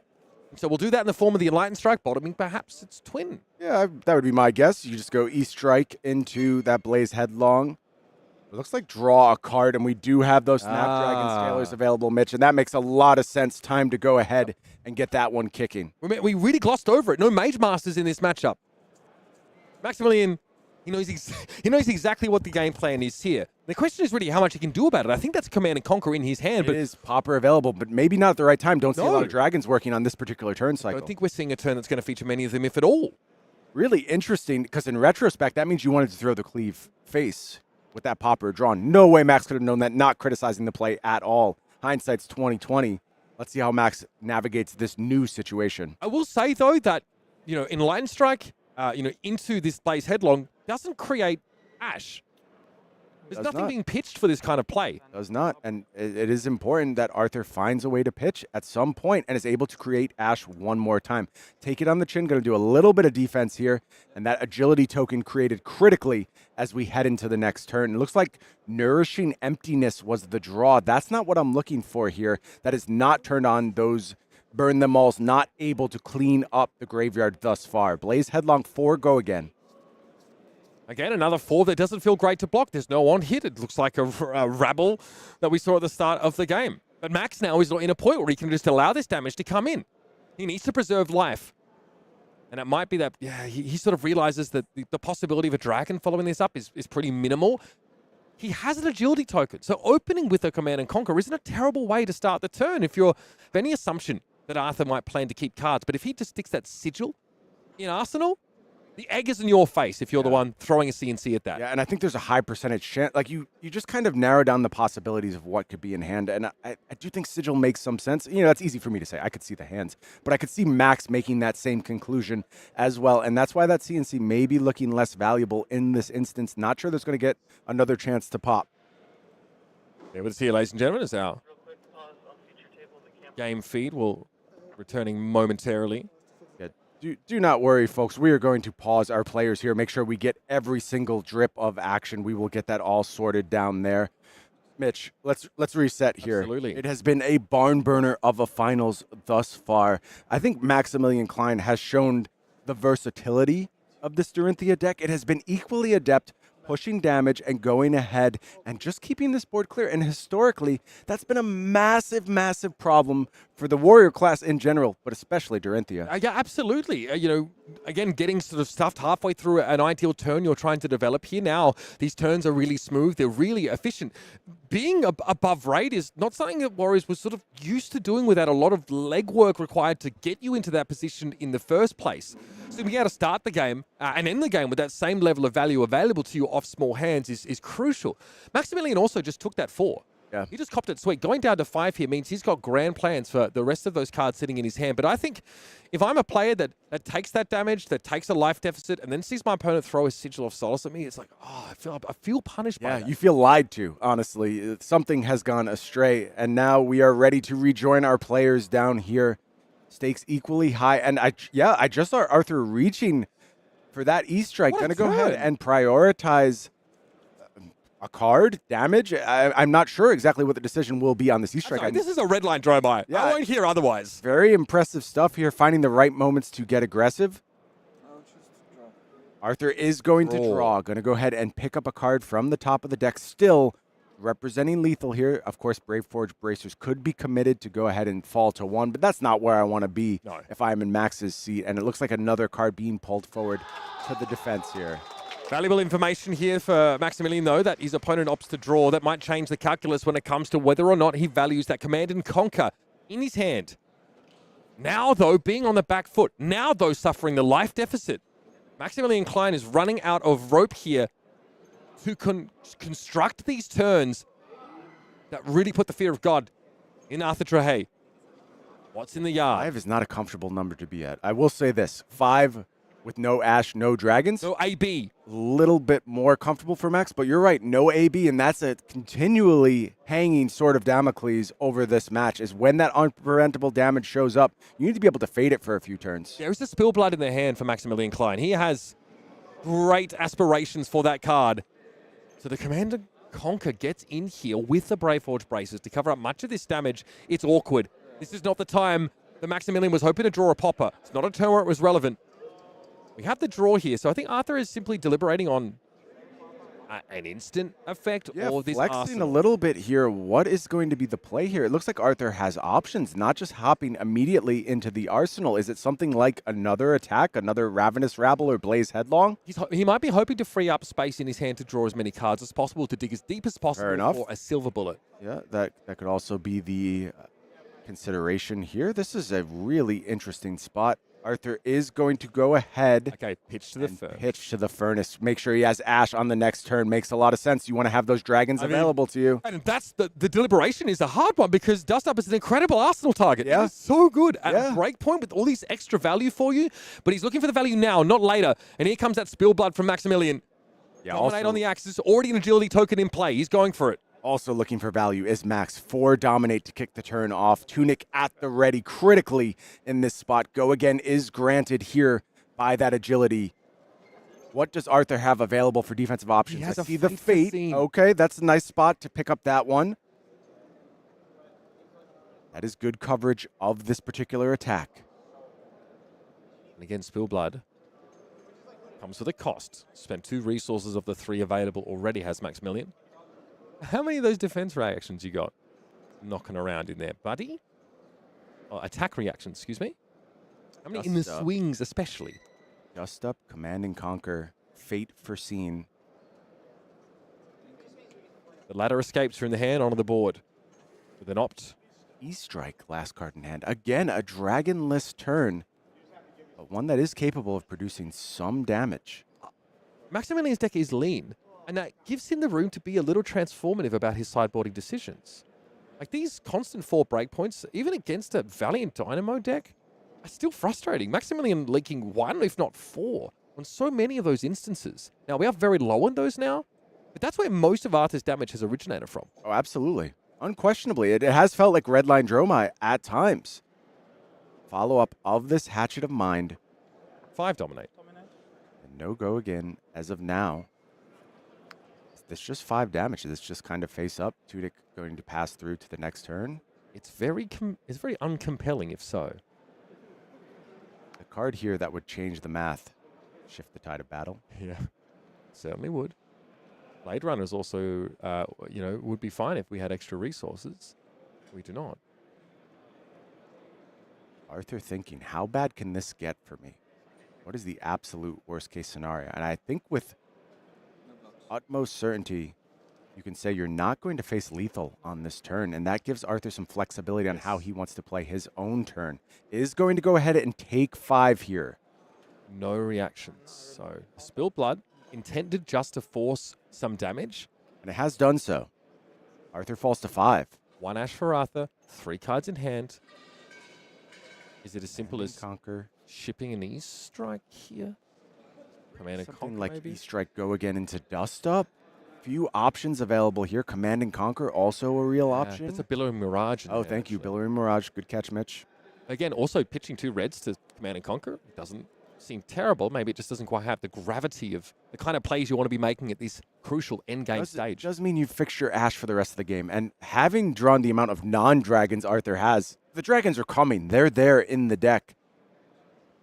What does Arthur want to do in this instance? Looks like 1 card being pulled forward. It's going to be the Billowing Mirage to kick things off here with Go Again. Getting an Ashwing is big. Making that Ashwing very, very nice here. Your Max, you have the Valiant Dynamo at the ready. E-Strike, last card in hand. We know that will not have further influence over this turn. Yeah, the decision there is a pitch to Flamescale or to pocket it away. Feels like it's supposed to be pocketed here, but we will see. I'm not going to supplement my opinion for Arthur's. He has been flawless thus far all day long. And a defensive card put in front of that Billowing Mirage. And now this Ether Ashwing coming in for 1. Valiant Dynamos at the ready. You expect those will be lined up. There's also a Take It on the chin, though. Max definitely fears that the Dust Up follow-up here. He doesn't want to deal with that. I think that he probably has been able to track that, though, to some degree. And it would not be close to the top of the deck. Gotta give it to Arthur.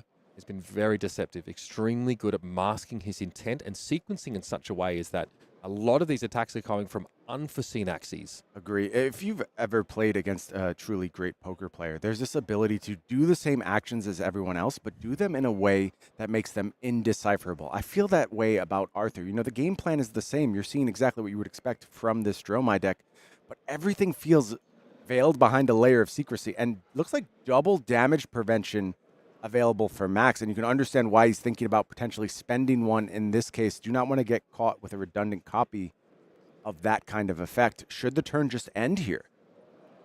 We are approaching the final verses of this Song of Fire and Iron, folks. 5 life, 4 life respectively here between Arthur Trehet and Maximilian Klein. The latter trying to decide what might follow this Aether Ashwing. If I commit my Dynamos here, I won't be able to effectively block a Dust Up with 1 card from hand. That's a big decision. It's massive. The difference between 2 cards and 3 here cannot be overstated.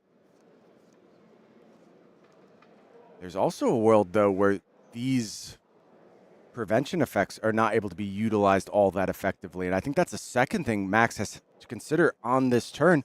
Quite a troubling turn for Max. You really, really need to think through all the permutations, all the potential punishments, and understand exactly what's going to happen. And I believe he has said no blocks. No blocks coming, and just going to be the arsenal from Arthur. And you saw it on Max's face. You saw that click of the tongue. Arthur played in such a fashion and got Max to fall into exactly his trap. And now this turn doomed to less efficiency for that deceptiveness. These two are having a conversation underneath what we're seeing on the board here. Both of them knew exactly what was being represented, and Arthur was hoping to sneak 1 point of damage through. That could be everything here. I will say on Maximilian's side, though, a 3-card hand plus Arsenal plus Tunic counter available can represent some power. That's but nice. Does he have the right cards? Arthur could have just claimed agility with almost no cost here, and it's quite painful. Or excuse me, Maximilian could have claimed that agility, and it's quite painful to know this turn could be so much more efficient, so much cleaner. Now, the second Go-Again enabler in Max's hand might be better employed as a resource card, as pitch. If one of those are blue, we're in the green. Tunic is at the ready, which I think is a big factor on this turn, and maybe it allows that Take It on the Chin to function well as a resource card. We have to see how Max wants to proceed. Ooh. It is going to be hit and run to kick off the turn. Yeah, just missing out on the +3, though, Brian. You do anything to have access to a pump like that at this stage of the game. Feels painful, Mitch. Painful. Could have gotten so much more from this card with just a little bit different decision. Axe comes in. It's just for 2. An annoying number, sure. But one that Arthur is absolutely equipped to block. No, it's going over towards an Ashwing here. Maximilian so meticulous in clearing the board. Brave Forge braces into the Axe of Mind here. I'm going to be honest with you, Mitch. Sure, Max is being meticulous. This is a sign of a turn that has gone wrong. I think disaster befell Max on that last turn. I think a miss of that take it on the chin as a defensive option is such a big deal, and it could be potentially a thousands and thousands of dollars mistake for Maximilian Klein. You either have a way to pump this or you have a way to give it go again. You don't have both. Arthur knows there's no single attack reaction that can kill him if he blocks this sufficiently. And what does the hand composition look like? It looks rich with dragons. I see an Uvia. I see a Yendurai. I know there are very few poppers left in Max's deck at this point. Can Arthur find the window? Does he once again trade a bit of life? Does have defense reaction at the ready, so has some time to parse this one out, to understand exactly what is happening from Maximilian Klein. In the swing, a little scary here. That does represent lethal, but I think with that fate at the ready, no huge risk immediately apparent for Arthur. And this feels like a popper count to me. What are the options available to Max? And also simultaneously checking those attack reactions. What's the ceiling? Where are we going with this one?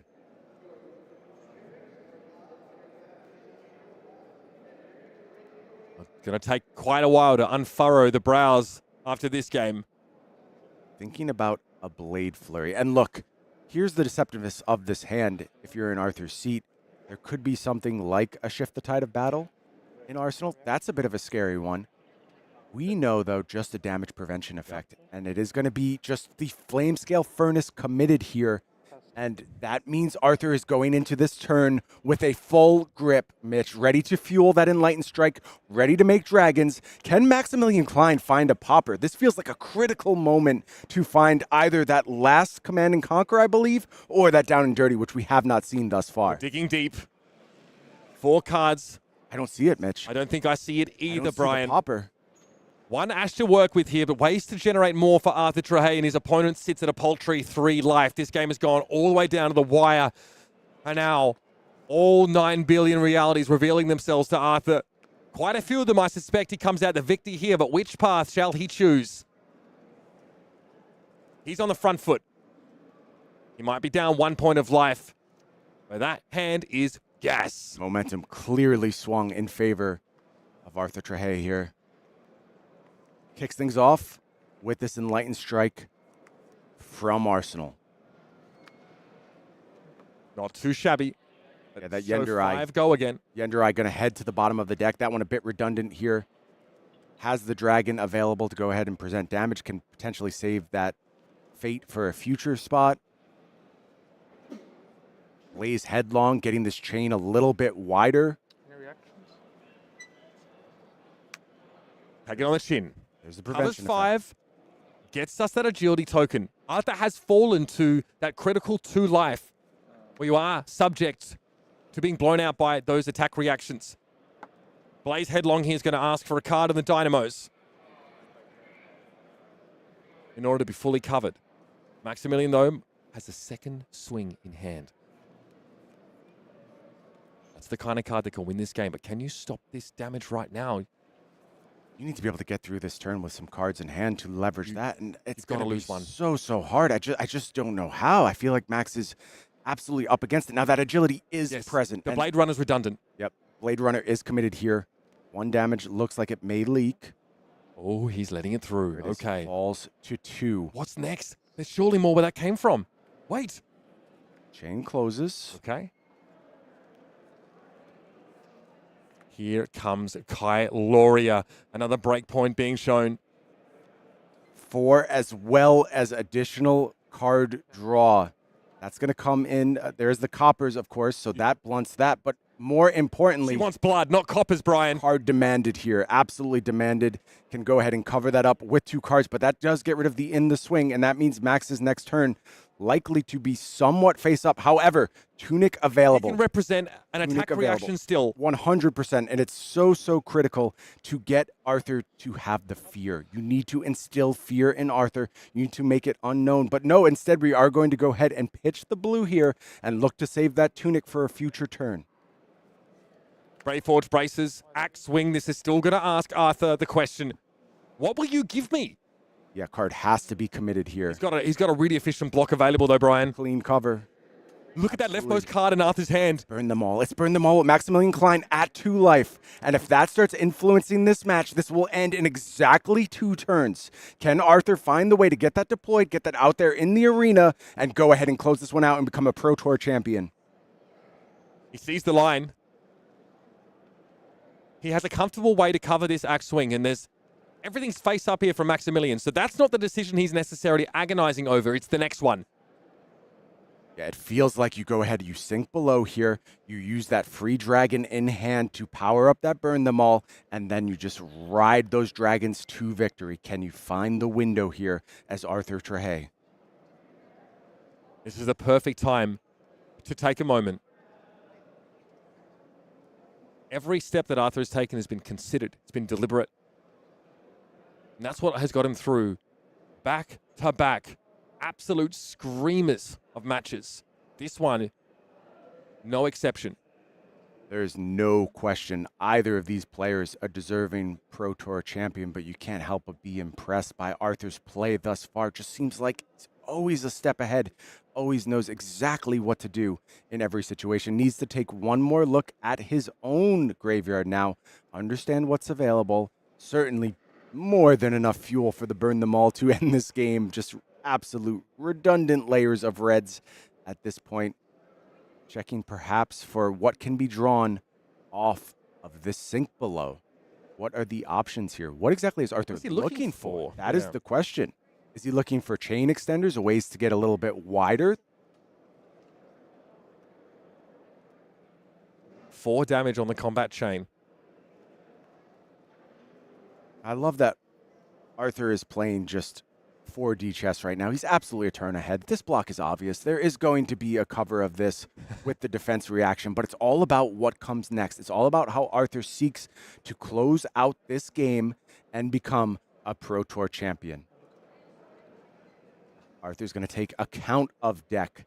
Now we're doing some odds figuring. We're understanding mathematically what are the possibilities of drawing some of these key cards we may be looking for. 27 cards in deck. More than enough to see this game out. Oh, absolutely. This one's ending, and it's ending soon, Mitch. But how is it ending? What is going to be the play here with this sink below?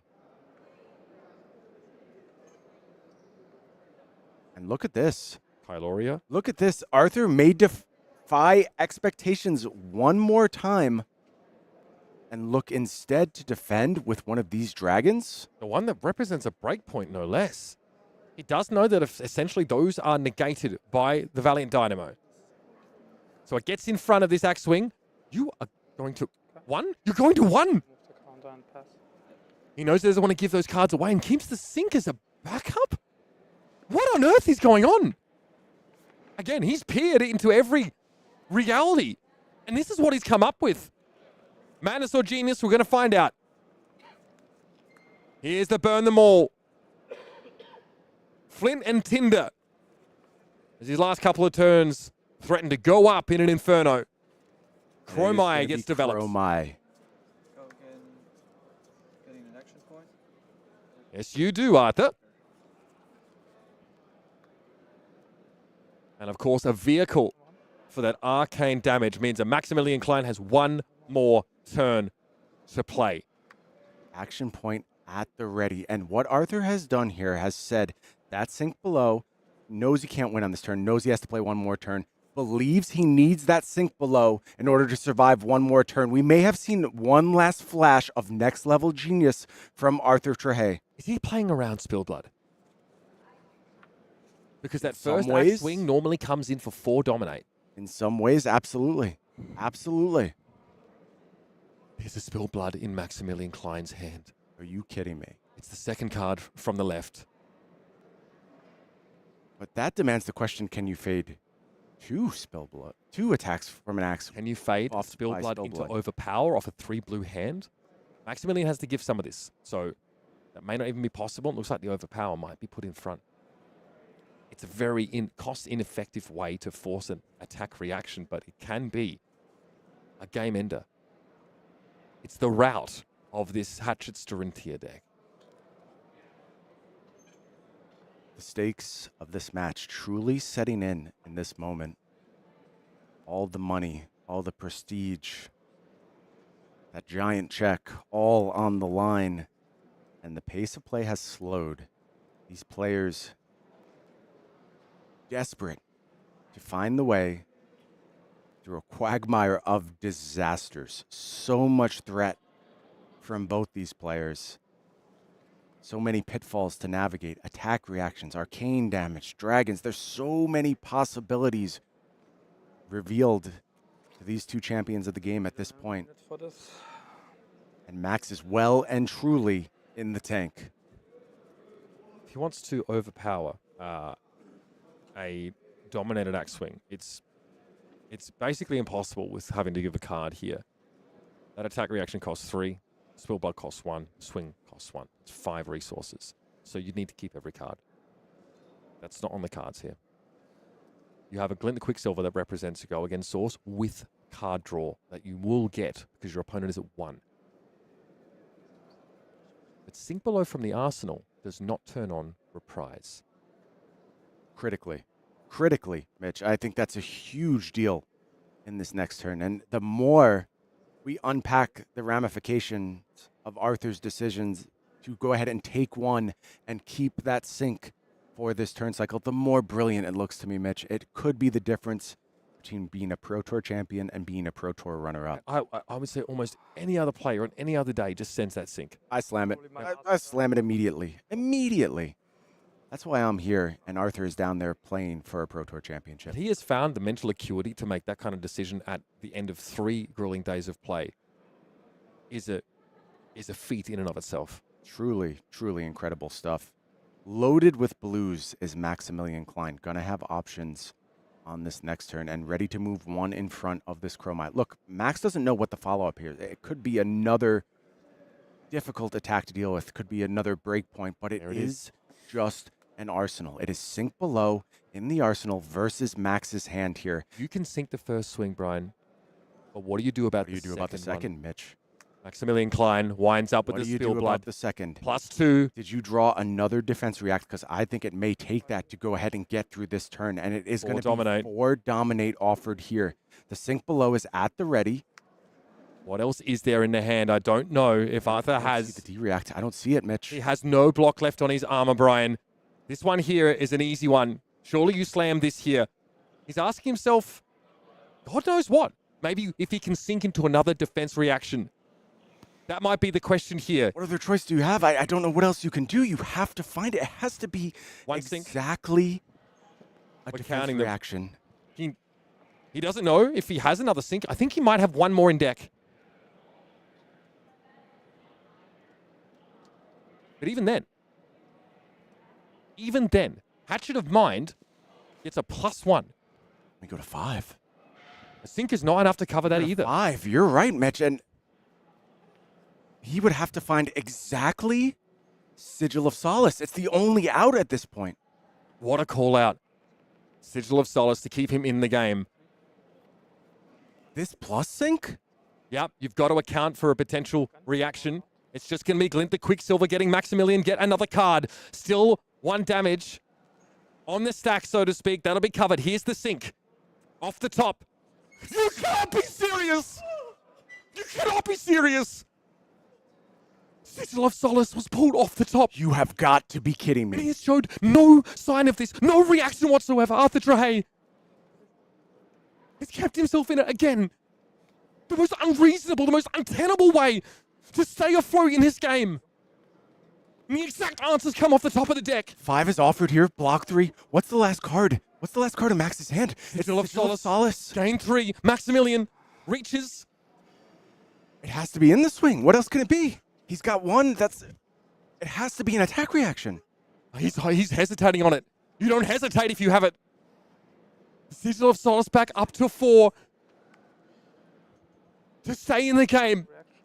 Maximilian Klein is throwing everything. He says, no reactions. Arthur down to 2. And he's alive in this game. Are you kidding? Burn them all at the ready. Max at 1. He's dead. What's left, Mitch? What's left? It's just this attack with Dromai. Take it on the chin. Does he have any of those available? I feel like he's gone through all of those. It would have to be a prevention effect. I don't see one. Not a 1 in the hand. Not a 1. It's a grimace. A rueful. He shows the hand is extended. We're in the house of the dragon. And at the head of the table sits Arthur Trehet, your Pro Tour Los Angeles champion, with the most incredible cold shot I have ever seen. Are you kidding me, Mitch? Are you kidding me? He had 1 out, 1 answer left in his entire deck. The Sigil of Solace came up from the sink. We might never see a moment like this ever again. Mitch, we have just witnessed the greatest game in Flesh and Blood history, without question. Without question, I have never seen anything like that in the history of this game. The perfect Sigil of Solace off the top to go ahead and prevent that spilled blood turn and go ahead and declare Arthur our Pro Tour Los Angeles champion. He knew it. He counted his deck. He counted his graveyard, the number of sigils left in the deck. He calculated the possibility that he had an out, but ultimately it didn't matter. He knew that was his only way to survive. That spilled blood turn in any other reality would have gotten the job done.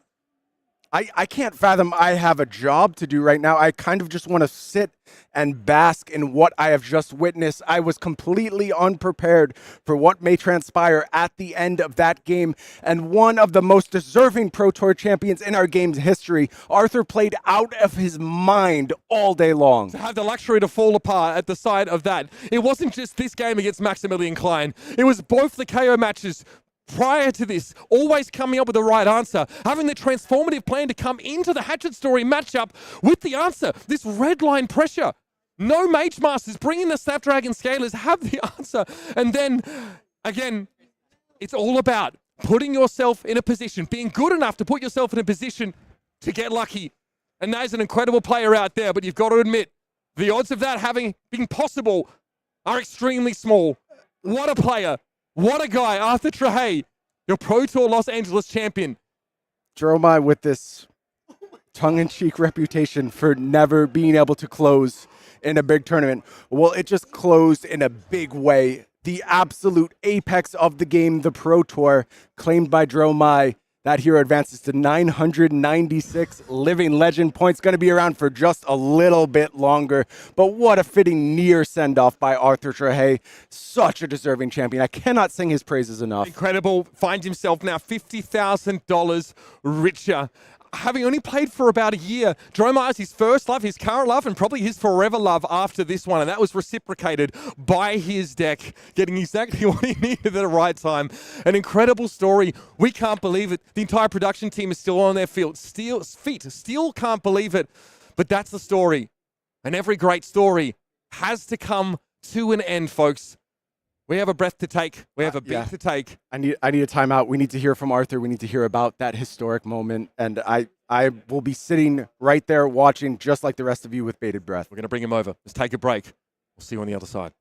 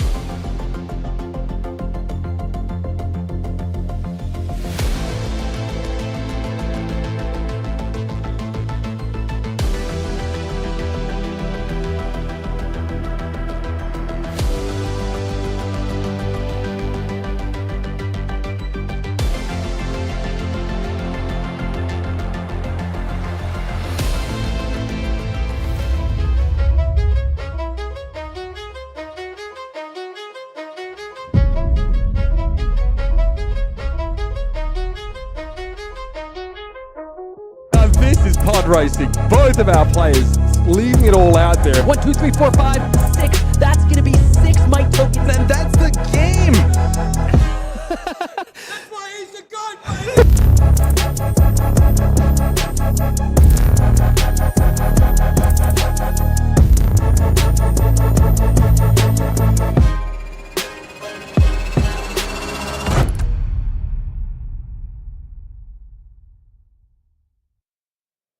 Welcome back to the desk. Mitch Leslie here, and I'm in presence of Draconic Royalty. Arthur Trehet, your Pro Tour Los Angeles champion, joins us here.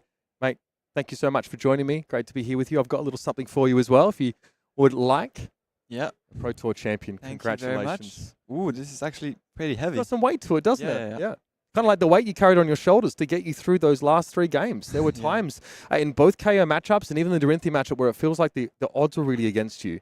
Yeah. You had to find a sigil of solace off that sink below to win the game. That was your only out from that point. Yeah. Tell me what was going through your head and how you came to that decision to Yeah. make that play. So first of all, I knew like his since I had sink below in Arsenal, I knew there were 2 cards in his hand that could make me lose, which were Glint and the yellow one that gives go again. Yes. The card that has higher. Shift the tide of battle. Yeah, exactly. Yep. This one, but it didn't make any difference for me to activate Glint or not. Yes. It didn't make any difference. If he has an extra card, yeah. Yeah, if he has an extra card, because he will just swing me and I'm dead. Because I have only 1 block 4 and block 3 I will die to the next axe. So I choose to overblock so that I don't die to the last Blade Fury in his deck. And then when I see the Glint, I'm like, okay, well, now the only thing that can save me is either me drawing a sigil or him deciding to target Dromai, or what was it? Yeah, I think that's it. Yeah. Yeah, because if he could also actually try to target Dromai for me to not be able to present arcane damage. Right. Because I didn't have any dragons, no ash, and no furnace, so I couldn't pitch to get an ash back. But also, if he did this, he would leave me, I believe, with a 3-card hand, and then if I have one of the 2 Billowing Mirage that are left in my deck, get an Ashwing. I get an Ashwing and I can push the last Arcane and I win. So he actually played around Billowing Mirage and not Sigil of Solace, and I won. Yeah, that. it feels like obviously Max plays around that to some degree because we're watching and we see a 4-power dominate attack coming in. Yeah, and everyone's just like, I mean, you've got a 4-power defense reaction. We sort of discussed it, right? So everyone's so taken aback when you make the choice not to make that block, and then we see why you need to hold on to that card. Really incredible moment. You have been playing Flesh and Blood for a little over a year now. Mm-hmm. That's, in the grand scheme of things, it's not a long time. Tell us how you feel like you've been able to advance to become the player that you are now, to be able to make such decisions after such long days of play and make the correct ones. Yeah. Well, first of all, this day was actually like only 3 games with a lot of breaks, so way more exhausting than the last 2. But I don't know, honestly. I think like the first calling that I did really bad, but I learned a lot. Like I made lots of draw games, and then I understood I need to play faster. Maybe a deck also that plays faster. Yep. That's why I stopped playing big dragons, by the way. Yes. Then on the what was it? French Nationals you played in? Nationals, yeah. Yep. But also for on the Worlds, yep. I went 9-5, but I learned that I was very too stressed at the beginning, and I made a misplay that cost me a game. Mm-hmm. So I learned that tighten that up. Yeah, sure. I learned that I need to be less stressed in game to be sure that I do the right things and not to get my hopes up from the beginning. So that's what I did this time. I was more prepared. I didn't hope to do any top 8. No big expectations. Yeah, no big right? expectations, Yeah. and I was calm in all my games, and I think almost all my games. Yeah. And I think that helped me to make the right decisions. You are now $50,000 richer. The title of Pro Tour champion, bringing that back to Europe, but also bringing it to France and your community as well there in Paris. Tell me how that must feel. And I mean, I don't know if you have some words you'd like to share with your friends, family, or watching at home. This is a great time to do that, I think. Yeah, for sure. I mean, Obviously, huge thanks to the French community. Merci beaucoup à tout le monde. Genre, ça fait super plaisir tout le monde qui m'a soutenu sur le chat et tout. Enfin, c'est incroyable, ça m'a beaucoup donné de force et ça fait chaud au cœur, quoi. Donc merci beaucoup à tout le monde. Et merci beaucoup aussi à mes amis avec qui je traîne, donc ils se reconnaîtront, je pense. Mais voilà. Incredible showing here. You have created, been a part of one of the most incredible moments in Flesh and Blood history up to this point. And you're credited with making the right decision under the tightest of circumstances. So again, I want to extend my congratulations and my thanks for joining me here in the booth and showing us how the game should be played by a true professional. Thank you again. And yeah, we'll hopefully see you very, very soon. For now, folks, we'll take a quick break. We're about to wrap the show up here. A couple of formalities and housekeeping things that need to be taken care of. So when we return, Sam and Pankaj will land this plane.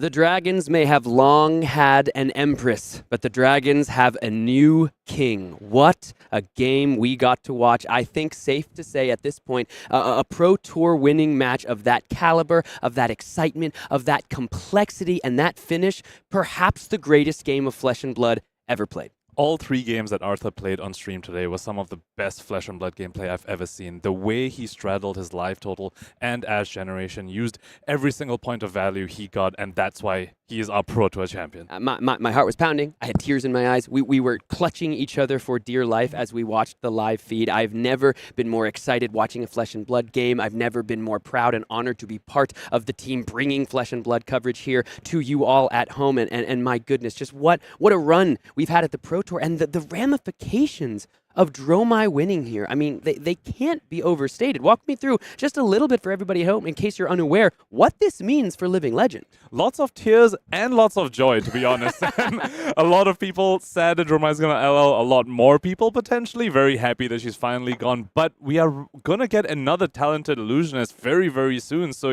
these illusionist players won't have to, be sad for too long. They're going to have a replacement very, very soon. Absolutely. Well, thank you all so much for joining us this entire weekend long. It has been a dream come true for us here in the booth. It's been an honor and a joy. We want to give some shout outs, of course, to the team here putting on the show at Savage Feats. We do have Ethan Van Sant. Thank you to the man for doing all this incredible work as well.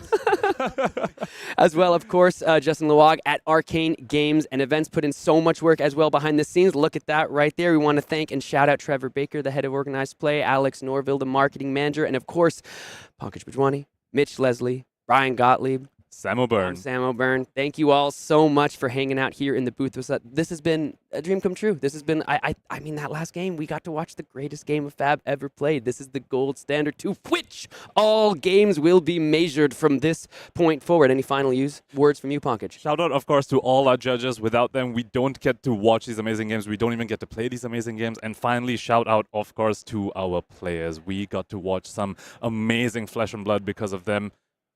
Shout out to our players. And shout out to the Pro Tour Los Angeles champion, Alex Trehet, on Dromai Ash Artist. She sits... Arthur. What did I say? Alex. Arthur Trehet, my goodness. I was looking at my notes that Alex Nova. Arthur Trehet, 996 Dromai Ash Artist here. And that's going to do it from us here at the booth, folks. Thank you so much for joining us this whole weekend long. We got more great Flesh and Blood coming to you in just a couple weeks from Calling Phuket, so don't miss that stream. We'll all be back, baby. It'll be a little more relaxed, a little more low-key, but a lot exciting. So thank you all for joining us. Have a great rest of your day. This was so fun. We have to wait for Ethan to run all the way back now. Yeah. But cheers. We love you. Bye. Thanks for everything. And with that, the Pro Tour, c'est fini.